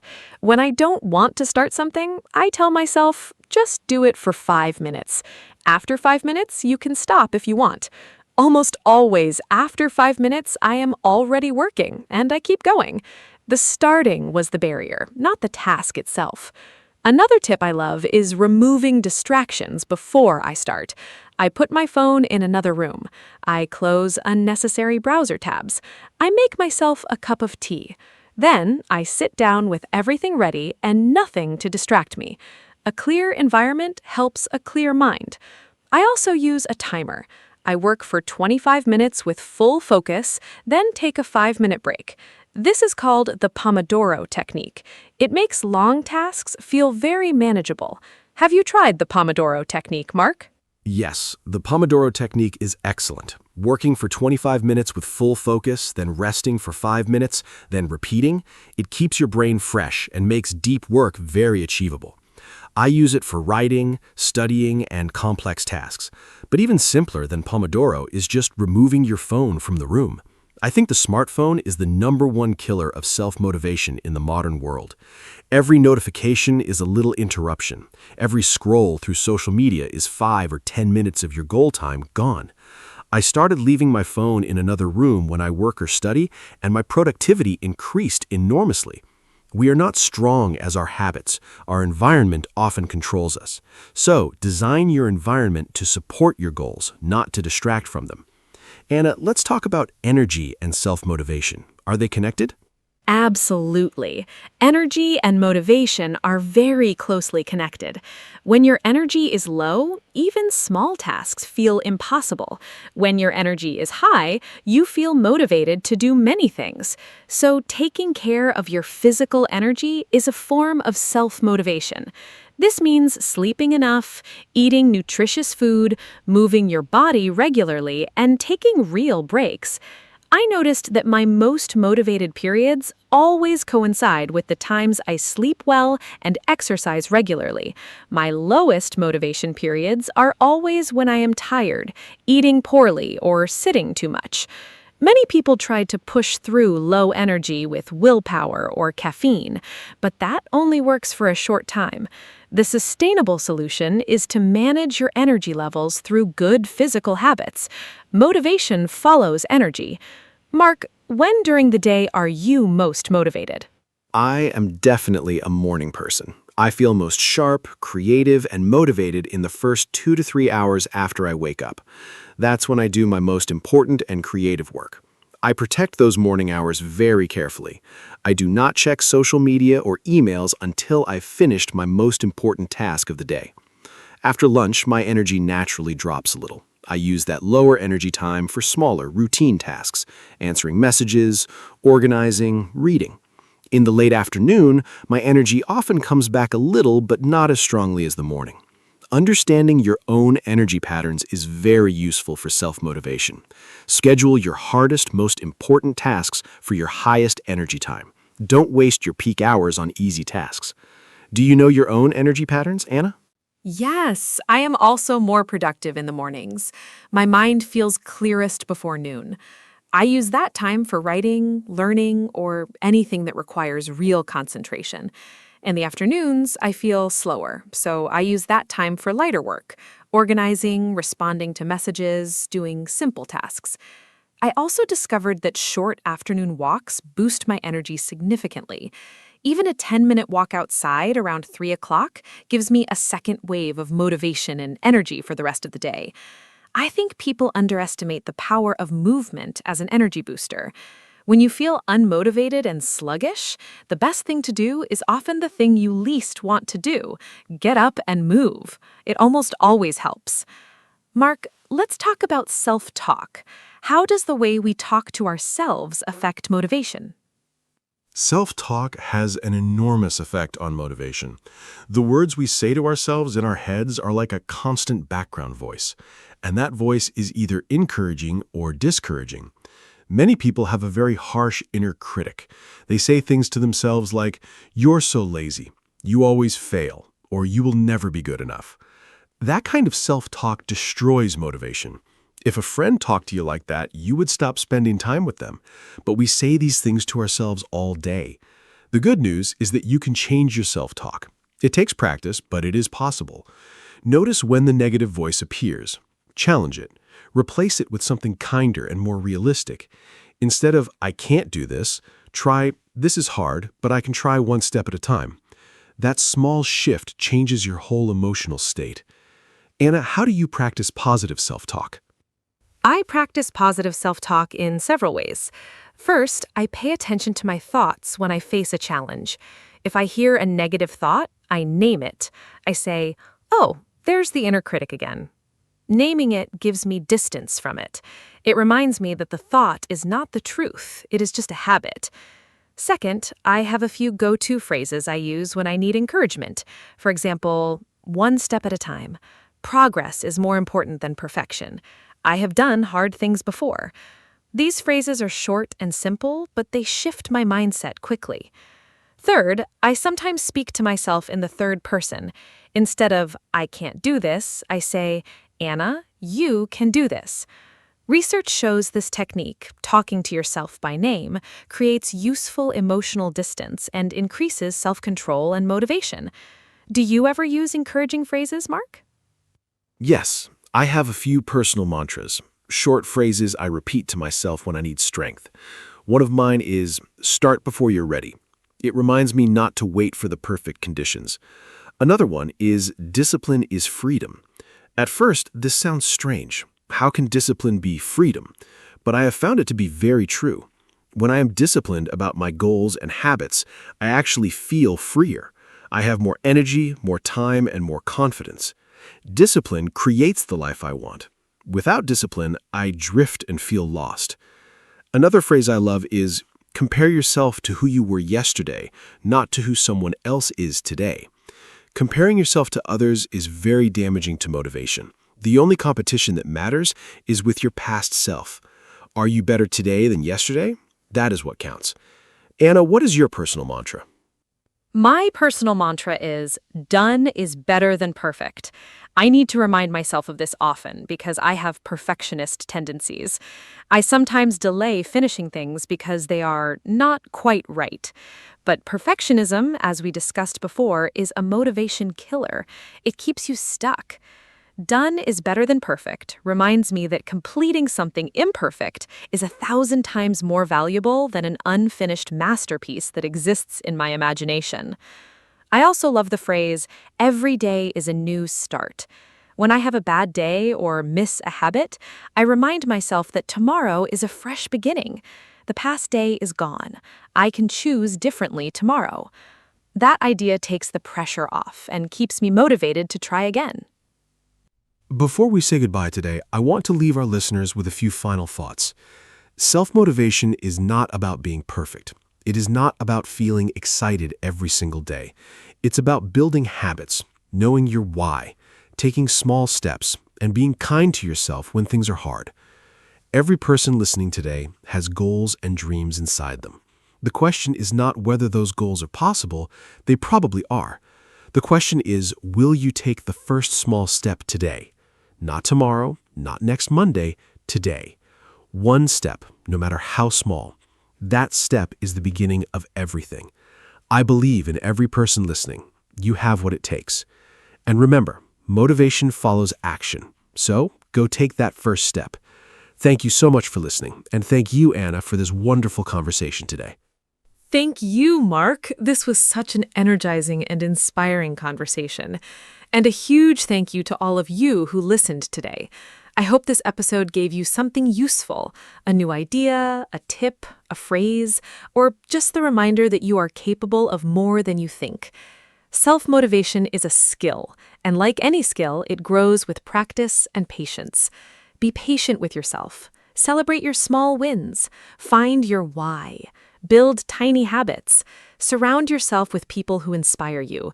And please, be kind to your inner voice. You are your own most important coach. If this podcast helped you even a little, please share it with a friend who might need some motivation today. Come back next time for more friendly English conversations. Until then, keep going. You've got this. Goodbye from me, Anna. Hello, everyone, and welcome back to our podcast. I'm really happy to be here with you today, and I hope you are feeling good. Today, we are going to talk about something very simple but very important, daily tasks. These are the things we do every day, like waking up, eating, working, and resting. Even small daily tasks are part of our lives and shape our days. I think talking about daily tasks helps us understand life better. Hi, everyone. It's great to be here again. I really like today's topic because daily tasks connect us all. No matter where we live or who we are, we all have daily routines. Sometimes daily tasks feel boring, but sometimes they make us feel organized and calm. I think daily tasks show how we take care of ourselves and our time. I'm excited to talk about this simple but meaningful topic with you. Daily tasks may sound ordinary, but they are full of emotions. Some mornings feel fresh and full of energy, while others feel slow and tiring. When I wake up and start my day, my mood often depends on how my daily tasks begin. Even making my bed or brushing my teeth can change how I feel. That is why I think daily tasks are more important than we think. I agree with you, Anna. Daily tasks create rhythm in our lives, like a soft schedule that guides us through the day. When I follow my routine, I feel more balanced and less stressed. But when my routine breaks, I feel confused or rushed. Daily tasks help me stay focused and calm. They give structure to my day. I also think daily tasks help us learn responsibility. When we do small things every day, we slowly build good habits. For example, cooking meals, cleaning the house, or planning the day teaches us discipline. These tasks may not be exciting, but they help our lives run smoothly. I believe daily tasks show how we care for ourselves and others. They are like small acts of love. That's a beautiful way to say it. Daily tasks are not just work, they are part of living well. When we complete our tasks, we feel a small sense of achievement. Even finishing simple things can make us feel proud. I think daily tasks give us confidence step by step. They remind us that progress comes from small actions. Today, we will talk about different kinds of daily tasks. We will talk about morning routines, work and study tasks, home duties, and evening habits. We will also share how daily tasks make us feel happy, tired, calm, or stressed. I hope our listeners can listen, relax, and learn new English words. This episode is for you and your everyday life. Yes, this podcast is for beginners who want to learn English naturally. We will speak slowly, clearly, and with real feelings. You can listen while doing your own daily tasks, like walking, cleaning, or resting. We hope this episode feels like a friendly conversation. Let's start our journey through daily life together. Every day for me starts in the morning, and mornings are very important.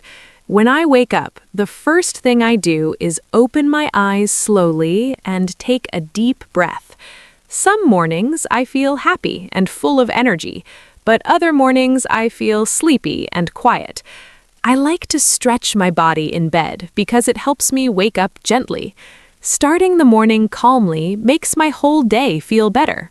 My mornings are a little different, but they are also important to me. When I wake up, I usually look at the clock and think about my plans for the day. Sometimes I feel motivated, and sometimes I feel tired and want to sleep more. After getting out of bed, I wash my face and brush my teeth to feel fresh. These simple morning tasks help me feel ready to start the day. After waking up, I usually make my bed. It is a small task, but it makes my room look clean and organized. When I see a tidy bed, I feel calm and positive. Then I go to the bathroom and brush my teeth and wash my face. These daily tasks may be simple, but they make me feel clean and confident. They help me feel like my day has really begun. I agree. Making the bed is a good habit. When my bed is messy, my mind also feels messy. After cleaning myself, I like to take a shower, especially in the morning. The warm water helps me wake up and relax at the same time. It gives me energy and makes me feel ready for work or study. A morning shower is one of my favorite daily tasks. Breakfast is another important morning task for me. I try not to skip it because it gives me energy for the day. Sometimes I eat something simple like bread and fruit, and sometimes I cook eggs or oatmeal. While eating breakfast, I like to drink tea or coffee and think about my plans. This quiet breakfast time makes me feel peaceful and focused. I also enjoy breakfast, but sometimes I am in a hurry. On busy days, I eat quickly or take my food with me. Still, I try to eat something healthy to start the day well. Breakfast helps me feel strong and active. Even a small meal can make a big difference in how I feel later. After breakfast, I usually check my phone or write a short to-do list. I like planning my daily tasks so I don't feel lost during the day. When I see my tasks written down, my mind feels clear. Planning helps me manage my time better and feel less stressed. It is a small habit, but it helps me a lot. That's a great habit, Anna. I also like to plan my day in the morning. I think about work, study, and personal tasks I need to do.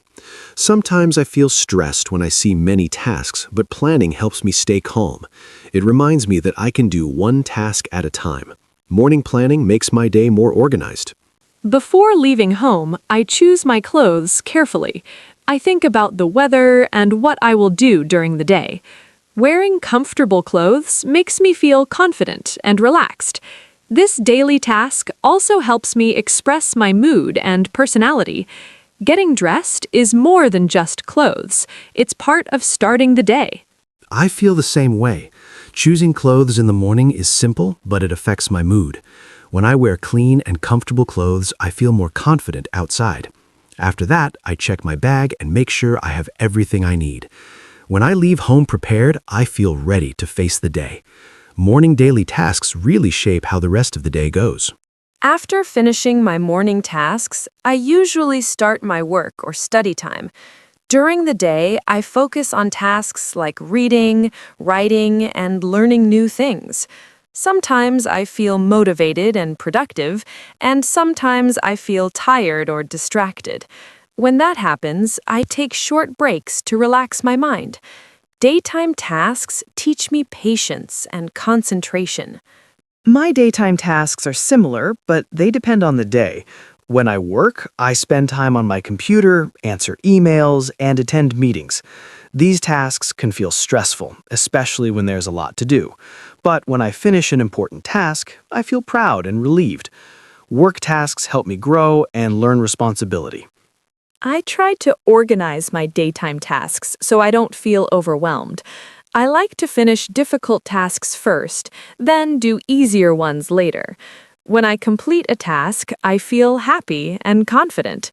Sometimes I reward myself with a short walk or a cup of coffee. These small breaks help me stay positive during the day. That is a good idea. I also try to manage my time carefully. Sometimes I make mistakes and spend too much time on one task. When that happens, I feel stressed and rushed. But I'm learning to be flexible and kind to myself. Daily tasks are not always perfect, and that is okay.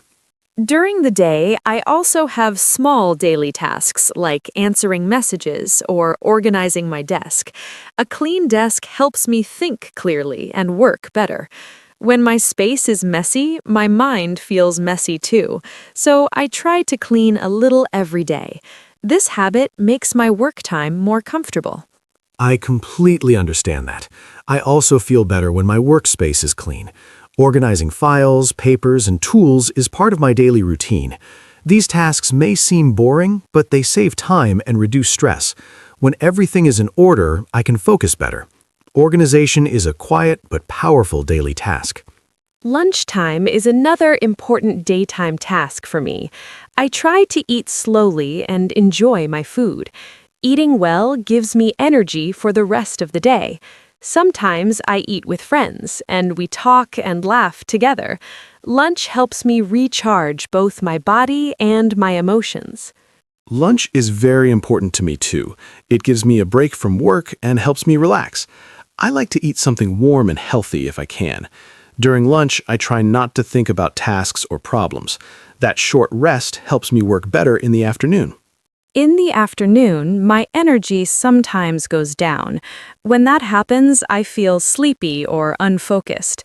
I try to stand up, stretch, or drink water. These small actions help me feel better. Afternoon tasks can be challenging, but I try to stay positive. Afternoons are difficult for me too sometimes. I feel tired, especially after a long morning, but I remind myself that every task I finish brings me closer to the end of the day. I try to stay patient and keep going. Daily tasks teach us discipline and strength. Another important daytime task for me is communication. I send emails, answer messages, and talk to people during the day. Sometimes this makes me feel connected and happy, but sometimes it feels tiring. When there are many messages, I feel a little stressed. Still, I know communication is part of daily life and work. I try to stay polite and calm in every conversation. I feel the same way about communication tasks. Talking to coworkers or classmates is necessary, but it can take a lot of energy. Some days I enjoy conversations, and other days I feel quiet and tired. I try to listen carefully and speak clearly. Good communication makes daily tasks easier. It helps avoid problems and confusion. During the day, I also try to drink water regularly. This is a small daily task, but it is very important for my health. When I forget to drink water, I feel tired and unfocused. I keep a bottle near me to remind myself. Taking care of my body helps me do my tasks better. Daily tasks are not only about work, but also about health. That is a great point. I also try to take care of my body during the day. Sometimes I stretch my arms and legs, especially if I sit for a long time. These small movements help me feel relaxed. They prevent pain and tiredness. Taking care of the body is an important daily task. Sometimes unexpected tasks appear during the day. A new problem comes up, or someone asks for help. At first, I may feel surprised or stressed, but I try to stay calm and deal with one task at a time. These moments teach me flexibility. Daily tasks are not always planned, and that is part of life. Yes, unexpected tasks happen to me too. They can change my schedule and my mood. At first, I feel frustrated, but then I remind myself to stay patient. Solving problems is also a daily task. It helps us grow and learn new skills. These challenges make us stronger. When I finish an important task, I feel a sense of relief.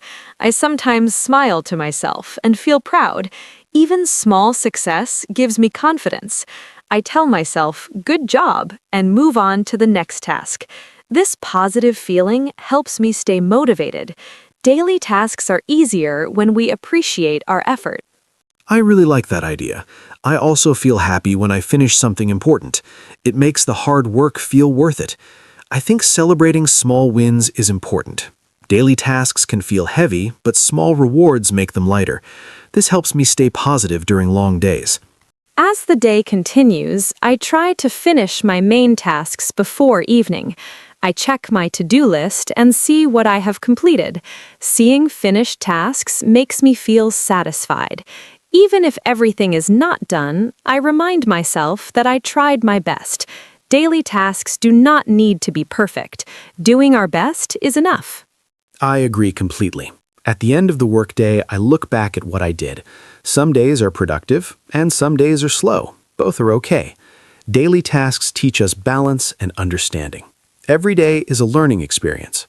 After finishing my daytime tasks, I usually return home and start my evening routine. The evening feels different from the morning because my body and mind are tired. One of my first tasks at home is changing into comfortable clothes. This small action helps me relax and feel safe. Evening time is when I slow down and breathe deeply. It feels like a soft ending to a busy day. I feel the same way about evenings. When I come home, I like to leave work behind and focus on rest. Changing clothes and washing my hands helps me feel fresh again. I also take a few minutes to sit quietly and relax.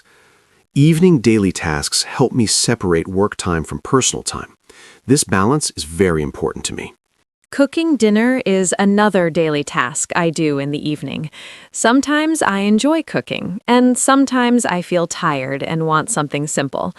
I try to prepare healthy meals because food affects my mood and energy. When I cook slowly, it feels calming and creative. Dinner time is also a moment to enjoy the day quietly. Dinner is important for me too. I like eating warm food after a long day. Sometimes I cook and sometimes I order food if I'm very tired. Eating helps me relax and feel comfortable. I try to eat without rushing. Evening meals help my body rest and recover. After dinner, I usually clean the kitchen. Washing dishes is not my favorite task, but I know it needs to be done. When the kitchen is clean, I feel calm and organized. It helps me start the next day with a fresh space. Small cleaning tasks give me peace of mind. They make my home feel comfortable. I understand that feeling very well. Cleaning after dinner helps me relax too. When my home is clean, my thoughts feel lighter. I like putting things back in their place. These simple daily tasks make my home feel warm and welcoming. Order at home helps me feel calm inside. In the evening, I also like to do something relaxing. I might read a book, listen to music, or watch a TV show. These tasks help me forget stress from the day. I enjoy quiet moments when I don't need to rush. Evening relaxation is an important daily task for my mental health. It helps me feel balanced. Evening relaxation is important for me as well. I often listen to soft music or talk with family or friends. These moments help me feel connected and supported. I try not to check work messages too much at night. Protecting personal time is a daily task too. It helps me feel happier. Before going to bed, I usually prepare things for the next day. I choose clothes, check my bag, and think about tomorrow's plans. This task helps me feel less stressed in the morning. When everything is ready, I can sleep more peacefully. Evening preparation gives me a sense of control. It makes mornings easier. I do the same thing before bed. Preparing for the next day makes me feel calm and organized. I don't like rushing in the morning, so this habit helps me a lot. It also helps me sleep better. Evening tasks prepare both the body and the mind for rest. Another evening task I value is taking care of my emotions. After a long day, I like to think about how I feel. Sometimes I feel happy, sometimes tired, and sometimes a little stressed.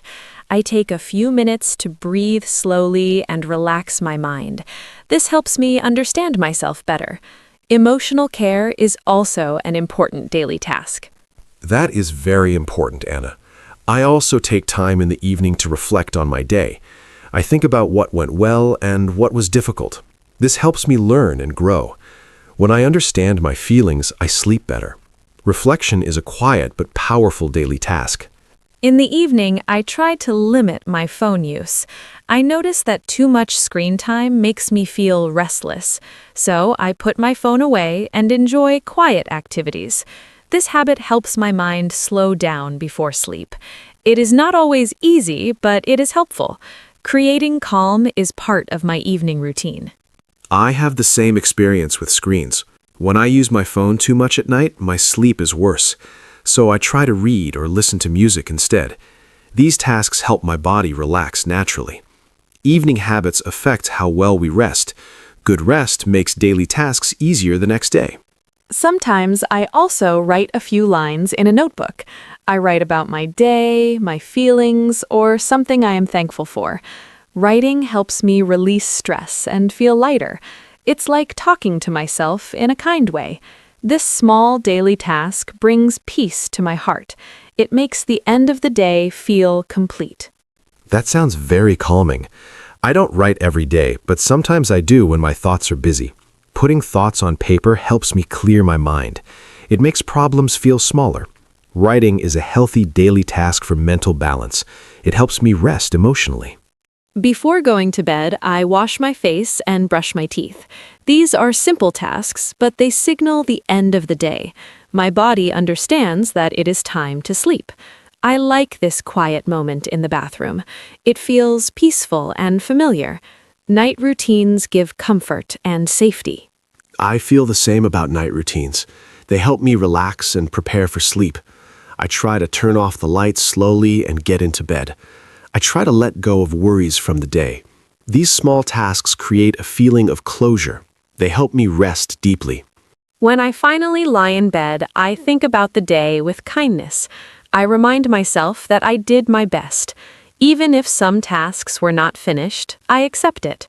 This gentle thinking helps me fall asleep calmly. Self-kindness is also a daily task. It is very important.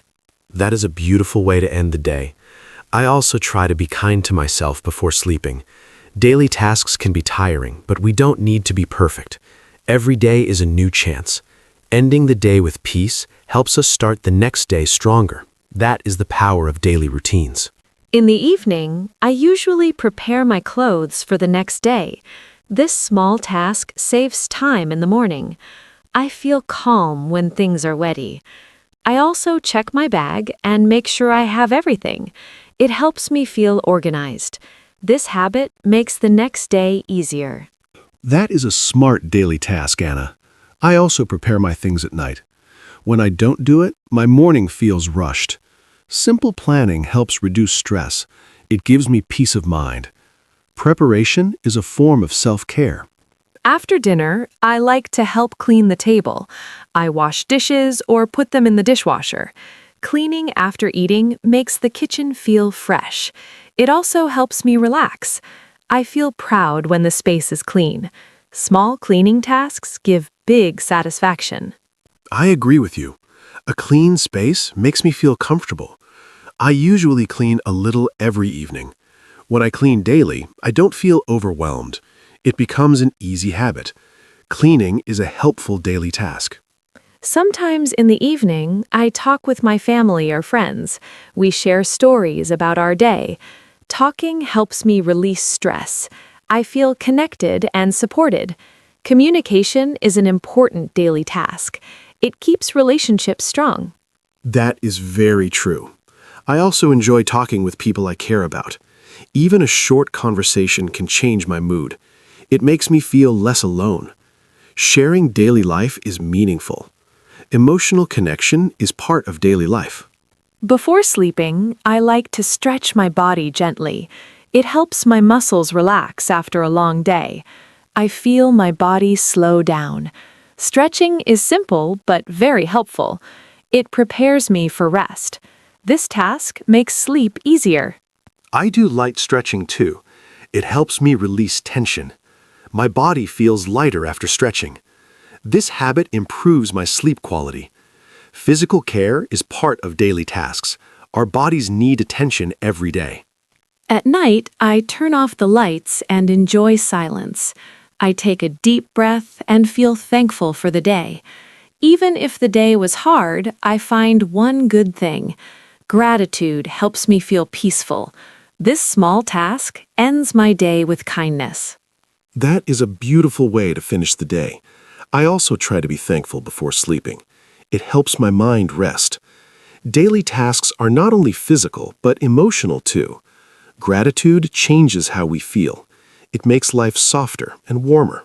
Mark, talking about daily tasks today made me realize how meaningful simple things are. We wake up, work, eat, clean, and rest, and these small actions shape our lives. I feel grateful when I think about my daily routine because it helps me stay balanced.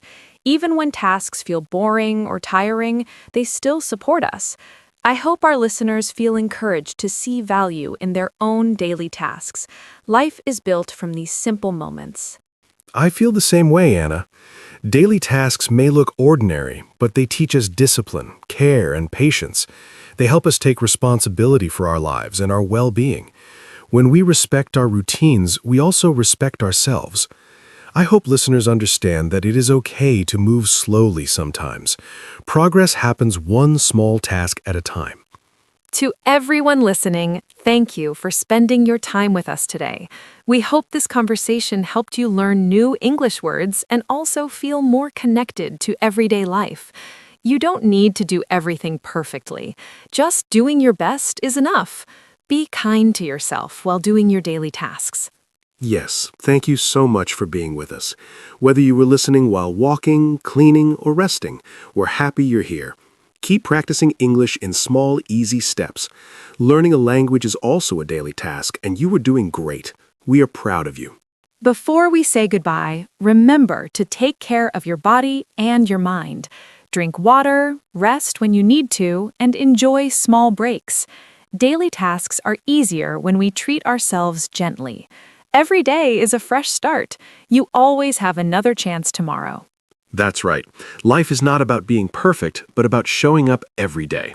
Keep moving forward, one task at a time. We believe in you. Thank you for listening, and thank you for learning with us. This brings us to the end of today's episode. We are happy you joined us for this friendly conversation. Take a deep breath, smile, and enjoy the rest of your day. We'll talk to you again very soon. Goodbye for now. Stay calm, stay kind, and keep learning. See you in the next episode. Hello, everyone. Welcome to our podcast. My name is Anna, and I am so happy you're here with us today. This podcast is for beginner English learners, and every episode is simple, fun, and useful. Today, we have a really delicious topic. We are going to talk about food.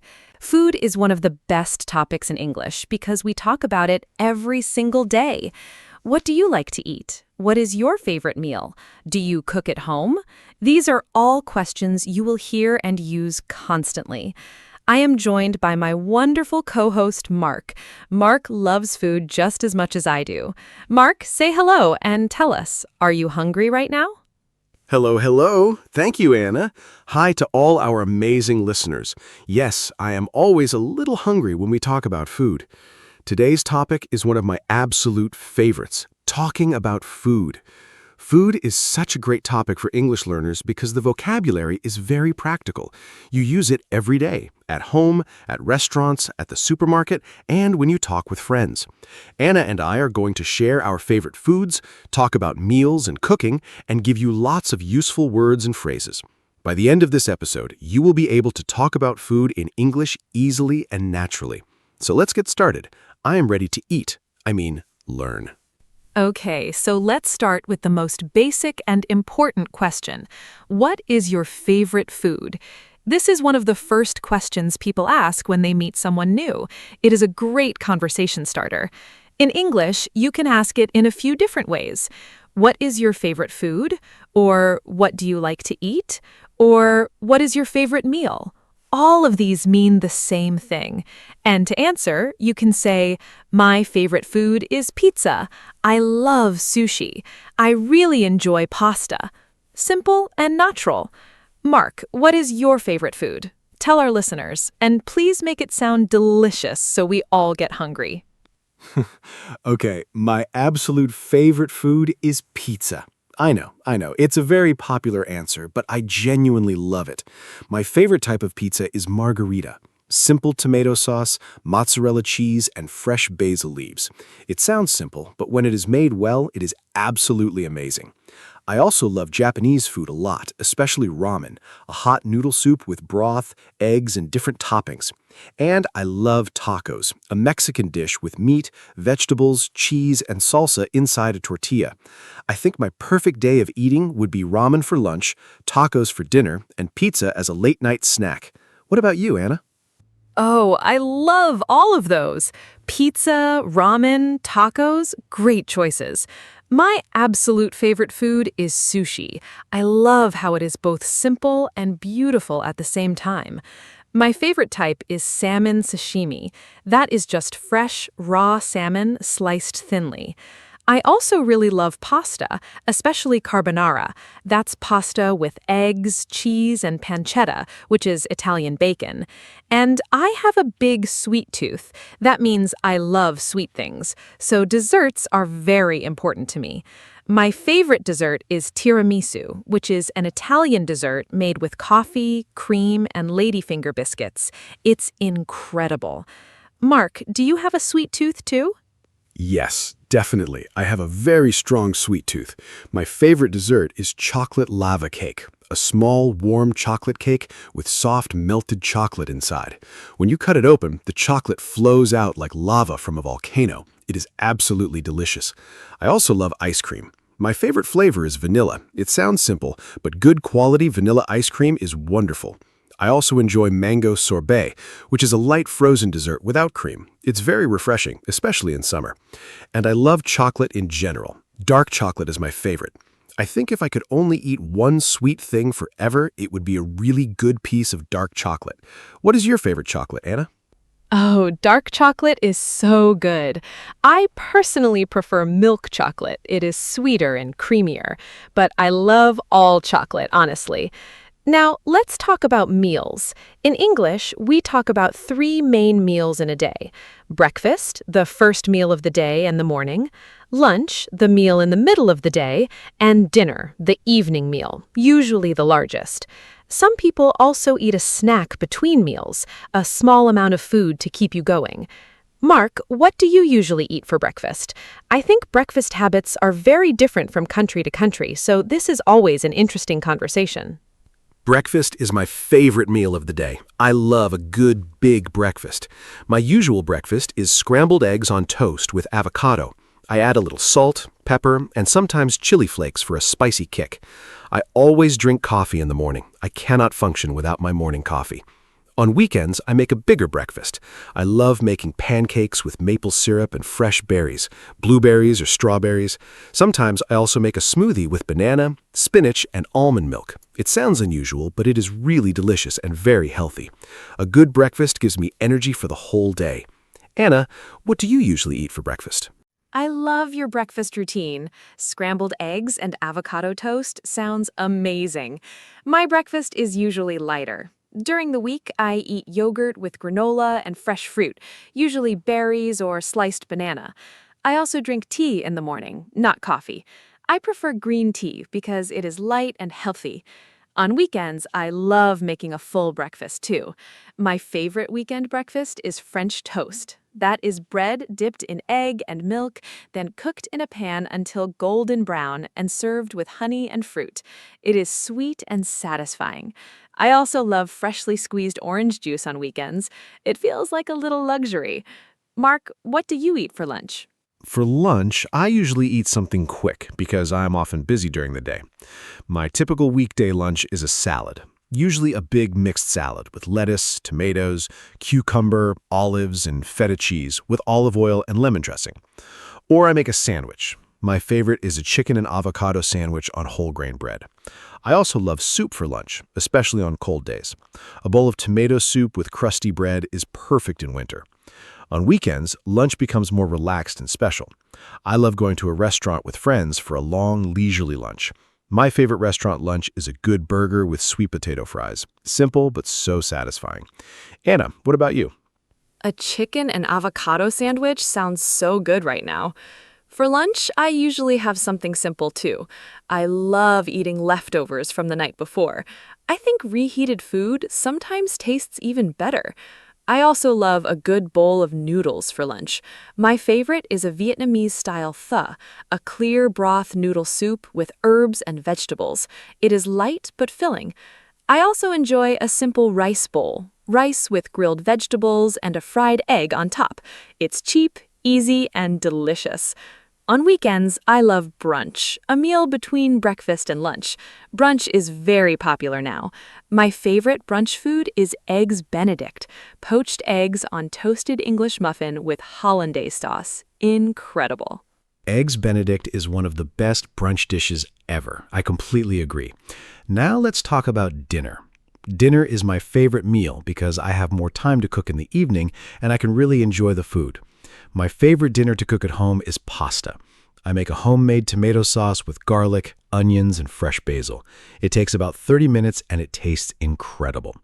I also love making stir-fry, a quick Asian-style dish where you cook vegetables and meat together in a very hot pan with soy sauce and ginger. It is fast, healthy, and delicious.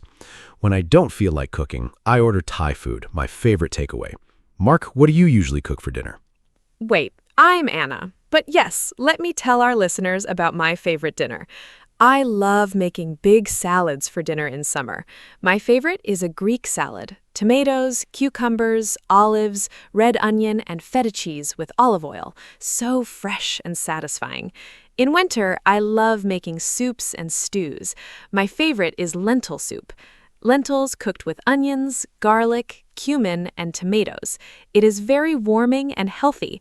I also love making homemade pizza on Friday evenings. I make the dough from scratch and add all my favorite toppings. It's a really fun cooking activity. And sometimes I just want something simple, like scrambled eggs and toast. Quick, easy, and always good.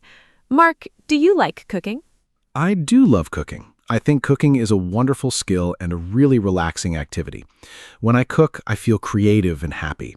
My favorite thing to cook is a Sunday roast, a traditional British meal with roasted chicken, roasted potatoes, vegetables, and gravy. It takes a few hours, but the result is so worth it.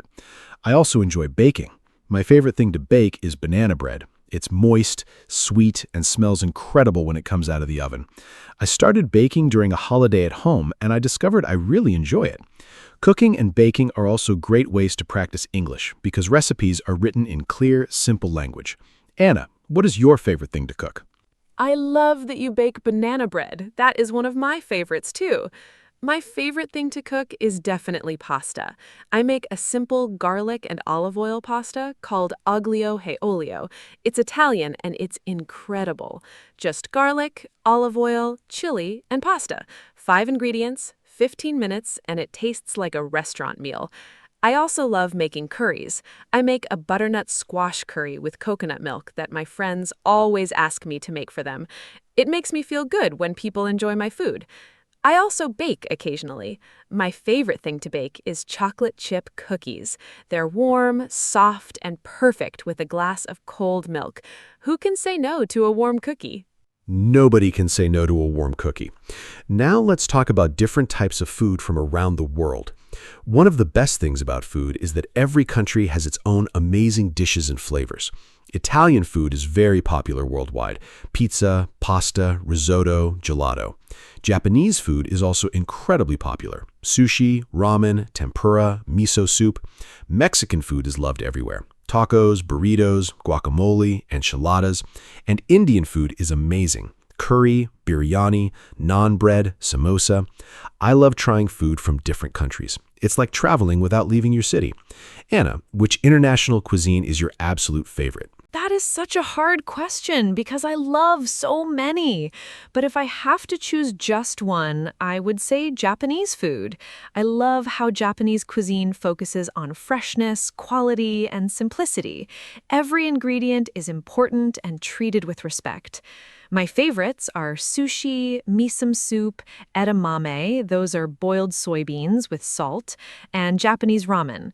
I also love Thai food. The combination of sweet, sour, salty, and spicy flavors in Thai cooking is incredible. My favorite Thai dish is pad Thai, fried noodles with egg, tofu, or shrimp, bean sprouts, and peanuts. It is so flavorful. And I love the street food culture in Asian countries. Simple food made with love and skill is always the best. Mark, which cuisine? If I have to choose, I would say Italian food is my number one. The reason is simple. Italian food makes me happy every single time. There is something incredibly comforting about a bowl of pasta or a slice of pizza. Italian food uses simple, high-quality ingredients and lets them shine. I love that about it. But my second favorite is definitely Indian food. The spices in Indian cooking are incredible. Cumin, turmeric, coriander, cardamom, garam masala. A good chicken tikka masala or a slow-cooked lamb biryani is one of the most satisfying meals you can eat. I also love Indian street food. Samosas and chaat are fantastic. The world of food is so rich and exciting. Anna, do you like spicy food? I love spicy food.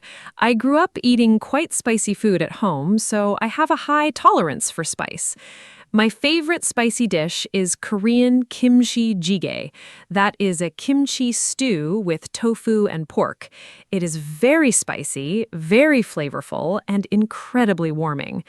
I also love Thai basil chicken with plenty of fresh chilies. When I eat very spicy food, I always have a glass of cold milk nearby because milk helps cool down the burning feeling. Water actually does not help much with spice. Milk is much more effective. For beginners with spicy food, I always recommend starting with mild dishes and gradually increasing the heat.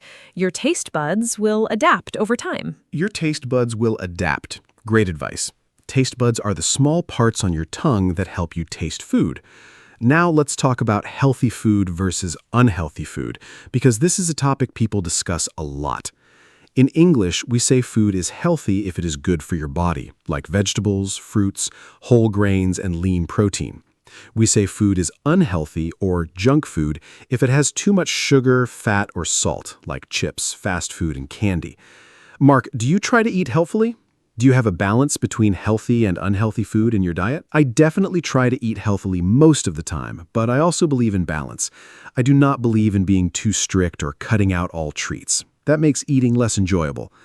My diet is probably about 70% healthy and 30% treats and indulgences. During the week, I eat a lot of vegetables, fruits, lean proteins like chicken and fish, and whole grains like brown rice and oats. I drink a lot of water and green tea. But on weekends, I allow myself to enjoy whatever I want. A pizza, a burger, a big dessert. I think of it as a reward for eating well all week. The key is balance and not feeling guilty about enjoying food. Anna, how about you? I completely agree with the balance approach. I eat very healthily during the week. My diet includes lots of vegetables, legumes, those are beans and lentils, fruits, and whole grains. I don't eat much meat, but I eat fish and eggs regularly. I love how energetic and clear-headed I feel when I eat well. But on weekends and special occasions, I absolutely enjoy treats without any guilt. Life is too short to never eat cake. My biggest weakness is cheese. I could eat cheese every day and never get bored. I love all types of cheese: brie, cheddar, parmesan, halloumi, feta. Is there a food you could eat every day without getting bored, Mark? Without a doubt, pasta. I could eat pasta every day. There are so many different types of pasta and so many different sauces that you never get bored. Spaghetti, penne, rigatoni, farfalle, linguine, tagliatelle. Each shape holds sauce differently and creates a different eating experience. And the sauces, tomato, carbonara, pesto, arrabbiata, amatriciana, alfredo, the combinations are almost endless. I also think I could eat eggs every day. Scrambled, fried, poached, boiled, in an omelet. Eggs are incredibly versatile. They're also very nutritious and affordable. A good egg is one of the best things in the world. Anna, if you could only eat one food forever, what would it be? That is such a fun and difficult question. If I could only eat one food forever, I think I would choose sushi. Here is my reasoning. Sushi has variety within itself. You can have salmon, tuna, shrimp, vegetable rolls, different types of rice, miso soup on the side. So technically it is many foods, but all under the umbrella of sushi. I know that is a bit of a cheat answer. Honestly, if I have to pick just one thing, it would probably be a really good bowl of pasta with homemade tomato sauce. It is simple, satisfying, and makes me feel happy every time I eat it. Food that makes you feel good is the best food. Mark, what would yours be? My answer is ramen. A really perfect bowl of ramen has everything. A rich, flavorful broth that takes hours to make, perfectly cooked noodles, a soft-boiled egg with a runny yolk, tender slices of pork, bamboo shoots, spring onions, and nori seaweed. It is a complete meal in a bowl. Every component is carefully prepared, and when it all comes together, it is absolutely extraordinary. I've eaten ramen in Japan, and the difference between authentic Japanese ramen and imitation ramen is incredible. Real ramen is a work of art. I think great food, like great art, is made with patience, skill, and love. Now I am genuinely very hungry. Let's talk about favorite restaurants next. Ramen sounds incredible right now. Yes, let's talk about restaurants. Going to a restaurant is one of my favorite activities. I love the whole experience, choosing what to eat, the atmosphere, sharing food with friends or family. My absolute favorite type of restaurant is a small, family-run Italian place. The kind where the chef is also the owner, the portions are generous, and the food is made with love using family recipes. I love restaurants where you feel like a guest in someone's home, not just a customer. My favorite thing to order at a restaurant is usually fresh pasta, something I could make at home, but it just tastes better when someone else makes it. Mark, what is your ideal restaurant experience? My ideal restaurant experience is very similar to yours. I love small, cozy, authentic places. The atmosphere matters so much. Warm lighting, comfortable seats, friendly staff, and the smell of good food cooking. My favorite type of restaurant is a small Japanese ramen shop, the kind where there are only about 10 seats, the chef is working right in front of you, and everything is focused on making the perfect bowl. I also love tapas restaurants. That's the Spanish style, where you order many small dishes to share. It is a very social and fun way to eat. "Let's get tapas" is one of my favorite sentences. Sharing lots of different dishes at the table makes a meal feel like a celebration. Anna, do you prefer to eat in or take away? I definitely prefer eating in at a restaurant. I love the full experience. But I also enjoy takeaway food at home, especially on cozy evenings. My favorite takeaway is Thai food. A good green curry or pad thai delivered to my door while I watch a film is pure happiness. I also love ordering sushi for takeaway.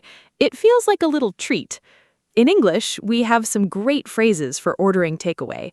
Can I place an order for delivery, please? I would like one large pepperoni pizza. What is your delivery time? Can I add extra sauce? Is there a minimum order amount? These are all very useful phrases if you want to order food in English. Mark, what is your favorite takeaway? My favorite takeaway is definitely Indian food. A good curry, rich, fragrant, perfectly spiced, with fluffy naan bread and basmati rice is one of life's greatest pleasures when delivered to your door. My usual order is chicken tikka masala with garlic naan and a side of saag aloo. That's a potato and spinach curry. Absolutely delicious. I also love ordering pizza for takeaway, a classic choice that is always satisfying. And sometimes a simple burger and fries from a good local place is all you need. I think takeaway food has improved so much in recent years. You can order incredible food from almost any cuisine from your phone in minutes. The future of food delivery is very exciting. Anna, do you cook much at home? I cook at home quite a lot, actually. I find cooking very relaxing and creative. During the week, I cook simple, quick meals, things I can prepare in 20 to 30 minutes. My weekday staples, things I cook regularly, include pasta with different sauces, vegetable stir-fry with tofu, rice balls, soups, and big salads. On weekends, I love spending more time in the kitchen and trying new recipes. I recently made a Moroccan tagine, a slow-cooked stew with vegetables, chickpeas, and warming spices like cinnamon and cumin. It was incredible. I also bake on weekends. Cookies, banana bread, sometimes a whole cake. Cooking for other people and seeing them enjoy the food is one of my favorite feelings. Mark, how often do you cook? I cook most days during the week. I find that cooking at home is much healthier and much cheaper than eating out every day. My weekly meal plan usually includes pasta twice a week, a stir-fry, a soup or stew, and a grain bowl with roasted vegetables. On Sundays, I make something more special and time-consuming, like a roast chicken or a slow-cooked beef stew. I also meal prep on Sundays. This means I prepare food in advance for the whole week. I might cook a big pot of rice, roast some vegetables, and prepare a protein like chicken or eggs. So during the week, I can just assemble quick meals. Meal prep is a great habit and saves a lot of time and money. Do you meal prep, Anna? I try to meal prep sometimes, but I am not very consistent. I usually make a big pot of soup or lentils on Sunday to last through the week. I also keep my fridge stocked with ready-to-eat vegetables, boiled eggs, and cooked grains so I can quickly make meals. But I sometimes prefer to cook fresh each evening because I enjoy the process. Now let's talk about food vocabulary. As English learners, knowing food words is really important. Let's go through some key words. An ingredient is something you use to make a dish. A recipe is the instructions for how to make a dish. To chop means to cut into small pieces. To boil means to cook in hot water. To fry means to cook in oil. Mark, can you add more cooking verbs? Of course, more important cooking verbs for our listeners. To bake, to cook in an oven like bread or a cake. To roast, to cook in a hot oven like vegetables or meat. To grill, to cook over direct heat like on a barbecue or grill pan. To steam, to cook using hot steam, very healthy because it keeps nutrients. To simmer, to cook slowly in liquid over low heat. To stir, to mix food around in a pan. To peel, to remove the skin of a vegetable or fruit. To slice, to cut into thin pieces. To mix, to combine ingredients together. To season, to add salt, pepper, or spices for flavor. These verbs are very useful if you want to read and follow recipes in English. Those cooking verbs are so useful. Now let's talk about describing food. When you talk about food, you need adjectives, describing words, to explain how it tastes or feels. Here are some important ones. Delicious, very good to eat. Tasty, pleasant to eat. Sweet, has a lot of sugar like candy or cake. Salty, has a lot of salt. Spicy, has a hot, burning flavor from chili. Sour has a sharp, acidic taste, like lemon. Bitter has a strong, not sweet taste, like dark coffee. Creamy, smooth, and rich, like cheese sauce. Crunchy makes a crispy sound when you bite it. Fresh, recently made, or recently picked. Mark, can you give example sentences using these adjectives? Sure. Here are natural example sentences with food adjectives. This pasta is absolutely delicious. The sauce is so rich and flavorful. The sushi was very fresh. You could taste the quality of the fish. I love how crunchy the salad is. The fresh vegetables are perfect. This curry is quite spicy. I need some water. The lemon cheesecake was very sour, but in a great way, refreshing and light. This dark chocolate is slightly bitter, but very sophisticated. The soup was beautifully creamy. I think they added coconut milk. The bread is warm and soft. It just came out of the oven. Using these adjectives will make your food conversations much more interesting and natural. Describing food well makes people want to eat what you were talking about. Those example sentences are perfect. Describing food with adjectives makes conversations so much more interesting. Now let's talk about food and culture, because food is deeply connected to culture and tradition. In many cultures, special foods are eaten during celebrations and festivals. For example, in Turkey, baklava, a very sweet pastry with nuts and honey, is made for special occasions. In Japan, mochi, a sweet rice cake, is eaten during the New Year. In England, hot cross buns are eaten at Easter.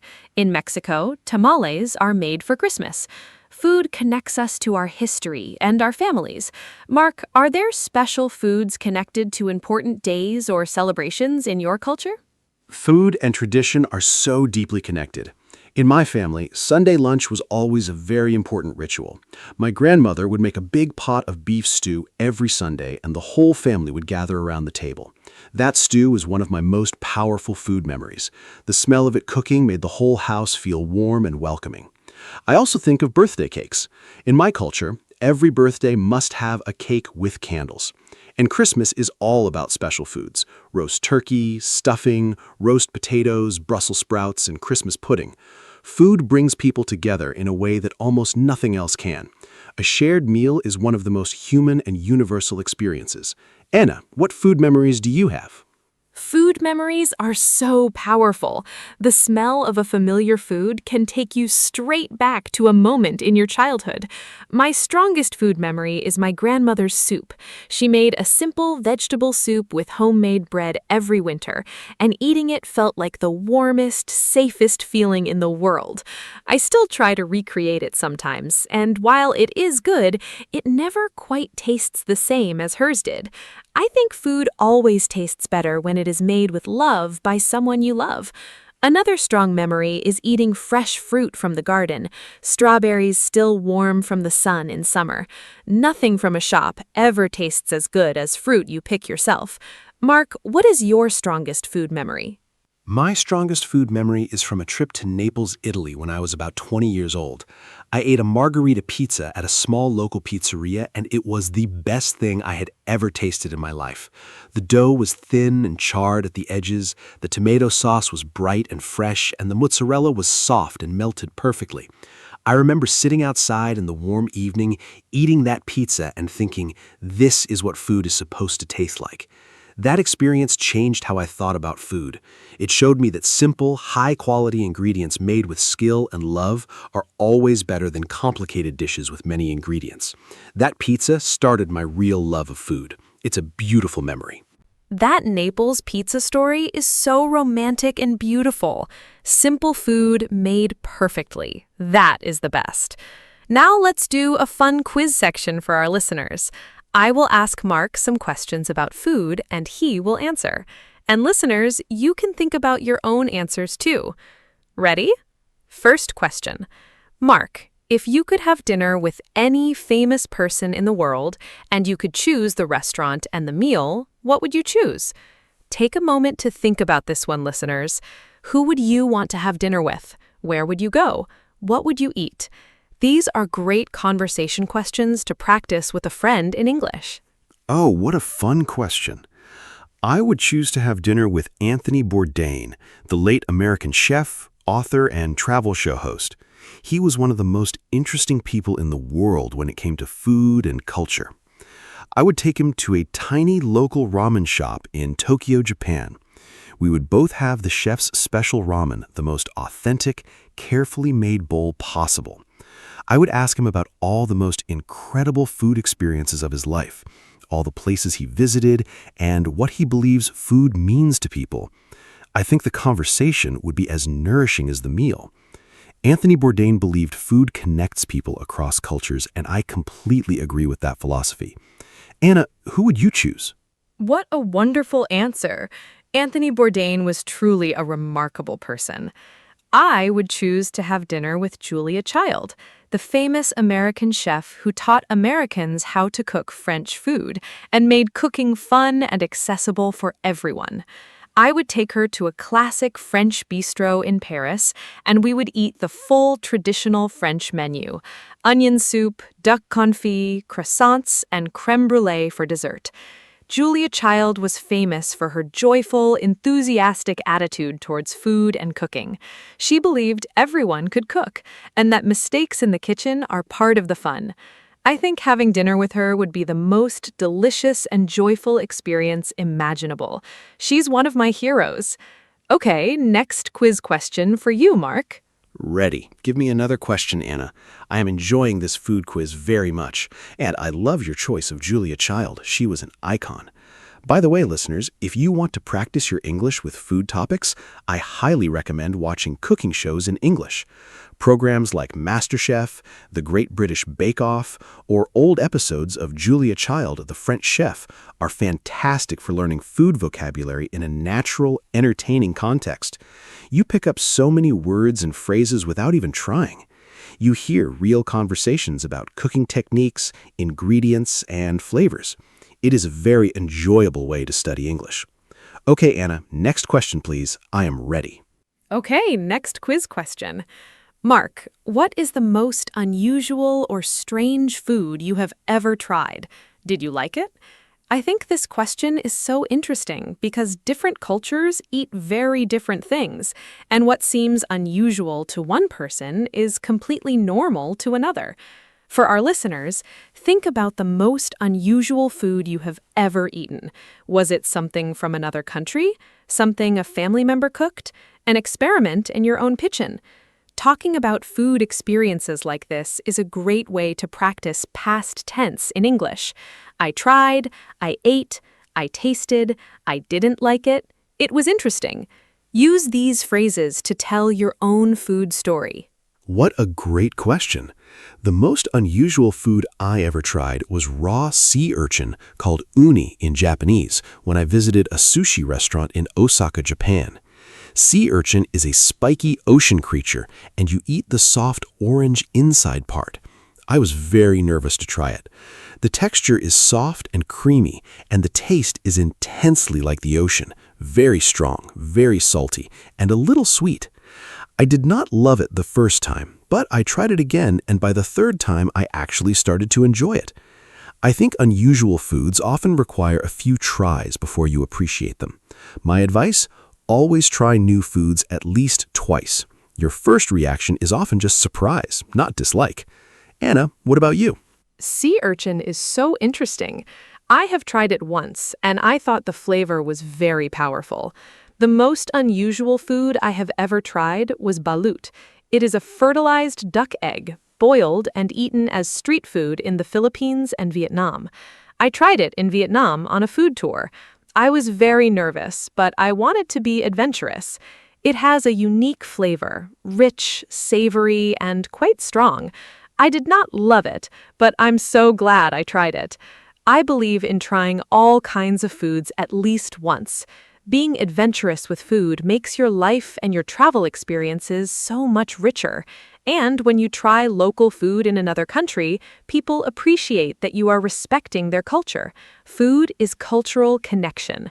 Mark, last quiz question. I love that attitude, Anna. Try everything at least once. And you are absolutely right that eating local food is a sign of cultural respect. Okay, last question for me. Actually, let me ask you the last question this time. Anna, if you had to give one piece of food advice to our listeners, one tip that would make their eating life better, what would it be? And listeners, think about this too. What food wisdom would you share? What is the one food rule or habit that has made your life better? This is also a great speaking practice, giving advice in English. You can say, my advice is, or I recommend, or you should try. These phrases are very useful. Oh, I love that you turned it around on me. My one piece of food advice is simple. Cook more at home. I know it sounds basic, but cooking your own food changes everything. When you cook, you know exactly what ingredients are in your food.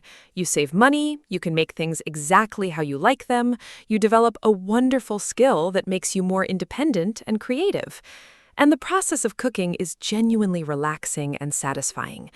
Even simple home cooking, a bowl of pasta, a plate of eggs, a homemade soup, is usually healthier, cheaper, and more satisfying than buying ready-made food.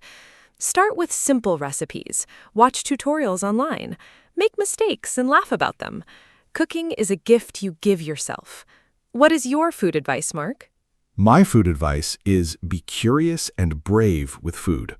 Try new things regularly. Visit a restaurant that serves cuisine you have never tried before.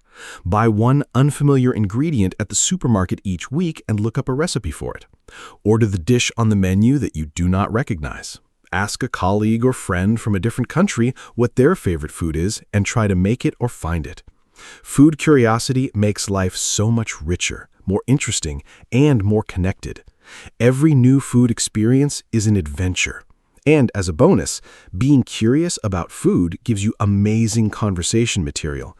You will always have something interesting to talk about. Food connects peoples, cultures, and memories in the most beautiful way. Anna, shall we wrap up? Yes, let's wrap up this wonderful, delicious episode. I want to give a final summary of everything we talked about today. We discussed our favorite foods, pizza, sushi, ramen, pasta, and so much more. We talked about breakfast, lunch, and dinner habits. We covered different world cuisines: Italian, Japanese, Mexican, Indian, Thai. We talked about healthy eating and balance.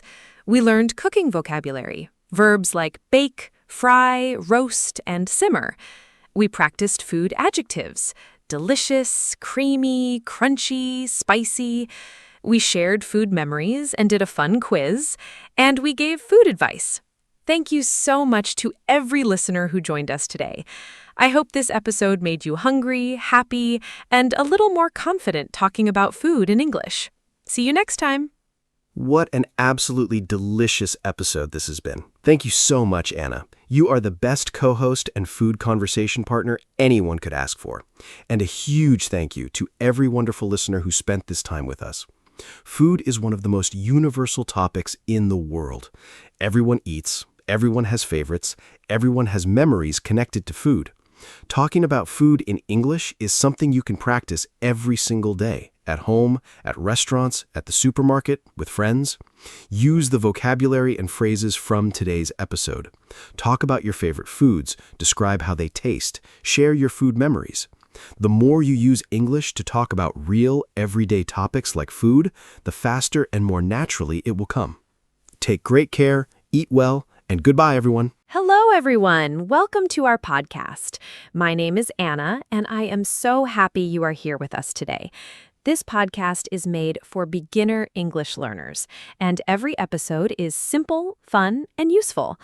Today, we have a very important and practical topic. We are going to talk about saving money. This is something that everyone thinks about. How can you spend less? How can you save more? These are questions we all ask ourselves. Whether you are a student, a worker, or a parent, saving money is a very useful skill. I am joined by my wonderful co-host, Mark. Mark, say hello and tell us, are you good at saving money? Hello, hello. Thank you, Anna. Hi to all our fantastic listeners. Am I good at saving money? That is a great question. Honestly, I have had to learn. When I was younger, I spent money very freely and did not think much about saving. But over the years, I have learned some very good habits and strategies that have really helped me. Today, Anna and I are going to share practical tips, useful vocabulary, and simple strategies for saving money in everyday life. By the end of this episode, you will have lots of ideas to help you spend less and save more. This topic is useful for everyone, no matter your age or income. Let's begin. Okay, so let's start with the basics. What does saving money mean? It simply means keeping some of your money instead of spending all of it. When you save money, you put it somewhere safe, like a bank account, and you do not touch it. The opposite of saving is spending. If you earn $100 and spend $90, you save $10. That $10 is your savings. A very simple way to start saving is the 50-30-20 rule. This means you spend 50% of your income on needs, 30% on wants, and save 20%. Needs are things you must have, like food and rent. Sure. The 50-30-20 rule is a very simple budgeting guide. First, 50% for needs. Needs are things you cannot live without. Rent or mortgage, food, electricity, water, transport to work, and medicine. Second, 30% for wants. Wants are things that make life enjoyable but are not essential. Eating at restaurants, cinema tickets, new clothes you do not urgently need, hobbies, and entertainment. Third, 20% for savings. This goes directly into your savings account every month. You should save this money before you spend on wants. This rule is flexible. If you can save more than 20%, even better. The 50-30-20 rule is so simple and easy to remember. Now, let's talk about budgeting. A budget is a plan for how you will spend and save your money. Making a budget is one of the most important steps in saving money. To make a budget, first you write down all the money you receive, your income. Then you write down all the things you spend money on, your expenses. When you can see everything written down, it is much easier to understand where your money is going. You might be surprised. Many people discover they spend a lot on small things they did not even notice. Mark, do you have a personal budget? Yes, I do have a budget. I check it every month. I use a simple spreadsheet on my computer to track everything, but a notebook and pen works just as well. At the start of every month, I write down my income, the money I receive from work. Then I list all my fixed expenses, things that cost the same every month like rent, internet, and phone bill. Then I estimate my variable expenses, things that change each month like food, transport, and entertainment. Finally, I calculate how much I have left to save. The most important thing is to be honest with yourself. Be honest with yourself. Such important advice. A lot of people avoid making a budget because they are afraid to see how much they spend. But knowing the truth is the first step to making changes. Now, let's talk about needs versus wants, because understanding this difference is really the key to saving money. A need is something you must have to live and function normally: food, shelter, clothing, and healthcare. A want is something that is nice to have, but not necessary. A new phone when your current one works fine, eating at expensive restaurants, or buying the latest fashion. Great topic. Here are some everyday examples. Needs, paying your rent or mortgage each month. You need a place to live. Buying basic food like rice, vegetables, bread, eggs, and milk. Paying your electricity and water bills. Having basic clothing for work and daily life. Transport to get to work. Basic healthcare and medicine when you're sick. Now, wants, buying a new designer handbag when your current bag works fine. Ordering takeaway food every evening instead of cooking at home. Subscribing to 5 different streaming services. Buying the newest smartphone model when your current phone is perfectly good. Going on an expensive holiday when a cheaper one would also be enjoyable. Those examples are so clear and easy to understand. Now, let's talk about some very practical and simple ways to save money in daily life. One of the most effective things you can do is cook at home instead of eating out or ordering takeaway. Eating at restaurants and ordering food delivery is much more expensive than cooking your own meals. A simple home-cooked meal can cost $2 or $3, while the same meal from a restaurant might cost $15 or $20. If you eat out often, this difference adds up to a huge amount every month. Mark, how much money do you think a person can save by cooking at home instead of eating out 5? The savings from cooking at home are really impressive. Let me give a simple example. Imagine you buy lunch from a restaurant or cafe 5 days a week. Each lunch costs around $12. That is $60 per week on lunch alone, and about $240 per month.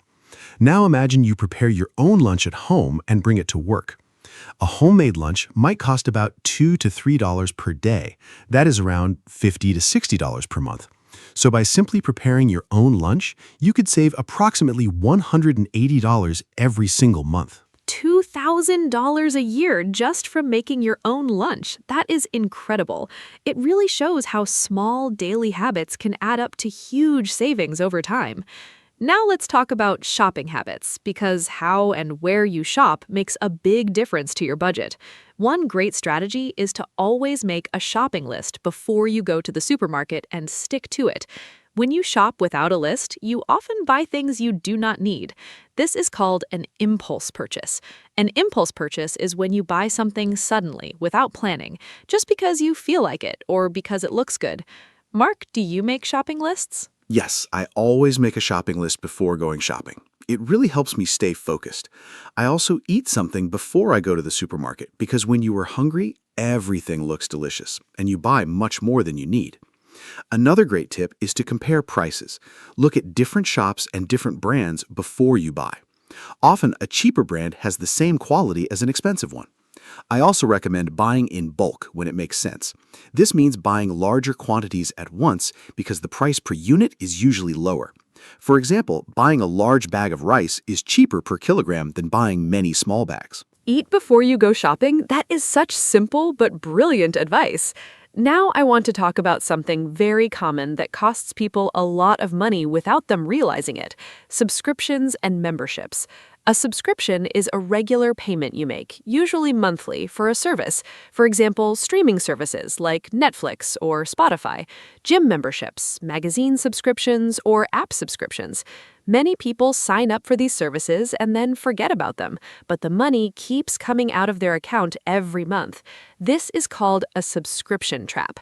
Mark, how can people manage their subscriptions better? Do you have any tips for our listeners about subscriptions? The subscription trap is very real and very expensive. Here's what I recommend. First, make a list of every single subscription you currently pay for. Write them all down and add up the total cost per month. You might be very surprised.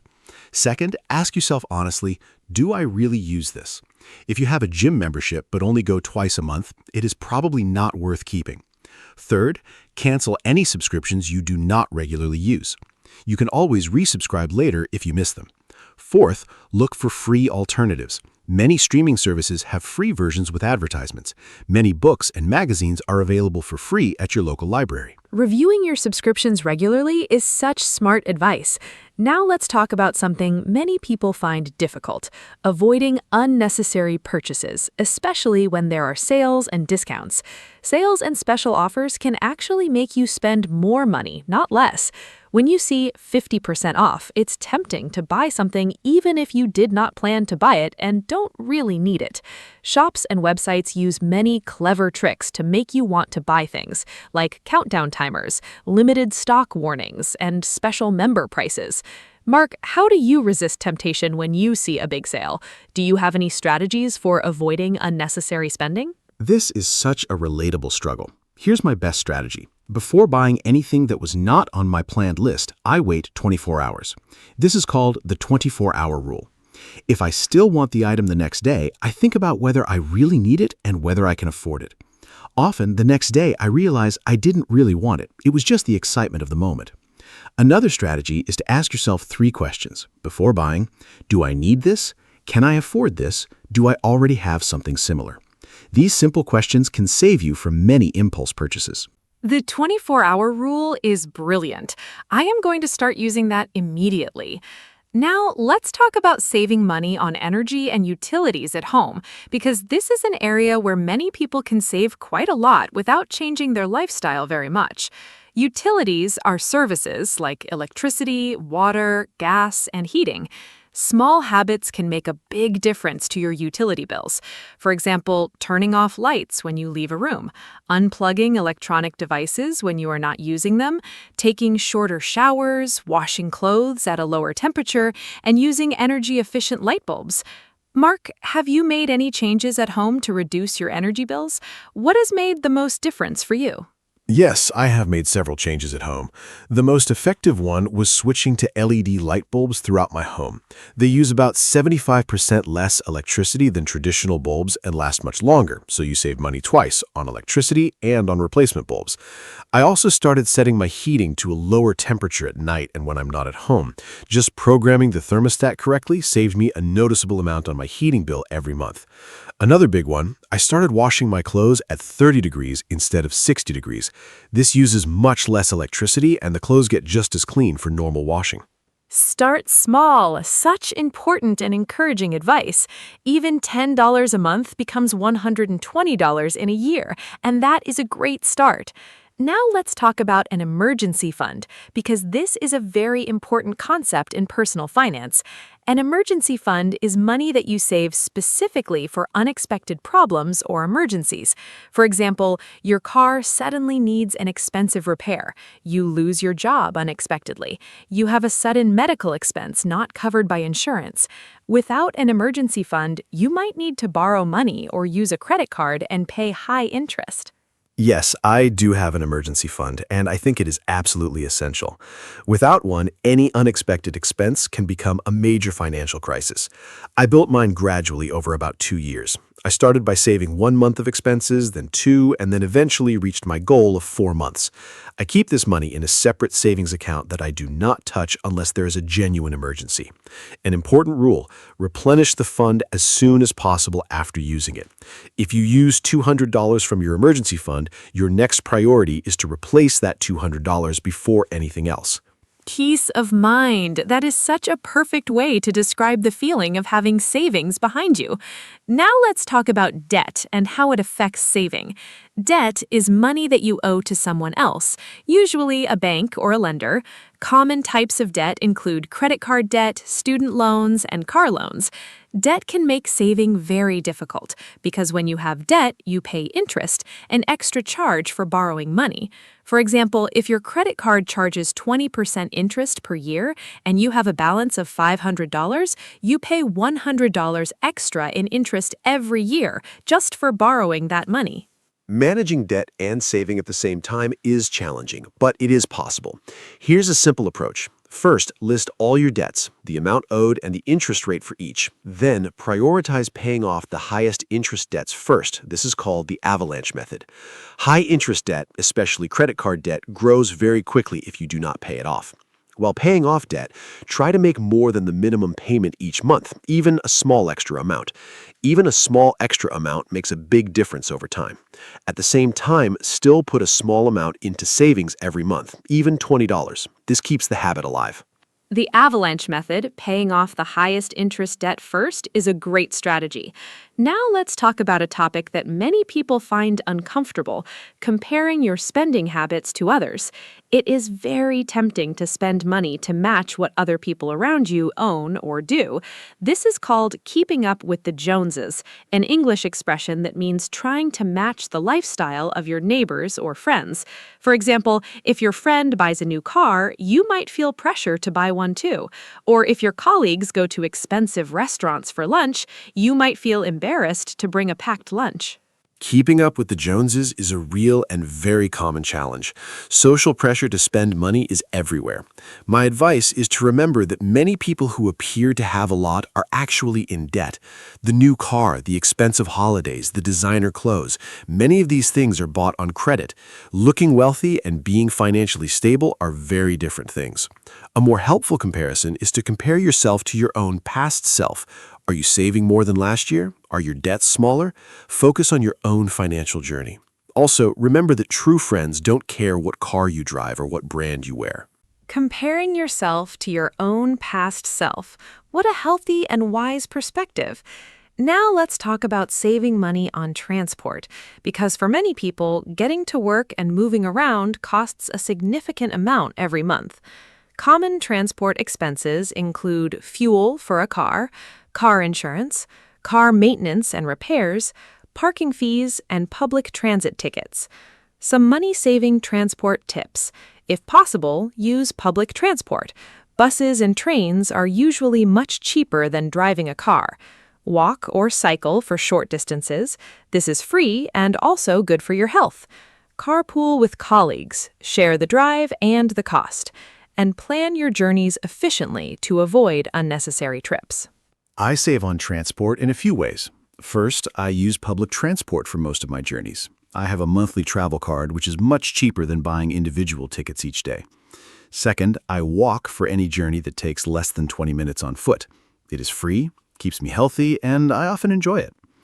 Third, when I do use my car, I plan my route carefully to avoid traffic and save fuel.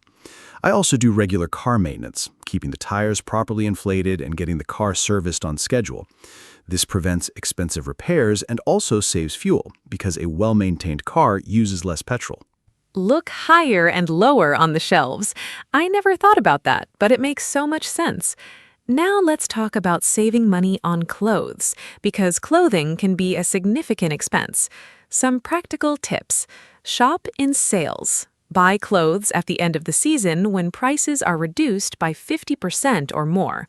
Swap or donate clothes with friends or family. Buy secondhand or vintage clothing. Charity shops and online platforms like eBay or Vinted have great items at very low prices. Look after the clothes you already have. Wash them properly and repair small damages rather than replacing them. I love shopping secondhand. I find great quality clothes at charity shops and online secondhand platforms for a fraction of the original price. Some of my favorite and most complimented pieces of clothing were bought for just a few pounds or dollars. I also follow a personal rule called the cost per wear calculation. When I consider buying something, I divide the price by the number of times I expect to wear it. For example, a quality jacket that costs $80, but I will wear 200 times, costs just 40 cents per wear. That is excellent value. Cost per wear, what an incredibly useful concept. Now let's talk about saving money on entertainment and leisure, because having fun does not have to be expensive. There are many wonderful and free or low-cost activities. Visit parks, nature reserves, and beaches, completely free. Use your local library. Books, films, magazines, and music are all free with a library card. Look for free community events. Outdoor concerts, festivals, markets, and exhibitions are often free to attend. Use discount apps and websites to find cheap tickets for cinema, theater, and sports events.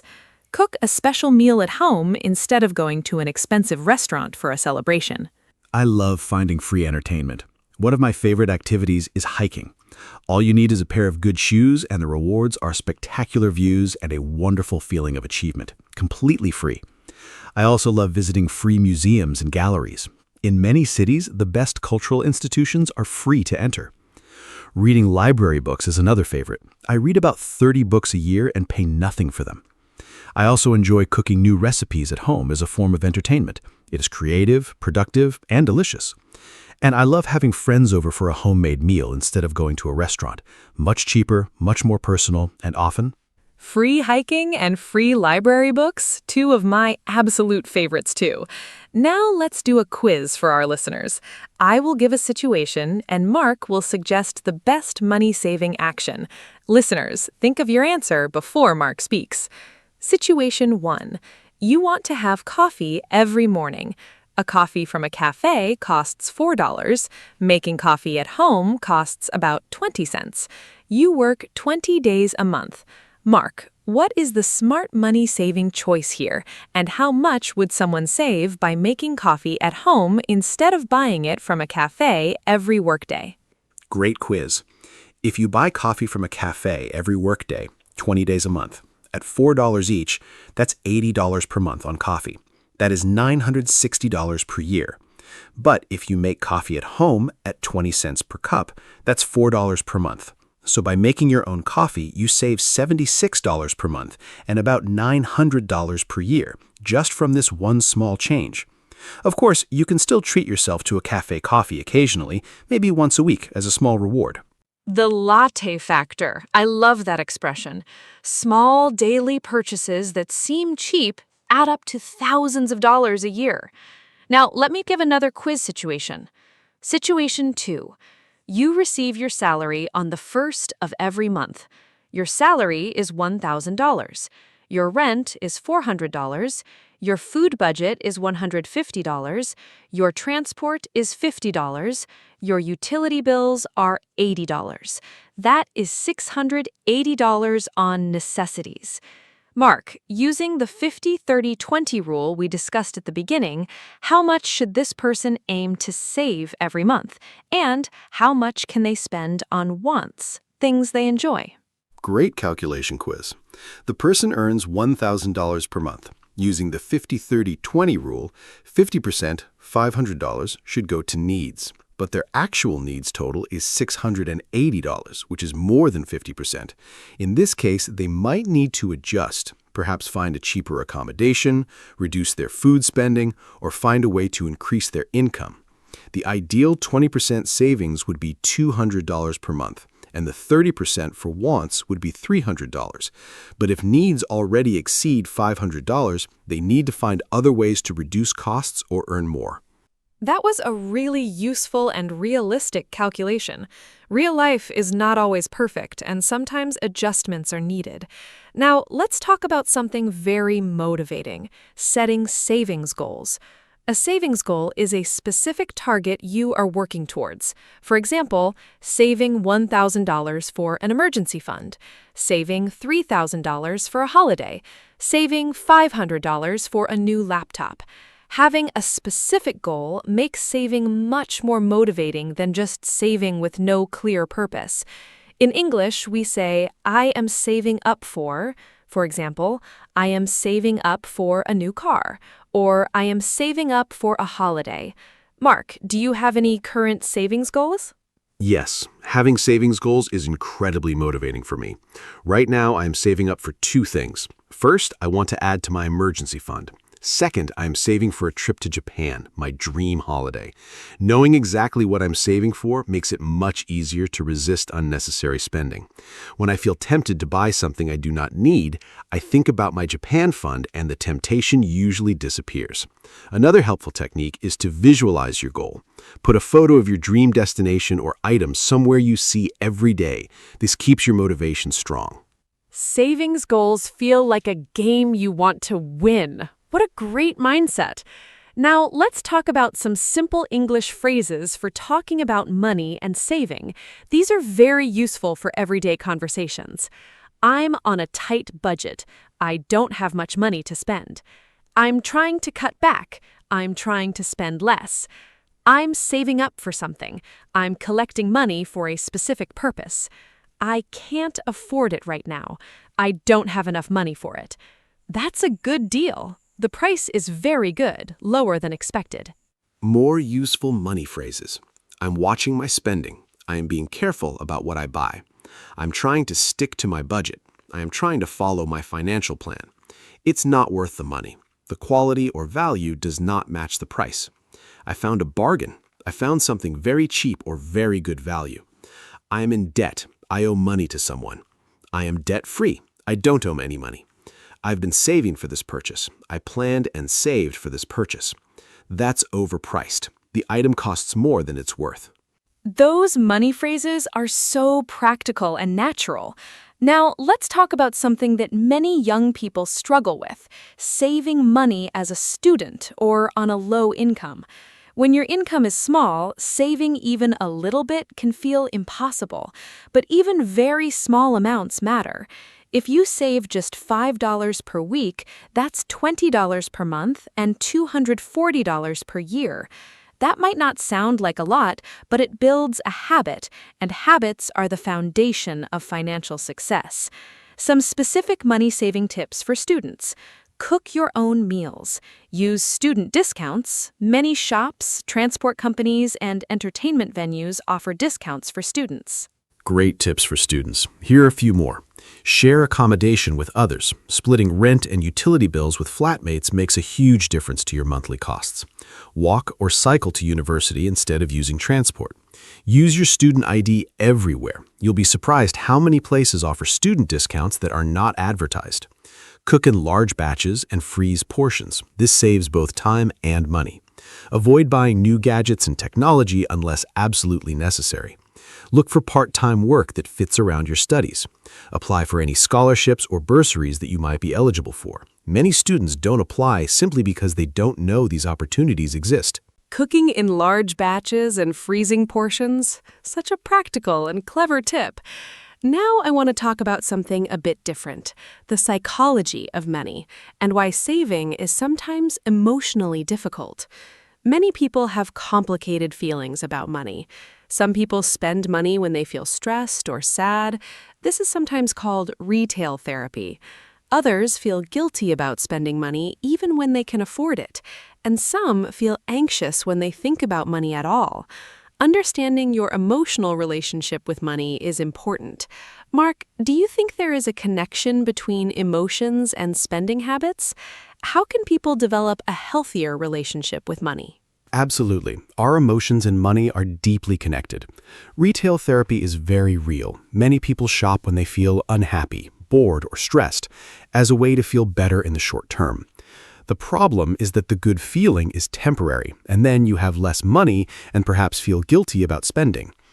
A healthier approach is to find non-spending ways to improve your mood when you feel stressed. Exercise, talking to a friend, cooking, going for a walk, or reading. Also, try to understand what triggers your spending. Do you spend more when you are tired? When you feel lonely? When you scroll through social media? Identifying your triggers helps you break the pattern. Based on clear values rather than temporary emotions, that is such a wise and beautiful way to think about money. Now, let me ask a fun question. Mark, if you had an extra $500 right now that you did not expect, like a gift or a bonus, what would you do with it? This is actually a great exercise for our listeners, too. Think about it honestly. If you suddenly received extra money, would you save it, spend it on something you need, spend it on something you want, or give some to charity? Your answer reveals a lot about your relationship with money and your financial priorities. What an interesting question. Honestly, my first instinct is to save it. I would put $250 directly into my emergency fund. That is always my first priority for unexpected money. Then I would put $150 into my Japan travel savings goal, and the remaining $100 I would probably spend on something enjoyable without any guilt, perhaps a nice meal out or a book I have wanted to read. I think this balance reflects my values. Safety first with the emergency fund, goals second, and then enjoyment third. I never feel guilty about spending money on enjoyment when my savings are in a healthy place. A thoughtful balance. Perfectly said. Now, let's give our listeners a final practical summary of all the money-saving tips we discussed today. Here they are in simple, clear language. Number 1, make a budget and track your spending. Number 2, use the 50-30-20 rule. 50% needs, 30% wants, 20% savings. Number 3, pay yourself first. Save money before you spend on wants. Number 4, build an emergency fund, 3 to 6 months of expenses. Number 5, cook at home more often and plan your meals. Number 6, review and cancel unused subscriptions. Number 7, use the 24-hour rule before buying something unplanned. Mark, can you continue the list with a few more tips? Continuing the list. Number 8, buy secondhand when possible. Clothes, books, furniture, and electronics. Number 9, compare prices and buy supermarket own-brand products. Number 10, save on energy, LED bulbs, lower washing temperatures, smart heating. Number 11, use public transport, walk or cycle when possible. Number 12, take advantage of free entertainment, parks, libraries, free museums, and community events. Number 13, set specific savings goals to stay motivated. Number 14, identify your emotional spending triggers and find non-spending alternatives. And number 15, be patient and consistent. Saving money is not a race, it is a habit that builds slowly and rewards you greatly over time. Every small step counts. What an amazing and comprehensive list. I hope every listener finds at least 3 or 4 ideas from today that they can start using immediately. Let me give a final summary of today's episode. We talked about the meaning of saving money, budgeting, needs versus wants, practical daily saving tips, shopping habits, subscriptions, energy savings, emergency funds, debt management, and the psychology of money. We learned lots of useful English vocabulary and phrases, too. Whether you are just starting to think about saving or you're already on your savings journey, I hope today's conversation was helpful, encouraging, and inspiring. Thank you so much to every listener who joined us today. See you next time. Thank you so much, Anna. This has been one of my favorite episodes. And a huge thank you to every single listener who spent this time with us today. Remember, saving money is not about being miserable or denying yourself everything. It is about being intentional and making choices that align with your true values and long-term goals. Every dollar or pound or euro that you save is a vote for your future self. More security, more freedom, more choices. Start small, be consistent, celebrate every milestone, and be patient with yourself. Financial habits take time to build, but last a lifetime. Use the English vocabulary and phrases from today in your real conversations about money. Hello, everyone. Welcome to our podcast. My name is Anna, and I am so happy you are here with us today. This podcast is made for beginner English learners, and every episode is simple, fun, and useful. Today, we have a really wonderful and exciting topic. We are going to talk about holidays. Almost everyone loves going on holiday, and talking about holidays is something you will do constantly in English. Where did you go? What did you do? What was it like? These are all very common questions. I am joined by my fantastic co-host, Mark. Mark, say hello and tell us, do you love going on holiday? Hello, hello. Thank you, Anna. Hi to all our wonderful listeners. Yes, I absolutely love going on holiday. Holidays are one of my favorite things in life. There is nothing better than packing your suitcase and going somewhere new to relax, explore, and have adventures. Today, Anna and I are going to talk about everything related to holidays. Different types of holidays, places to go, things to do, useful vocabulary and phrases, and our own personal holiday experiences and memories. By the end of this episode, you will be able to talk about holidays in English with confidence and ease. So sit back, relax, and imagine you are already on a beautiful beach somewhere. Let's begin. Okay, so let's start with something very basic. What is a holiday? In British English, a holiday means time away from work or school when you travel or rest. In American English, people usually say vacation instead of holiday. Both words mean the same thing.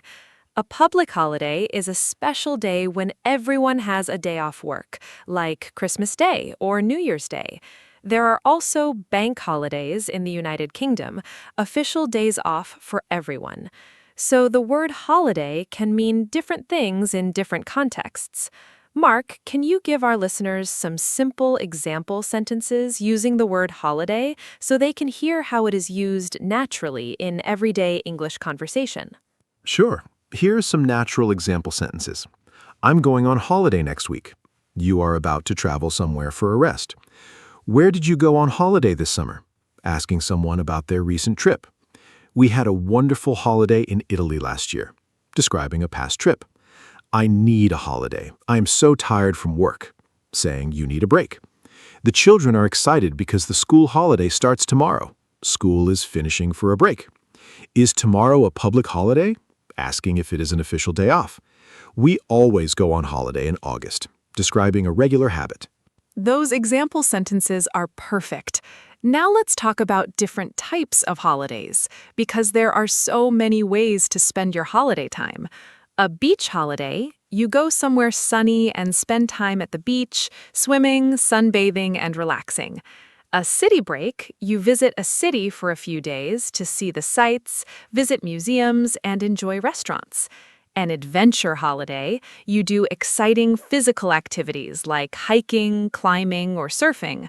A cruise, you travel on a large ship that visits different ports and destinations. A camping holiday, you stay in tents in nature. And a skiing holiday, you travel to the mountains to ski or snowboard. I love so many different types, but if I have to choose, my absolute favorite is a city break. I love exploring new cities, walking through historic streets, visiting interesting museums, trying local food in small restaurants, and watching local people go about their daily lives. There is something magical about arriving in a new city and feeling the energy of that place for the first time. I also really enjoy beach holidays, sitting on the sand with a good book, swimming in warm water, and eating fresh seafood. A perfect holiday for me would actually combine both. A couple of days in a beautiful city, then a few days relaxing by the sea afterward. I completely agree about combining city and beach. My personal favorite is a beach holiday. I love warm weather, sunshine, and the sound of the ocean. There is something so relaxing about sitting near the water and watching the waves. I always feel completely recharged after a beach holiday. However, I also love exploring new places, so a city break is always exciting too. Now let's talk about planning a holiday, because before you go anywhere, you need to make some important decisions and arrangements. The first question is usually, where do you want to go? Then, when will you go? How long will you stay? How will you get there? And where will you stay? Planning a holiday is so exciting. First, you choose your destination, the place you want to visit. Then you decide on the dates, when you will leave and when you will come back. Next, you book your transport. This usually means buying plane tickets, train tickets, or arranging a car. Then you book your accommodation, a place to sleep, like a hotel, a hostel, an apartment, or a guest house. After that, you might research what to do and see at your destination, attractions, restaurants, activities. Finally, you pack your bags. A helpful tip, always make a packing list so you do not forget anything important. Yes, once I forgot my passport and did not discover this until I was already at the airport. It was a very stressful experience. Luckily, my home was not far from the airport, so I managed to go back and get it. But I nearly missed my flight. Now I always check my documents the night before.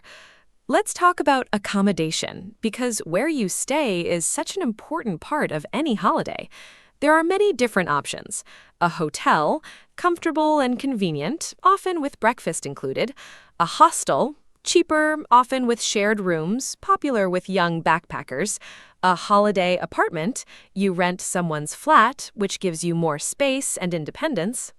My preference really depends on the type of holiday. For a city break, I usually book a comfortable hotel. Not too expensive, but in a good central location so I can walk to the main attractions. Location is very important to me when choosing a hotel. For a beach holiday, I love renting a holiday apartment. It is often cheaper than a hotel and gives you the freedom to cook your own meals if you want to. I've also stayed in hostels when I was younger and traveling on a tight budget. They are a great way to meet other travelers. I have never stayed at a resort, but it sounds very relaxing. I love holiday apartments too. Having your own kitchen and living space feels so much more comfortable, especially for a longer stay. I also enjoy small boutique hotels. These are stylish, often family-owned hotels with lots of character and personal service. Now let's talk about how people travel to their holiday destination. The most common ways to travel are by plane, fast, but you need to go to an airport; by train, comfortable and often very scenic; by car, flexible, you can stop whenever you want; by bus or coach, usually the cheapest option; by ferry or ship for travel across water. I love traveling by train for shorter distances. There's something very romantic about watching the countryside pass by through a train window. You do not need to arrive 2 hours early like at an airport, and train stations are usually in the center of a city. For longer distances, flying is usually the fastest and most practical option. My tips for a comfortable journey: always bring water and snacks. Download podcasts, music, or films to your phone before you travel. Wear comfortable clothing. Bring a small neck pillow for long flights, and if you are flying, try to walk around the plane every hour or two. It is better for your circulation. Those are excellent travel tips. The neck pillow is something I always forget and always regret. Now let's talk about what to do when you arrive at your destination. The first thing most people do is check into their hotel or accommodation. Then, many people like to take a walk around the neighborhood to get a feel for the place. It is also a good idea to find a local supermarket so you can buy water, snacks, and anything else you need. Then you might visit a local restaurant for your first meal. In English, the phrase "to get your bearings" means to become familiar with a new place. The first day is always so exciting. I usually do something quite relaxed on arrival day because I am often tired from traveling. After checking in, I like to take a gentle walk around the area near my accommodation. I look for a good local cafe and have a coffee while watching the people around me. I find this is a wonderful way to start feeling the atmosphere of a new place. I also try to have my first meal at a small, non-touristy local restaurant, not somewhere with photos on the menu outside. That is often a sign that the food is very average. I love that tip. Eat where the locals eat. On my first day, I also prefer to take it easy. I usually find a nice viewpoint or a beautiful square and just sit and observe the city or place around me. I like to soak in the atmosphere slowly before starting to rush around seeing all the tourist sites. Then I make a simple plan for the next few days. What I definitely want to see, what I would like to see if I have time, and what I can skip. I find that having a loose plan, but keeping flexible, makes a holiday much more enjoyable. I love visiting many different things. My top choice is always the historic old town or city center, walking around old streets, seeing beautiful architecture, and imagining how people lived there hundreds of years ago. I also enjoy visiting art museums and galleries. I love looking at paintings and sculptures and learning about the history of a place through its art. Local markets are another favorite. Buying fresh fruit, local snacks, or handmade crafts feels very authentic and real. And I always try to find one or two things that are unique to that specific destination, something you cannot experience anywhere else in the world. Anna, what sites do you most enjoy visiting on holiday? I love visiting historical places like old castles, temples, churches, and ancient ruins.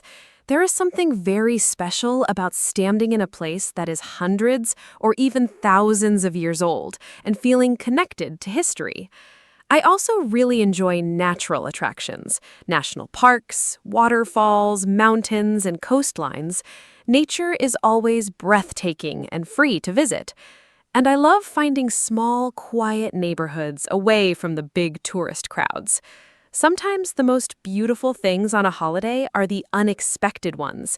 A beautiful street you find by accident, a lovely local bakery, or a stunning view you were not expecting.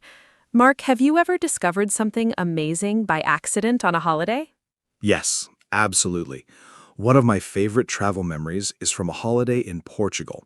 I got completely lost in a small town and wandered into a tiny square with an old fountain and beautiful blue and white tile decorations on the walls. There was a small cafe where an old man was playing guitar. Nobody else was there, no other tourists. I sat down, ordered a coffee, and listened to the music for an hour. It was one of the most perfect moments I have ever experienced on a holiday, and it happened entirely by accident. I think getting a little lost is actually one of the best strategies when you're traveling somewhere new. That Portugal story is so romantic and beautiful. Getting lost is a strategy. I love that idea. Now let's talk about food on holiday, because eating local food is one of the greatest pleasures of traveling. When you visit a new country, trying the local cuisine is a must. Some useful phrases for eating out on holiday. Can I see the menu, please? What do you recommend? I would like to try the local specialty. Is this dish vegetarian? Can I have the bill, please? This is delicious. Food tells you so much about a country's culture and history. Mark, what is the best food you have ever eaten on holiday? Oh, this is such a difficult question. I've eaten so many incredible things while traveling, but if I have to choose one memory, it is eating fresh pasta in a small family restaurant in Bologna, Italy. Bologna is famous for its food. It's actually called la grassa, which means the fat one in Italian, because the food there is so rich and delicious. The pasta was homemade, the sauce was incredible, and the whole experience felt so warm and authentic.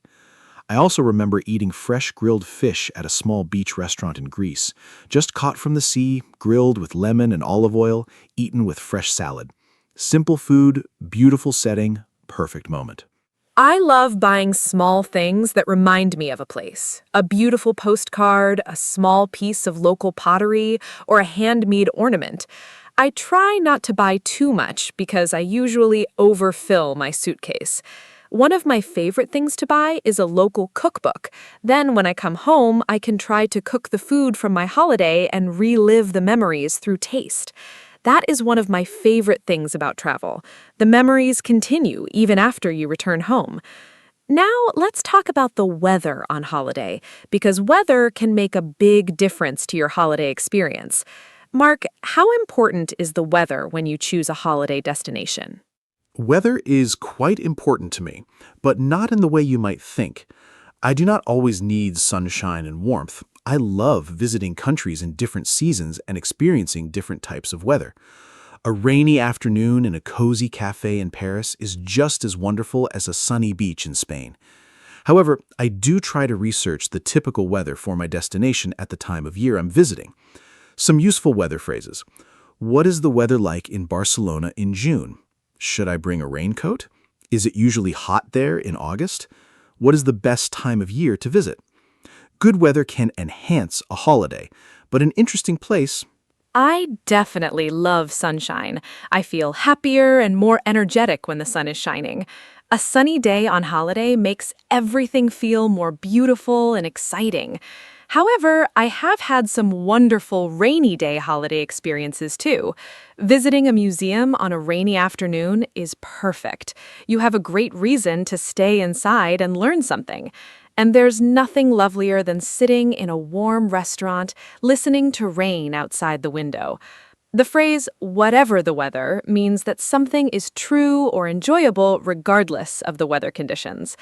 I think a good attitude and the right companions make any holiday wonderful, regardless of the weather.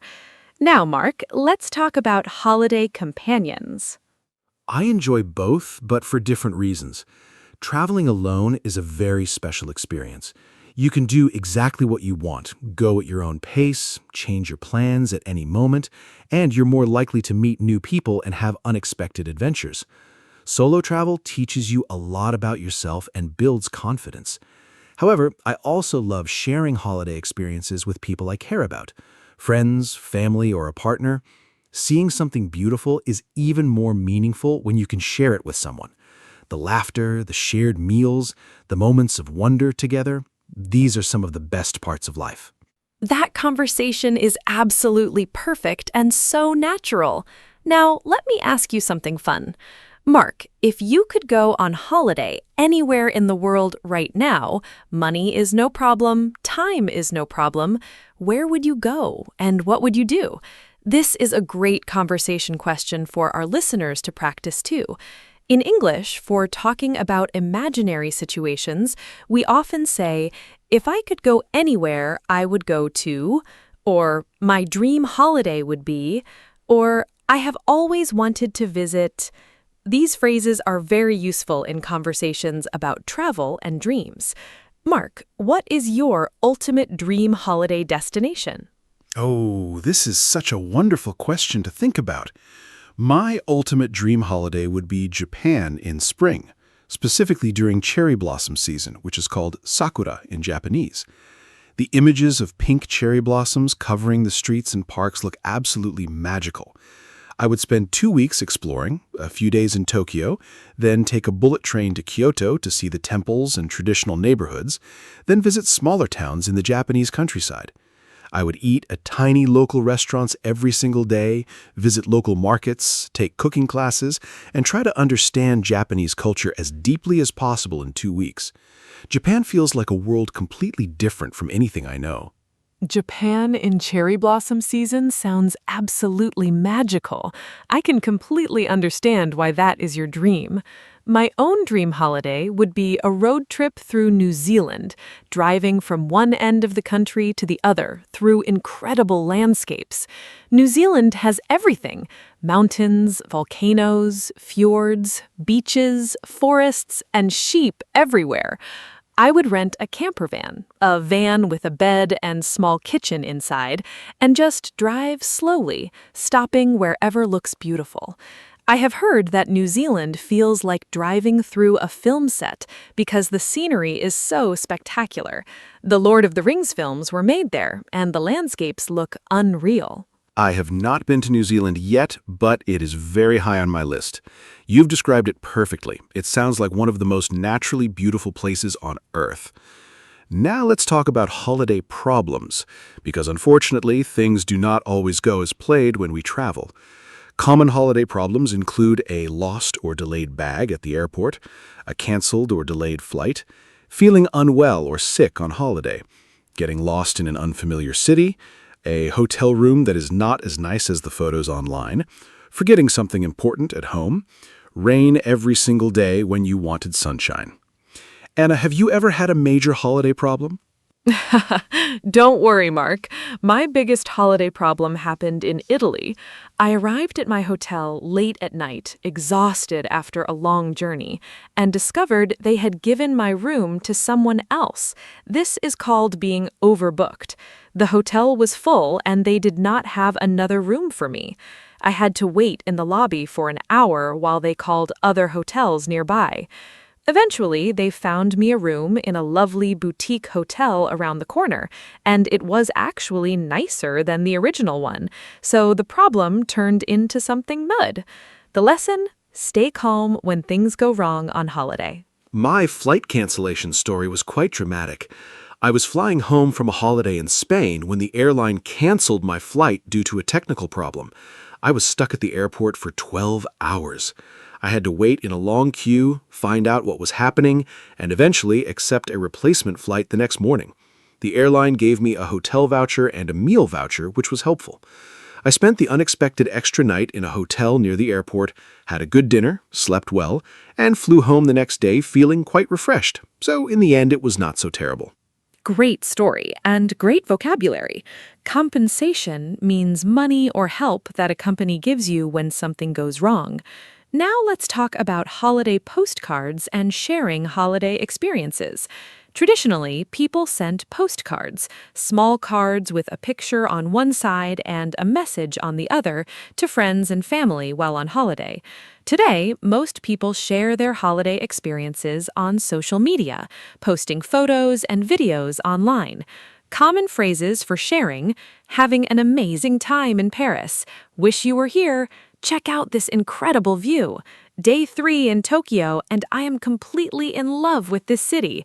These are fun and natural English phrases. I'm a bit old-fashioned. I love sending postcards. There's something special about receiving a real postcard through the post.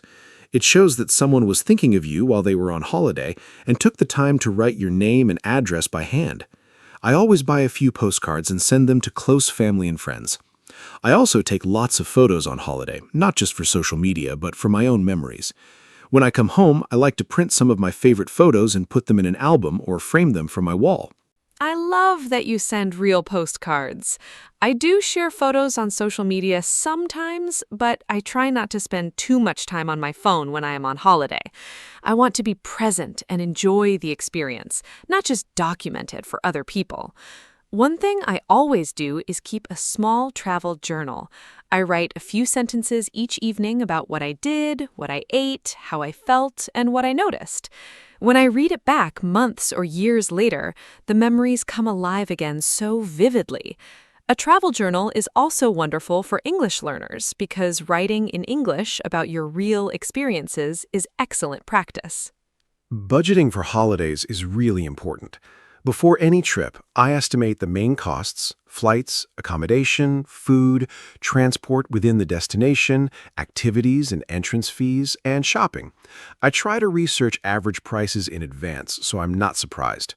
Some money-saving tips: book flights and hotels early. Prices are usually lower. Travel in the shoulder season, that's spring or autumn when it's not peak tourist season. Shoulder season means fewer tourists, lower prices, and often nicer weather. Cook some of your own meals if you have a kitchen. Use public transport instead of taxis. Look for free attractions. Many museums have free days. I actually love both for different reasons. I agree that shorter breaks are very exciting and something to look forward to, but there's also something wonderful about settling into a place for longer, feeling less rushed, and really getting to know somewhere properly. When you stay somewhere for 2 or more weeks, you start to feel less like a tourist and more like a temporary local. You find your favorite cafe, your favorite walking route, your favorite market.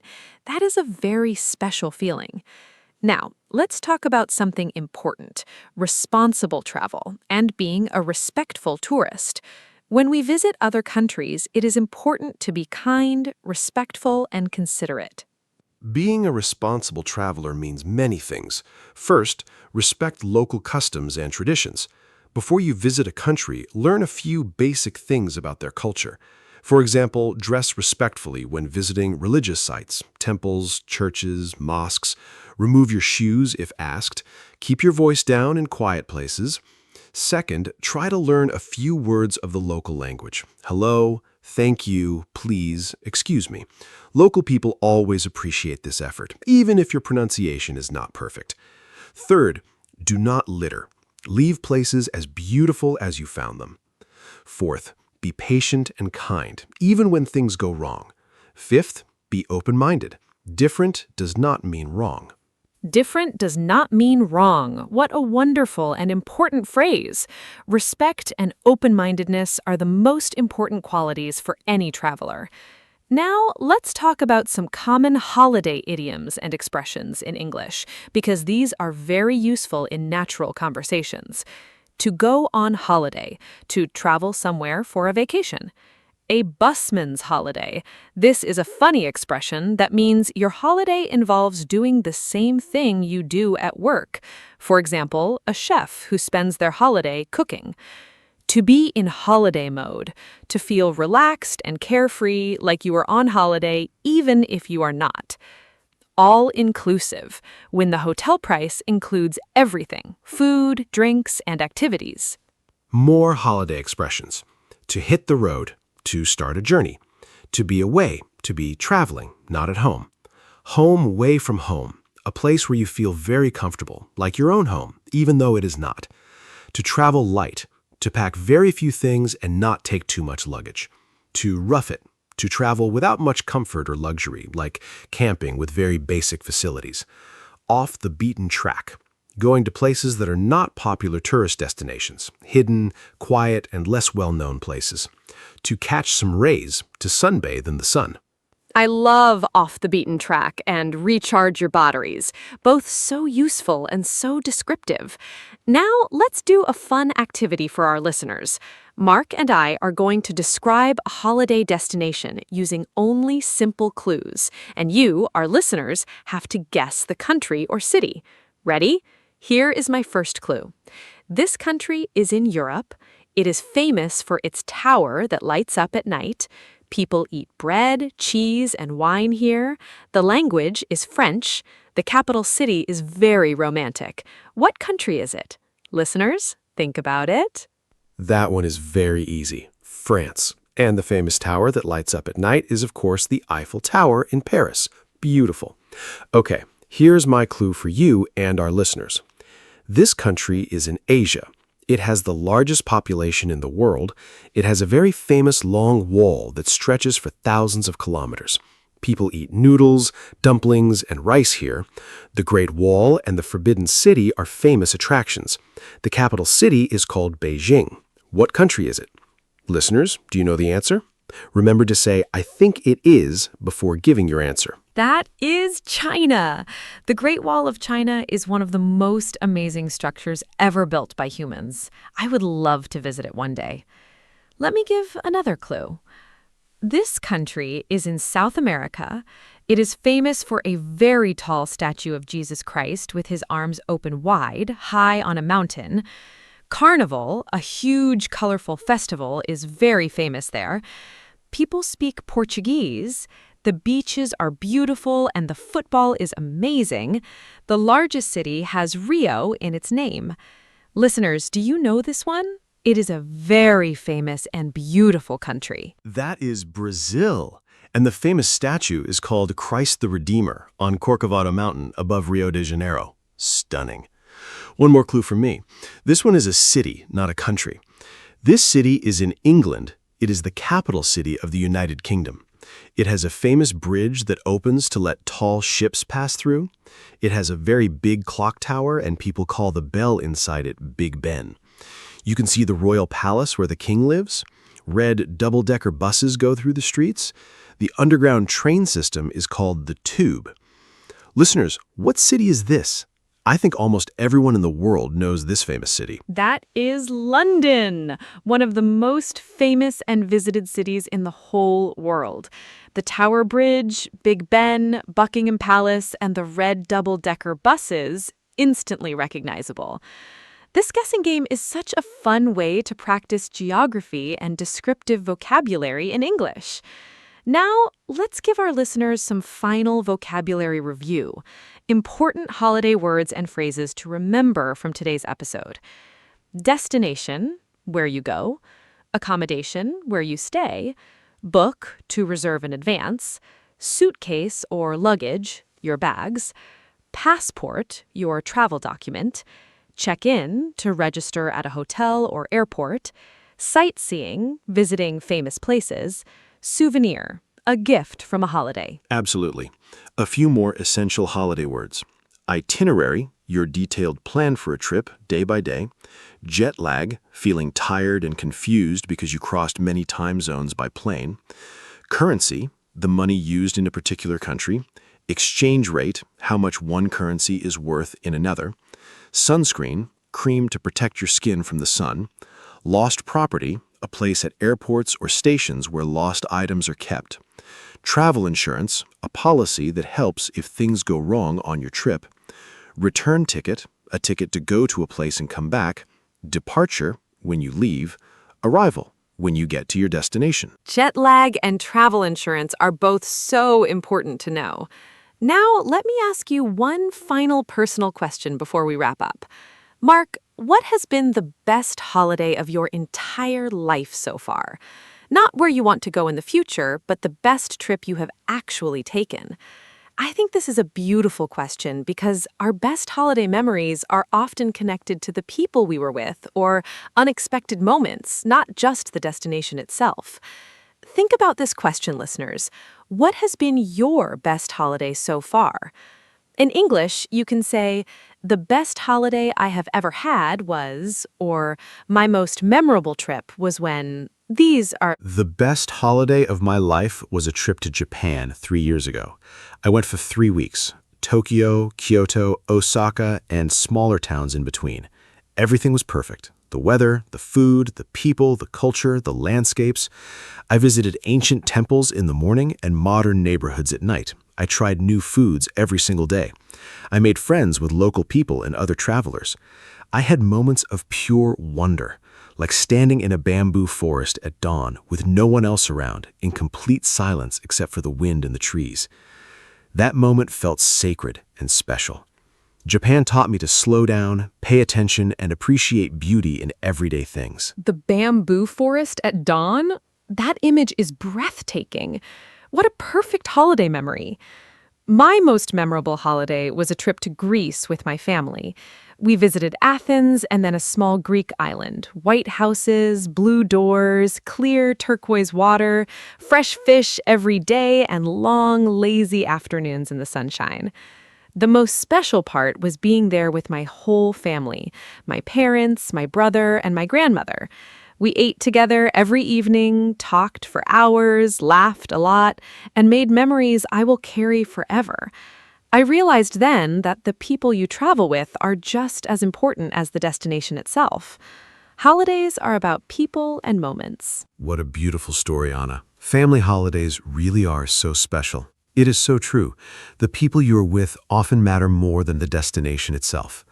A good holiday shows you that the world is big, varied, and full of wonder. It reminds you what matters most in life. Whether your holiday is in a distant country or a nearby town, what you take away in your heart is what truly counts. I think every person should try to go on at least one really meaningful holiday in their life. Now, let's wrap up today's episode. Anna, would you like to give our listeners a final summary? What a beautiful and meaningful episode this has been. I hope all our listeners feel inspired to plan their next holiday, or at least to daydream about one. Let me give a final summary of what we talked about today. We discussed the meaning of the word holiday and different types of holidays: beach, city break, camping, adventure, and more. We talked about planning, booking accommodation and transport. We covered things to do on holiday, sightseeing, eating, shopping, and exploring. We discussed holiday problems, budgeting, responsible travel, and holiday idioms. We played a fun guessing game with destinations, and we shared our personal best holiday memories. Thank you so much, Anna. This was such a wonderful and warm episode. And a huge thank you to every single listener for spending this time with us. Holidays are one of life's greatest pleasures. They refresh your mind, open your heart, and show you how big and beautiful our world is.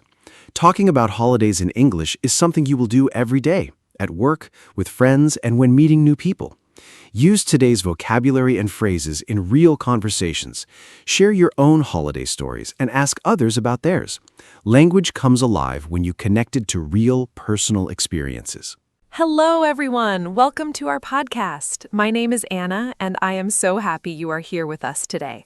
This podcast is made for beginner English learners, and every episode is simple, fun, and really useful. Today, we have a very special and romantic topic. We are going to talk about getting married. Marriage is something that almost everyone thinks about at some point in life, whether you are planning your own wedding, attending one as a guest, or just curious. There is so much to talk about and so much useful English vocabulary to learn. I am joined by my wonderful co-host, Mark. Hello. Thank you, Anna. Hi to all our fantastic listeners. I feel very happy about today's topic. Marriage and weddings are wonderful subjects because they're full of joy, tradition, and really interesting vocabulary. Today, Anna and I are going to talk about proposals, engagement, planning a wedding, the wedding ceremony itself, honeymoons, and married life. We will also share lots of useful English words and phrases so you can talk about marriage and weddings with confidence. Whether you are married, single, or somewhere in between, I think you will enjoy this episode and learn a lot of practical English along the way. So let's start this beautiful journey together. Let's go! Let's start from the very beginning. What does getting married mean? When two people decide to spend their lives together officially and legally, they get married. In English, we use different phrases for this: to get married, to marry someone, or to tie the knot, a popular informal expression meaning to get married. The person you marry is your husband if they are a man, or your wife if they are a woman. Together, you are a married couple, and you call each other spouses or partners. A marriage is the relationship itself, and a wedding is the ceremony and celebration. Mark, what other important basic words do beginners need to know about the topic of marriage? Great starting point. Here are more important basic words for this topic. Single, not in a romantic relationship or not married. Dating, spending time with someone you are romantically interested in. Boyfriend or girlfriend, a romantic partner before marriage. Engaged, when two people have decided to get married but have not had the wedding yet. Fiancé, a man who is engaged. Fiancée, a woman who is engaged. Divorced, when a married couple legally ends their marriage. Remarried, getting married again after a previous marriage ended. Those words are so useful. Now let's talk about the first step toward marriage, the proposal. A proposal is when one person asks the other person to marry them. The classic question is, "Will you marry me?" This is one of the most romantic and important sentences in English. Traditionally, the person proposing gets down on one knee. This means kneeling on one knee on the ground. They often hold up an engagement ring, a special ring given as a symbol of the promise to get married. Proposals can be very private and intimate, or very public and dramatic. Some people propose at a restaurant, on a beach, or even at a sports stadium. I think the perfect proposal depends completely on the couple. For some people, a very private, intimate moment, just the two of them in a beautiful location, is perfect. For others, a grand public gesture with friends and family present is more meaningful. What I think matters most is that the proposal feels genuine and personal. It should reflect the couple's relationship and what is special to them. If they love the outdoors, a mountain proposal could be magical. If they love art, a museum could be perfect. The words matter too, not just, will you marry me, but sharing why you love that person and why you want to spend your life with them. I completely agree that a heartfelt, personal message is so important. Now let's talk about the engagement period, the time between the proposal and the wedding. When someone says yes to a proposal, the couple becomes engaged. The man traditionally gives the woman an engagement ring to wear on her ring finger, usually the fourth finger of the left hand.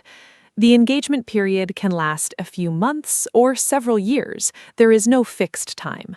During this time, the couple usually announces their engagement to family and friends, and they start planning the wedding. In English, you can say, "We got engaged last month," or "They are engaged and planning a spring wedding." Mark, what? During the engagement, couples are usually very busy and very excited. First, they announce the news, often by calling close family members personally, then sharing the news on social media. Second, they choose a wedding date. This is one of the first and most important decisions. Third, they start planning the wedding, which involves many details we will discuss. Couples also often attend an engagement party, a celebration organized by family or friends to congratulate the couple.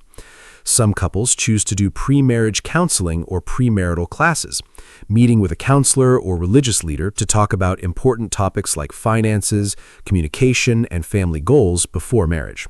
Pre-marriage counseling sounds like a very wise idea.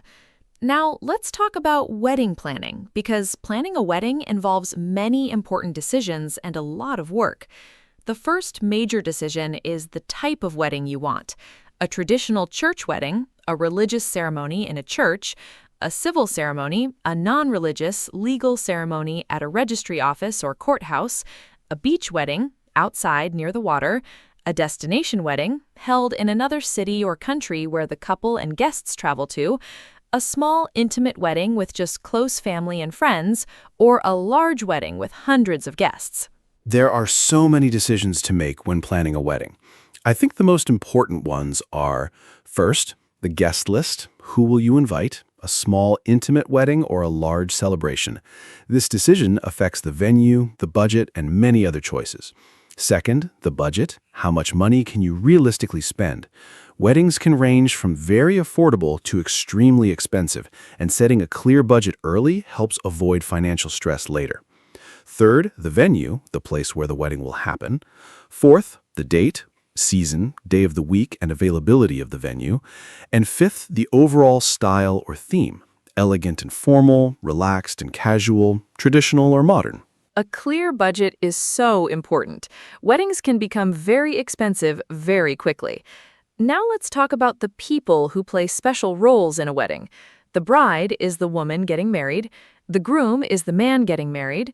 The best man is the groom's closest friend or brother who helps organize and supports the groom on the wedding day. The maid of honor, or chief bridesmaid, is the bride's closest friend or sister. She helps the bride prepare and organize. Bridesmaids are female friends or family members who help and support the bride. Groomsmen, or ushers, help organize guests and support the groom. Sure. The best man has a very important job.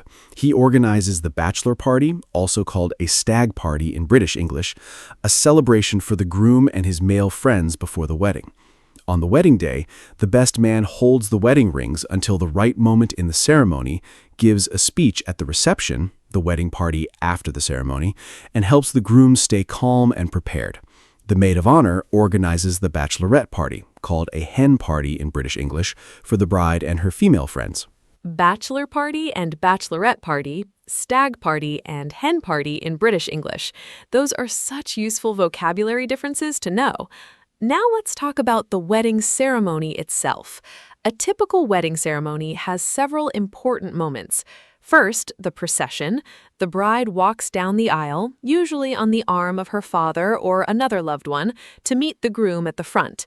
The aisle is the central path between the rows of seats. Then come the vows, the promises that the bride and groom make to each other. Mark, what are wedding vows exactly, and can you give examples of what couples might say during this very special and emotional moment? Wedding vows are the promises, the most important part of the whole ceremony. Traditional vows in English include famous words like, I take you to be my lawfully wedded husband/wife, to have and to hold from this day forward for better, for worse, for richer, for poorer, in sickness and in health, to love and to cherish, until death do us part. These traditional words are very old and very beautiful. Many modern couples also write their own personal vows, their own words expressing what they promise their partner. Personal vows can be funny, emotional, poetic, or simple, whatever feels true to the couple's relationship. You may now kiss the bride, one of the most famous sentences in English. After the kiss, the couple is officially married. Now let's talk about the wedding rings, because rings are such an important symbol in marriage. The engagement ring is given at the proposal, usually a more decorative ring, often with a diamond or other gemstone. The wedding band or wedding ring is given during the ceremony. It is usually a simple, plain metal band in gold, silver, or platinum. Both rings are worn on the ring finger of the left hand in most Western countries. In some cultures, the rings are worn on the right hand. Mark, what do wedding rings symbolize? Wedding rings are one of the most universal symbols of marriage. A ring is a circle. It has no beginning and no end. This symbolizes eternal love, love that never ends. The ancient Egyptians first used rings to symbolize eternity and everlasting love. The tradition spread through history and is now practiced in cultures all around the world. The material matters too. Gold is associated with purity and value. The act of giving and receiving a ring is a public declaration. I choose this person and I want everyone to know it. Wearing a ring every day after the wedding is a constant reminder of the promises made on that special day. A circle with no beginning and no end, eternal love. What a beautiful explanation. Now let's talk about the wedding reception, because after the ceremony comes the celebration. The reception is the party that follows the wedding ceremony. It can be held in a grand hotel ballroom, a beautiful garden, a barn, a restaurant, or any special venue. The reception usually includes a meal called a wedding breakfast in British English, even if it is served in the evening. There is also wedding cake, a decorated cake that the couple cuts together as one of their first acts as a married couple. Mark, what other things typically happen at a wedding reception? Wedding receptions are so joyful and full of wonderful traditions. After the meal, there are usually speeches. The father of the bride speaks first, expressing love and wishes for his daughter and son-in-law. Then the groom speaks, thanking everyone for coming and expressing love for his new wife. The best man speaks last and usually tells funny stories about the groom. Then comes the first dance, the couple's first dance together as husband and wife, usually to a song with special meaning to them. After that, the whole dance floor opens and everyone celebrates. There's also bouquet throwing, where the bride throws her bouquet over her shoulder and the single women try to. The bouquet throw is such a fun tradition. Now let's talk about different wedding traditions from around the world, because weddings are celebrated very differently in different cultures, and this is really fascinating. In the United Kingdom, something old, something new, something borrowed, something blue is a traditional saying. Brides try to incorporate all four things into their outfit for good luck. In India, weddings often last several days and include many elaborate rituals and celebrations. In Japan, the traditional Shinto wedding involves the couple sharing cups of sake, rice wine, to symbolize unity. Mark, do you know any other interesting wedding traditions from around the world? Wedding traditions around the world are so wonderfully diverse. In Nigeria, weddings often include a traditional ceremony where the bride serves palm wine to guests. She walks among them and gives her cup to the man she wants to marry, signaling her choice. In China, red is the traditional wedding color, symbolizing luck and happiness. The bride often wears a beautiful red dress called the qipao. In Mexico, couples are bound together with a decorative rope or floral garland called a lazo during the ceremony, symbolizing their eternal bond. In Germany, the couple traditionally saws a log in half together as their first task as husband and wife, symbolizing teamwork. Sawing a log together in Germany, what a wonderful symbol of teamwork. Now let's talk about the honeymoon. The honeymoon is a holiday or trip that newlyweds, a newly married couple, take together after the wedding. It is a time to relax, celebrate, and begin life as a married couple. The word honeymoon comes from Old English and Scandinavian traditions, and it refers to the first sweet month of marriage. Popular honeymoon destinations include tropical beaches like the Maldives or Bali, romantic cities like Paris or Venice, safari adventures in Africa, or mountain retreats. Mark, where would your dream honeymoon destination be, and what makes a great honeymoon? What a wonderful question. My dream honeymoon destination would be Japan, spending 2 weeks exploring beautiful temples, stunning landscapes, amazing food, and unique culture. I think what makes a great honeymoon is completely personal to the couple. Some couples love adventure, hiking, exploring, and discovering new places. Others prefer pure relaxation, beach, sunshine, and no plans at all. Some couples love culture and history. Others prefer romance and luxury. The most important thing is that it suits both people's personalities and interests. It does not need to be expensive or exotic. Even a short road trip or a cozy cottage holiday can be a perfect honeymoon if you are with the right person. Being together is the most important element. So beautifully said. Now let's talk about some very useful English phrases for talking about weddings and marriage. If you want to congratulate a couple on their engagement, you can say, "Congratulations on your engagement," or "I am so happy for you both." When a couple gets married, common phrases include "Congratulations," "Wishing you a lifetime of happiness," "Best wishes to you and your new husband or wife." If you are invited to a wedding, you might say, "I am so honored to be invited. Your wedding was absolutely beautiful. The ceremony was so moving." Mark, what other useful wedding-related phrases should our listeners know? More useful wedding phrases. When talking about plans, we are planning a spring wedding. The big day is next June. We are still deciding on the venue. We have booked the church. For describing the event, it was the most beautiful wedding I have ever attended. The bride looked absolutely stunning. The ceremony made everyone cry, happy tears. The reception was so much fun. For RSVP, responding to a wedding invitation, you might write, "I am delighted to accept your kind invitation," or "I am unfortunately unable to attend but wish you all the best." And a very common informal phrase, "When is the big day?" asking when the wedding will be. When is the big day? Such a natural and common phrase. Now let's talk about wedding clothes and appearance, because how people dress for a wedding is very important in most cultures. The bride traditionally wears a white or ivory wedding dress, a long, formal gown. White has symbolized purity and celebration in Western weddings since the 19th century. The groom usually wears a formal suit, a morning suit, or sometimes a kilt in Scottish tradition. Guests also dress formally for weddings, usually smart casual or formal dress codes. Women often wear elegant dresses or suits in bright colors. Wedding fashion is so interesting. Accessories matter a lot at weddings. The bride often wears a veil, a thin piece of fabric over her face or hair. She carries a bouquet, a bunch of flowers chosen to match the wedding colors and theme. She might also wear a tiara or hair accessories. Flowers play a huge role in weddings. The venue is usually decorated with flowers, the bridesmaids carry smaller bouquets, and there are flowers on the wedding cake and the tables.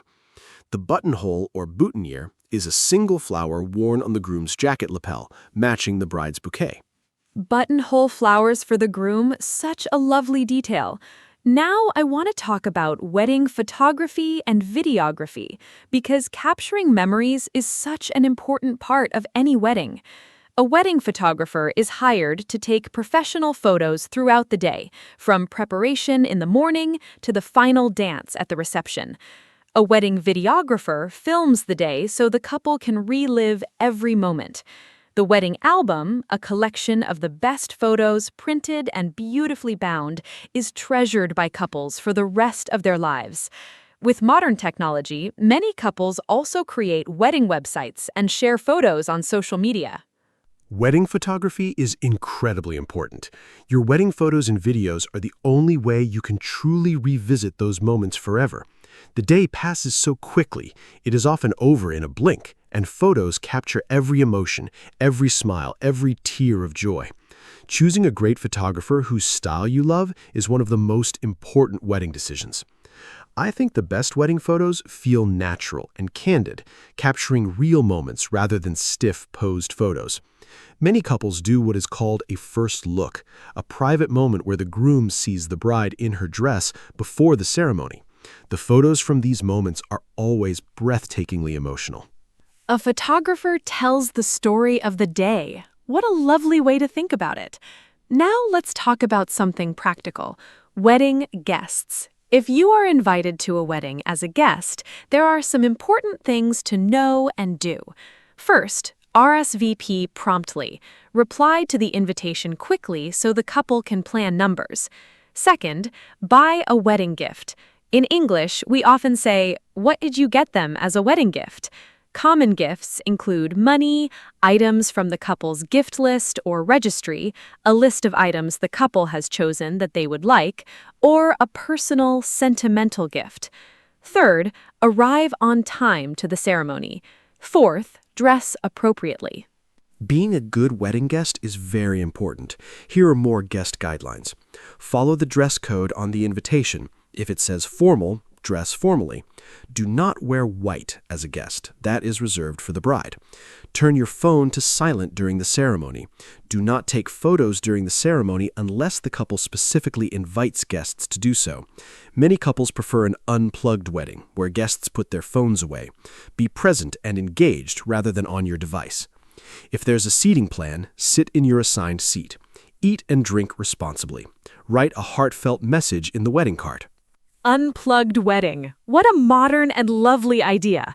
Now let's talk about the language of marriage itself. In English, there are many idioms and expressions related to marriage and love. To pop the question, to propose marriage, to walk down the aisle, to get married, to tie the knot, to get married, the big day, the wedding day, Mr. and Mrs., the traditional title for a married couple, happily ever after, used to describe a happy marriage from fairy tales, made for each other, a couple who are perfectly matched, match made in heaven, a perfect couple. Mark, can you share more love and marriage idioms with our listeners? More love and marriage idioms. Head over heels, completely and deeply in love. To fall head over heels for someone means you fell deeply in love very quickly. The one, the perfect person for you, your ideal partner. Love at first sight, falling in love immediately when you first see someone. Soulmate, the person who is perfectly suited to you emotionally and spiritually. A match made in heaven, two people who are perfect for each other. To be on cloud nine, to be extremely happy, often used for newly engaged or married couples. To settle down, to start a stable family life after getting married. Head over heels and the one, such beautiful and common expressions. Now, let's talk about something that many couples discuss before marriage, what married life actually looks like day to day. Marriage is not just about the wedding day. It is a lifelong commitment and partnership. In a happy marriage, couples communicate openly and honestly, support each other through difficult times, share responsibilities at home, make important decisions together, and continue to show love and appreciation for each other every day. Marriage requires work, patience, and understanding from both people. Mark, what do you think are the most important ingredients for a happy and lasting marriage? I think communication is absolutely the most important ingredient in a happy marriage. Being able to talk honestly and listen patiently to your partner, especially during disagreements, is essential. Respect is also fundamental. Respecting your partner's opinions, needs, and individuality even when you see things differently. Shared values and goals, like having similar ideas about family, finances, and the future, create a strong foundation. Trust is essential too, knowing your partner is honest and reliable. Spending quality time together, not just living in the same house. Showing appreciation for small things every day, a thank you, a kind word, a thoughtful gesture, and laughter. Laughter is such a great thing. I love that saying. Now, let me ask you a fun question, Mark. If you could describe your ideal wedding in simple English, what would it look like? How many guests? Where would it be? What kind of ceremony? This is also a great practice exercise for our listeners. Try to describe your dream wedding in simple English. Use phrases like, I would like a small wedding with close family. My dream wedding would be outside in a garden. I imagine a ceremony by the sea. I would want beautiful music and simple flowers. These are all very natural sentences for imagining your perfect day. What a wonderful question. My ideal wedding would be a small, intimate celebration. Maybe 30 to 40 guests, only close family and very dear friends. I would love an outdoor ceremony in a beautiful garden or vineyard in the countryside. Natural, green, and peaceful. The ceremony itself would be simple but deeply personal, with meaningful vows we wrote ourselves. For music, I would choose live acoustic guitar, something warm and beautiful, not too formal. After the ceremony, a relaxed outdoor meal with lots of delicious food and great conversation. No complicated formalities, just people who love each other gathered to celebrate love. Simple, genuine, and full of warmth. A small garden wedding with live acoustic guitar and homemade vows. That sounds absolutely perfect. Now, let me share mine. My ideal wedding would be small and intimate, maybe 50 guests. I dream of a ceremony by the sea with an ocean view. The dress would be simple and elegant. Lots of wildflowers, natural and beautiful. The reception would be a leisurely outdoor dinner as the sun sets, with wonderful food, heartfelt speeches, and dancing as the stars come out. No strict schedule, just pure joy. The most important thing is sharing the day with people who truly matter, in a way that reflects who you really are as a couple. What a beautiful dream wedding, Anna. Now let's talk about marriage in different cultural contexts, because marriage is understood and celebrated differently around the world. In some cultures, arranged marriages are traditional, where families help choose a suitable partner for their child. This does not mean the couple has no say. In modern arranged marriages, both people must agree and consent. In Western cultures, love marriages, where two people choose each other independently, are most common. Same-sex marriage, marriage between two people of the same gender, is now legal in many countries around the world, and civil partnerships offer similar legal rights to marriage in some countries. Now, let's give our listeners some final vocabulary for this topic. A wedding anniversary is the yearly celebration of the date when a couple got married. Happy anniversary is what you say to a married couple on their anniversary. Different anniversaries have traditional names. The first anniversary is called the paper anniversary, the 5th is wood, the 10th is tin, the 25th is silver, and the 50th is gold. That is called the golden anniversary. 50 years of marriage. Incredible! The couple who has been married the longest is sometimes called the golden couple. Mark, what other marriage vocabulary should our listeners know? More useful marriage vocabulary. A prenuptial agreement, often called a prenup, is a legal document some couples sign before marriage outlining how assets would be divided if the marriage ends. A surname or last name. When people marry, some partners take their spouse's last name, some keep their own, and some hyphenate both names together. In-laws are the parents and family members of your spouse, your mother-in-law, father-in-law, brother-in-law, and sister-in-law. Renewal of vows is a ceremony where an already married couple reaffirms their wedding promises, often on a significant anniversary. And newlyweds means a couple who were very recently married. These words come up often in everyday English conversations about marriage and family life. Mother-in-law, father-in-law, these are words everyone needs to know. Now, let's do a fun quiz for our listeners. I will give a definition, and Mark will give the correct word or phrase. Listeners, think of your answers too. First, this is the ring given when someone proposes marriage. What is it called? Second, this is the party for the groom and his male friends before the wedding. What is this celebration called? Third, this is the word for a newly married couple on their first trip together. What is this special word? Mark, what are the correct answers for these three? Great quiz. Let me answer each one. First, The ring given during a marriage proposal is called an engagement ring. It is usually more decorative than the wedding band and is often worn together with it after the wedding. Second, the party for the groom and his male friends before the wedding is called a bachelor party in American English or a stag party in British English. Both mean the same thing. Third, the trip that newlyweds take together right after their wedding is called a honeymoon. The equivalent party for the bride and her female friends is called a bachelorette party in American English or a hen party in British English. 3 for 3. 3 for 3! Perfect answers! Now let's give our listeners some final tips for talking about marriage and weddings in English. Tip 1. Learn the key vocabulary: bride, groom, ceremony, reception, vows, rings, and honeymoon. Tip 2. Practice phrases for congratulating couples. Congratulations. Wishing you every happiness.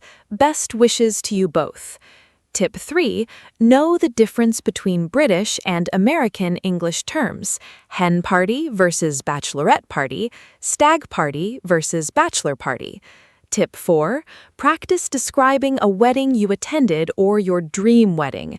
Use past tense for real events and conditional tense for imaginary ones. Mark, any final tips for our listeners? A few more final tips. Tip 5. Practice using the wedding idioms we learned. Pop the question, tie the knot, the big day, head over heels. These make your English sound much more natural. Tip 6. If you are attending a wedding in an English-speaking culture, remember the etiquette. RSVP promptly, dress appropriately, do not wear white, and bring a thoughtful gift. Tip 7. Weddings are a wonderful conversation topic in English because almost everyone has stories and opinions about them. Use this topic to practice real conversations with English-speaking friends or colleagues. Ask them, have you been to any weddings recently? Or, what was the most memorable wedding you had attended? These conversations will flow naturally. What a beautiful and truly special episode this has been. I hope all of our listeners feel more confident talking about marriage and weddings in English after today. Let me give our final summary of everything we covered. We talked about proposals and engagement. We discussed wedding planning, roles, and venues. We learned about the ceremony, vows, rings, and the procession. We explored the reception and its wonderful traditions. We talked about honeymoons, wedding fashion, photography, and wedding guests. We shared wedding idioms, cultural traditions, and the meaning of marriage. And we learned so much useful vocabulary and natural phrases. Marriage is truly one of life's most beautiful celebrations. Thank you so much for listening today. Thank you so much, Anna. This was an absolutely wonderful and joyful episode. And a huge thank you to every listener who spent this special time with us. Whether you are planning your own wedding, dreaming about it, or simply learning English vocabulary, I hope today's episode was helpful and enjoyable. Marriage is a beautiful topic because it is about love, commitment, and celebrating life with the people who matter most. Use all the vocabulary, phrases, and idioms we learned today in your real English conversations. Tell someone about your dream wedding. Ask a friend about their engagement story. Talk about a wedding you attended. Language comes alive through real, meaningful conversations. Hello, everyone. Welcome to our podcast. My name is Anna, and I am so happy you are here with us today. This podcast is made for beginner English learners, and every episode is simple, fun, and useful. Today, we have a really wonderful topic. We are going to talk about books. Reading is one of the best things you can do, and talking about books is very common in English. What is your favorite book? What kind of books do you like? Do you read every day? These are all great conversation questions. I am joined by my fantastic co-host, Mark. Mark loves books too. Mark, say hello and tell us, are you a big reader? Hello, hello. Thank you, Anna. Hi to all our wonderful listeners. Yes, I am absolutely a big reader. Books have been a huge part of my life since childhood. Today's topic makes me very happy because I love talking about books almost as much as I love reading them. Books are a fantastic topic for English learners because the vocabulary is practical and useful. You can talk about books at school, at work, or with a friend over coffee. Anna and I will share our favorite books, talk about genres, and give you lots of useful phrases. By the end of this episode, you will talk about books naturally. Let's go. Okay, let's start with the most important question. What is your favorite book? This is one of the most common questions people ask. In English, you can ask it in different ways. What is your favorite book? Or what book do you recommend? Or what are you reading right now? To answer, you say, my favorite book is, or I really love, or I recommend. You can also say why. I love it because the story is exciting, or the characters are very interesting. Mark, what is your favorite book? Tell our listeners. Make it sound interesting so everyone wants to read it. Great question. My absolute favorite book is The Alchemist by Paulo Coelho. It is a short novel, not very long, but it is incredibly powerful. The story follows a young shepherd boy named Santiago who travels from Spain to Egypt looking for treasure, but the real journey is inside him. He learns about following your dreams, listening to your heart, and finding your purpose in life. The language is simple and beautiful, which makes it perfect for English learners too. I have read it 3 times. Every time I read it, I find something new. It gives me a feeling of hope and motivation. I genuinely recommend it to everyone. Anna, what is your favorite book? Oh, I love The Alchemist too. My absolute favorite book is Anne of Green Gables by Lucy Maud Montgomery. It is a classic novel about a young orphaned girl named Anne who goes to live with an older brother and sister on a farm in Canada. Anne is funny, creative, imaginative, and full of life. I first read this book when I was 10 years old, and I have loved it ever since. It is warm, funny, and very heartfelt. It teaches about friendship, family, and finding your place in the world. I think Anne is one of the most lovable characters in all of literature. Have you read it, Mark? I have not read Anne of Green Gables, but now I really want to. I love books with memorable characters. Another favorite of mine is To Kill a Mockingbird by Harper Lee. It is set in the southern United States in the 1930s and told through the eyes of a young girl named Scout.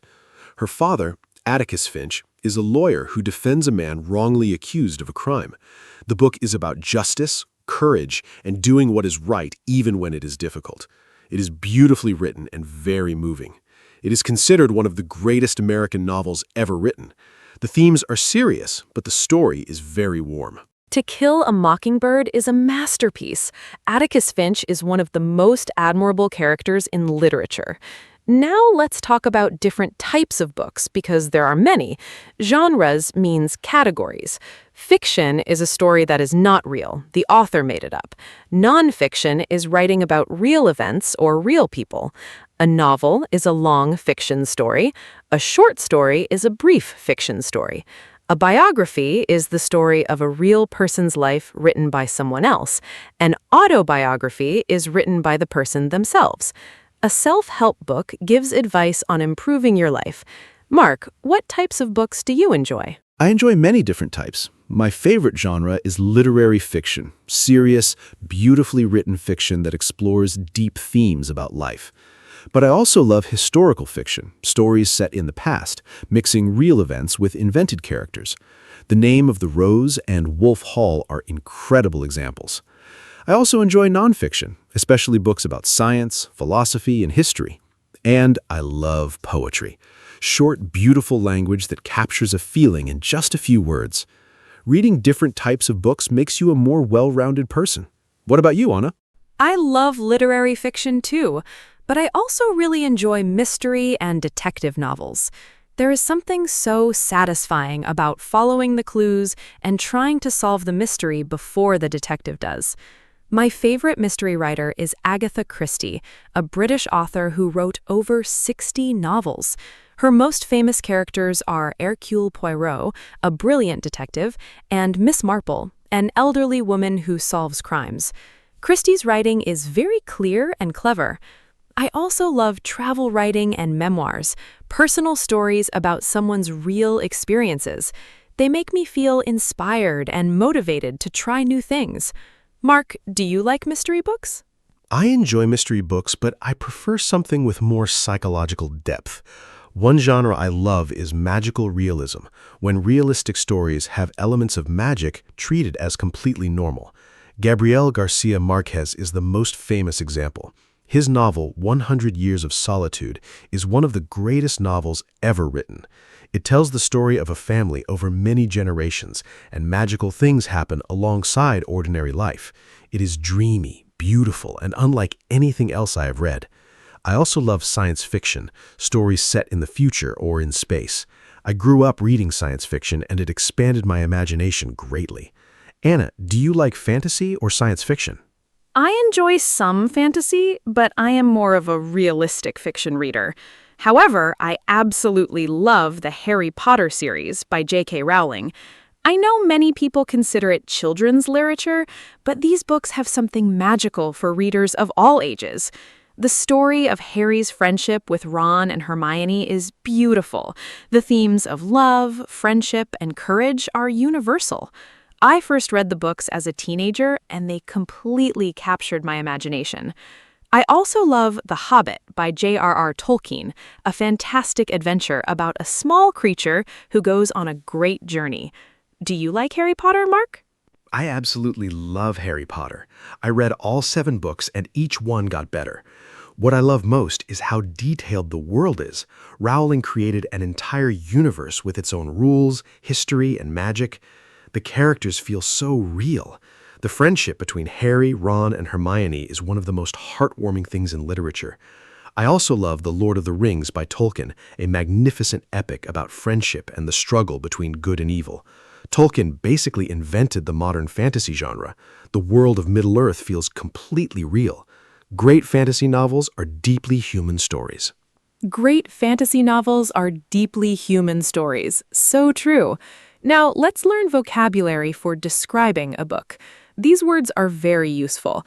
A plot is the story, what happens. A character is a person in the story.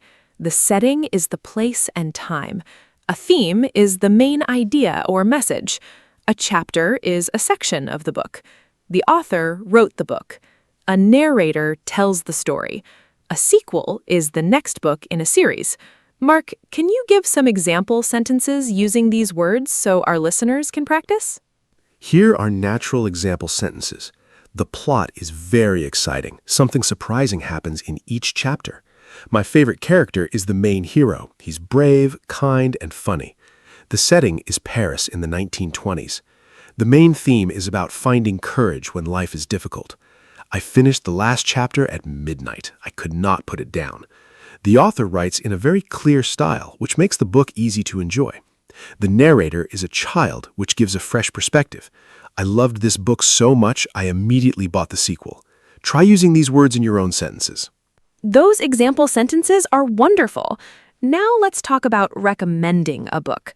Some great phrases. You should read this book. It is amazing. I really recommend it. I could not stop reading. This book changed my life. I could not put it down. This means it was too exciting to stop. It's a real page-turner. So exciting you keep turning pages. This book made me laugh and cry. The ending completely surprised me. The writing is beautiful. Mark, can you give some phrases for describing a book you did not enjoy? Sure, sometimes a book is not right for you, and that's okay. Here are some honest phrases. I did not enjoy this book. It was too slow for me. The characters felt a little flat. Flat means not deep or realistic. I could not connect with the main character. The plot was too complicated to follow. It was not my genre, so maybe that's why I didn't love it. It wasn't the right time for me to read it. I might try again when I'm in the right mood. Being honest about books is perfectly fine. Not every book is for everyone, and that's okay. It was not the right time for me. I love that phrase. Sometimes we read a book at the wrong time in our lives and it does not connect. But if we read it later, it becomes a favorite. Now let's talk about reading habits. In English, you talk about habits using usually, always, sometimes, and never. For example, I usually read before bed. I always have a book in my bag. I sometimes read on the bus. I never read when I am very tired. Mark, tell our listeners about your reading habits. When and where do you like to read? I try to read every day, even for 20 minutes. Reading before bed is my favorite habit. It helps me relax and fall asleep. My favorite place to read is in a comfortable armchair by the window with a cup of tea. I also love reading in a park when the weather is nice. I always have a book with me, on my phone as an ebook or a paperback in my bag. I read a mix of fiction and nonfiction throughout the year. I usually read about 20 books per year and track them in a little notebook. What about you, Anna? I read every night before bed, too. It helps my mind slow down after a busy day much better than looking at a phone. I love reading in cozy places, in bed with a warm blanket, or in a cafe on a rainy afternoon. I prefer physical books because I love turning the pages and the smell of a new book. There is a special word for the smell of old books. It is called bibliosmia. Is that not a wonderful word? Mark, do you prefer ebooks or physical books? Bibliosmia. I love that word. I enjoyed both formats. Physical books are special. You can write notes in the margins and they look beautiful on a bookshelf. But ebooks are incredibly convenient.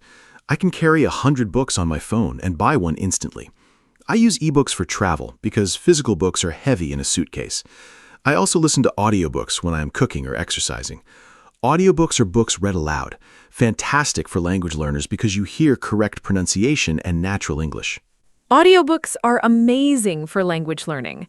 You pick up vocabulary and pronunciation just by listening. Now let's do a quiz.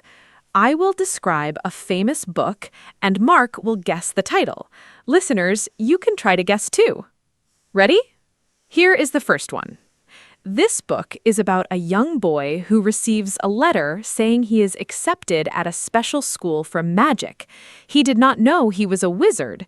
He makes two best friends and fights against a powerful, evil enemy. It is a very famous series of 7 books. Mark and listeners, what is it? This book is loved by children and adults all over the world. That is easy. Harry Potter by J.K. Rowling. The first book is Harry Potter and the Philosopher's Stone. Almost everyone in the world knows this story. Okay, here's one from me. A young girl falls asleep in a forest and enters a magical underground world. She meets very strange creatures. She plays cards with a queen who shouts, "Off with their heads," at everyone. When she wakes up, it was all a dream. Anna, what is the title? Listeners, think carefully. It was written by a British author in the 1800s and is a beloved classic. That is Alice's Adventures in Wonderland by Lewis Carroll. I love that story. Alice is so brave and curious. Here's one more for our listeners. A poor young woman in 19th century England works as a governess. She falls in love with her employer, a mysterious man named Mr. Rochester. But there is a terrible secret hidden in the house. It is a story of love, independence, and strong moral values. This is one of the most famous novels in English literature. Mark and listeners, what is the title? Take a guess. Jane Eyre by Charlotte Bronte. What a magnificent novel. Jane is one of literature's greatest heroines, so independent and self-respecting. The famous line, "Reader, I married him," is one of the most celebrated sentences in English literature. Okay, last quiz question from me. A pilot crashes his plane in the desert and meets a little boy from a tiny planet in space. The boy asks deep and simple questions about love and friendship. The book has beautiful, simple drawings. Anna, what is it? The Little Prince by Antoine de Saint-Exupéry, one of the most beautiful books ever written. It is the most translated book in history after the Bible. The most famous line is, "What is essential is invisible to the eye." The most important things, like love and friendship, cannot be seen, only felt in your heart. It sounds like a children's book, but is full of deep wisdom for adults. I first read it at school and did not fully understand it. I read it as an adult and cried. That is the sign of a truly great book. Mark, have you cried reading a book? Yes, I have cried reading books. Crying means the author really connected with your emotions. The book that made me cry most was The Road by Cormac McCarthy. about a father and son surviving in a destroyed world. The love between them is overwhelming to read. I also cried at Of Mice and Men by John Steinbeck, a short but devastating novel about friendship and broken dreams. And I always get emotional at Charlotte's Web, a beautiful children's book about a spider who saves her friend. Truly heartbreaking. Anna, have you cried reading a book? Yes, books make me cry more than films. A Little Life by Hanya Yanagihara made me cry the most. It is a very emotional novel about 4 friends in New York City. One of them has a very difficult and painful life. I also cried reading The Kite Runner by Khaled Hosseini, about friendship, guilt, and redemption set in Afghanistan. And I always cry at Bridge to Terabithia, a children's novel about 2 best friends. Books that make you feel deeply are the ones you remember forever. Mark, what book has made you laugh the most? 3 Men in a Boat by Jerome K. Jerome makes me laugh the most. It's a comic novel from 1889 about 3 friends and a dog on a boat trip. Everything goes wrong in the funniest way. The writing is brilliantly witty and still feels modern. I also love Terry Pratchett's Discworld series, hilarious fantasy novels set on a flat world carried through space on a giant turtle. And The Hitchhiker's Guide to the Universe by Douglas Adams, a hilarious story about a man who accidentally travels across the universe. Incredibly funny. Now let's talk about children's books. Great children's books teach kids about empathy, courage, and imagination. They are also wonderful for adult English learners because the vocabulary is clear and simple. My favorite children's book is The Very Hungry Caterpillar by Eric Carle, a picture book about a caterpillar who eats lots of food and eventually becomes a beautiful butterfly. A beautiful message about growth. I also love Matilda by Roald Dahl, a story about a brilliant girl with magical powers who loves reading. Mark, what are your favorite children's books? Children's books are magical. My favorite is Where the Wild Things Are, a picture book about a naughty boy named Max who travels in his imagination to a land of wild monsters, but he misses home and returns. It's about imagination, home, and love. I also love all of Roald Dahl's books. Charlie and the Chocolate Factory, James and the Giant Peach, The BFG, and Fantastic Mr. Fox are all brilliant. Dahl wrote stories that are exciting, funny, and slightly dark, perfect for children and adults alike. Reading Dahl in English is great practice. Roald Dahl is absolutely a genius. Now let's talk about something practical, how reading in English can improve your skills. When you read in English, you see new vocabulary in real sentences. You learn grammar naturally, you improve your spelling, and absorb different writing styles. For beginners, I recommend starting with graded readers, books simplified to different difficulty levels like A1, A2, or B1. They are perfect for building reading confidence gradually. Mark, can you give some more tips on reading in English as a language learner? Here are my top tips for reading in English. First, start easy. Choose books below your level so you enjoy the experience. A book you enjoy is better than a difficult one you put down. Second, when you find a new word, guess the meaning from context before checking a dictionary. Third, read a little every day, even 10 minutes is enough. Fourth, keep a vocabulary notebook for interesting new words. Fifth, try reading a book you already know in your language. The familiar story helps your brain fill in gaps. Happy reading, everyone! Those are fantastic tips. Starting easy is so important. Many learners choose difficult books and feel discouraged. Now let's talk about more book genres. Romance, stories about love; thriller, exciting stories full of danger; horror, scary stories; science fiction, stories about the future or space; biography, the real-life story of a famous person; travel writing, books about journeys in different places; self-help, books with advice for improving your life. Mark, which genres do you read the most? I read mostly literary fiction and nonfiction. For nonfiction, I love books about history, science, and psychology. My favorites include Sapiens by Yuval Noah Harari, a fascinating history of humanity, and Thinking Fast and Slow by Daniel Kahneman, which explains how our brains work. I also love The Power of Now by Eckhart Tolle about mindfulness. For fiction, I love beautiful language and interesting ideas.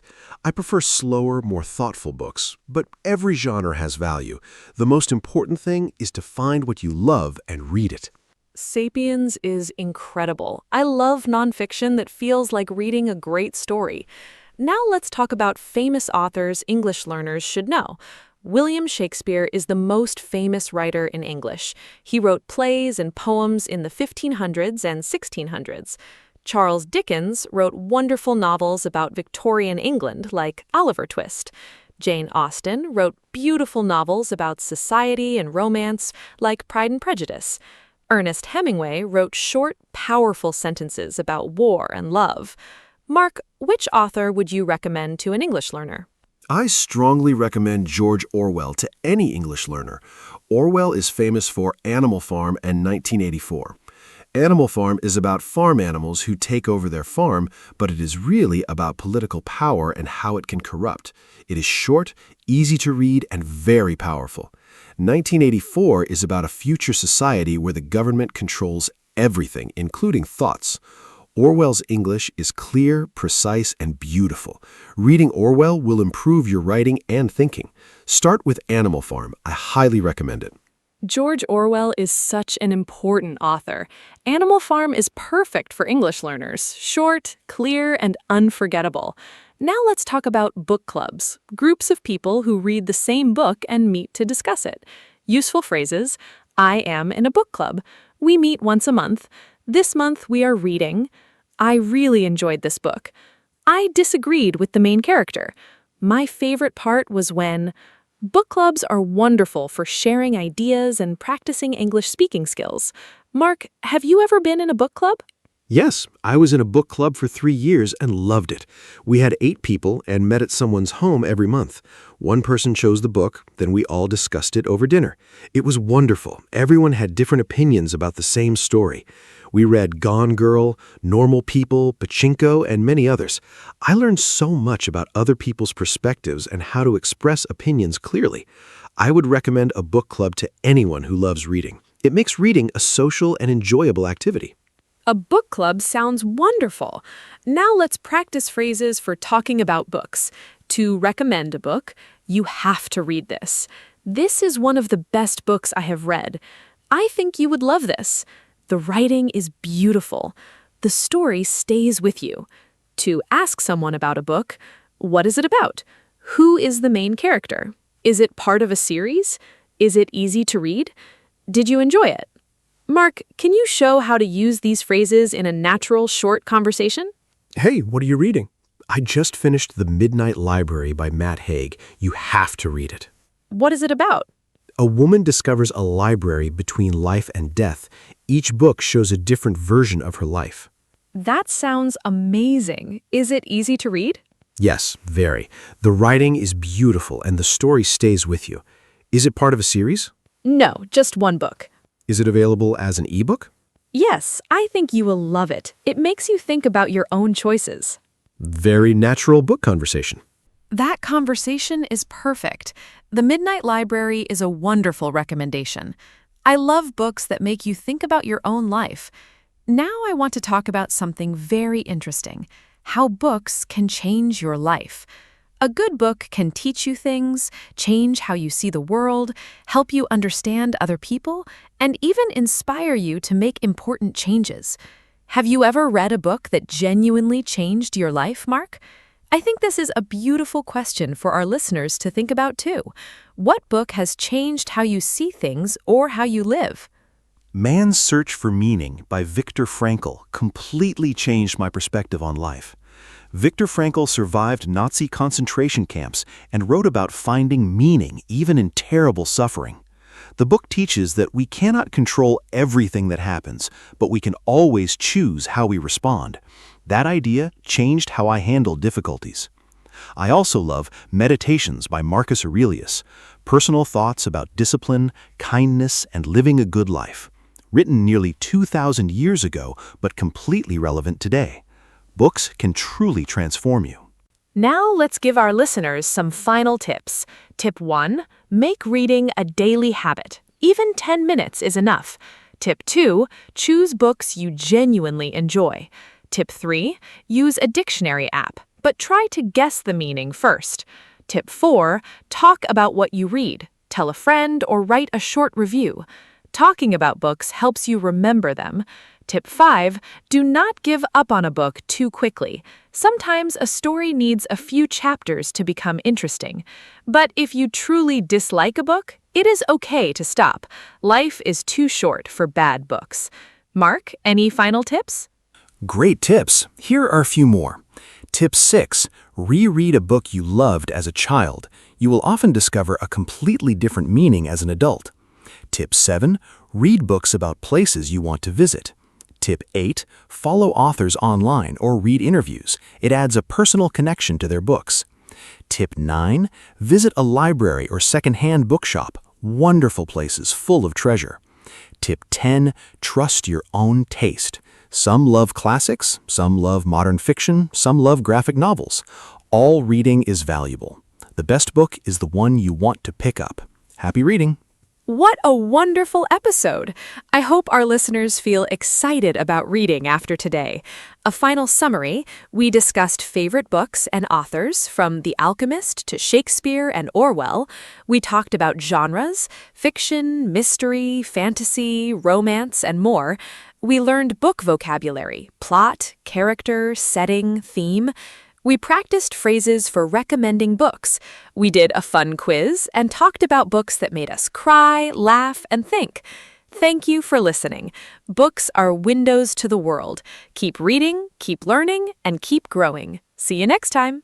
Thank you so much, Anna, and a huge thank you to every listener today. Books are truly one of life's greatest gifts. They cost very little or nothing at a library, but they give you so much. New worlds, new ideas, and new understanding of yourself and others. If you are learning English, books are one of your most powerful tools. Start with something simple and enjoyable. Read a little every day and watch your English grow. Share your favorite books with a friend learning English. It is a wonderful conversation starter. Take great care of yourselves. Keep reading, and goodbye.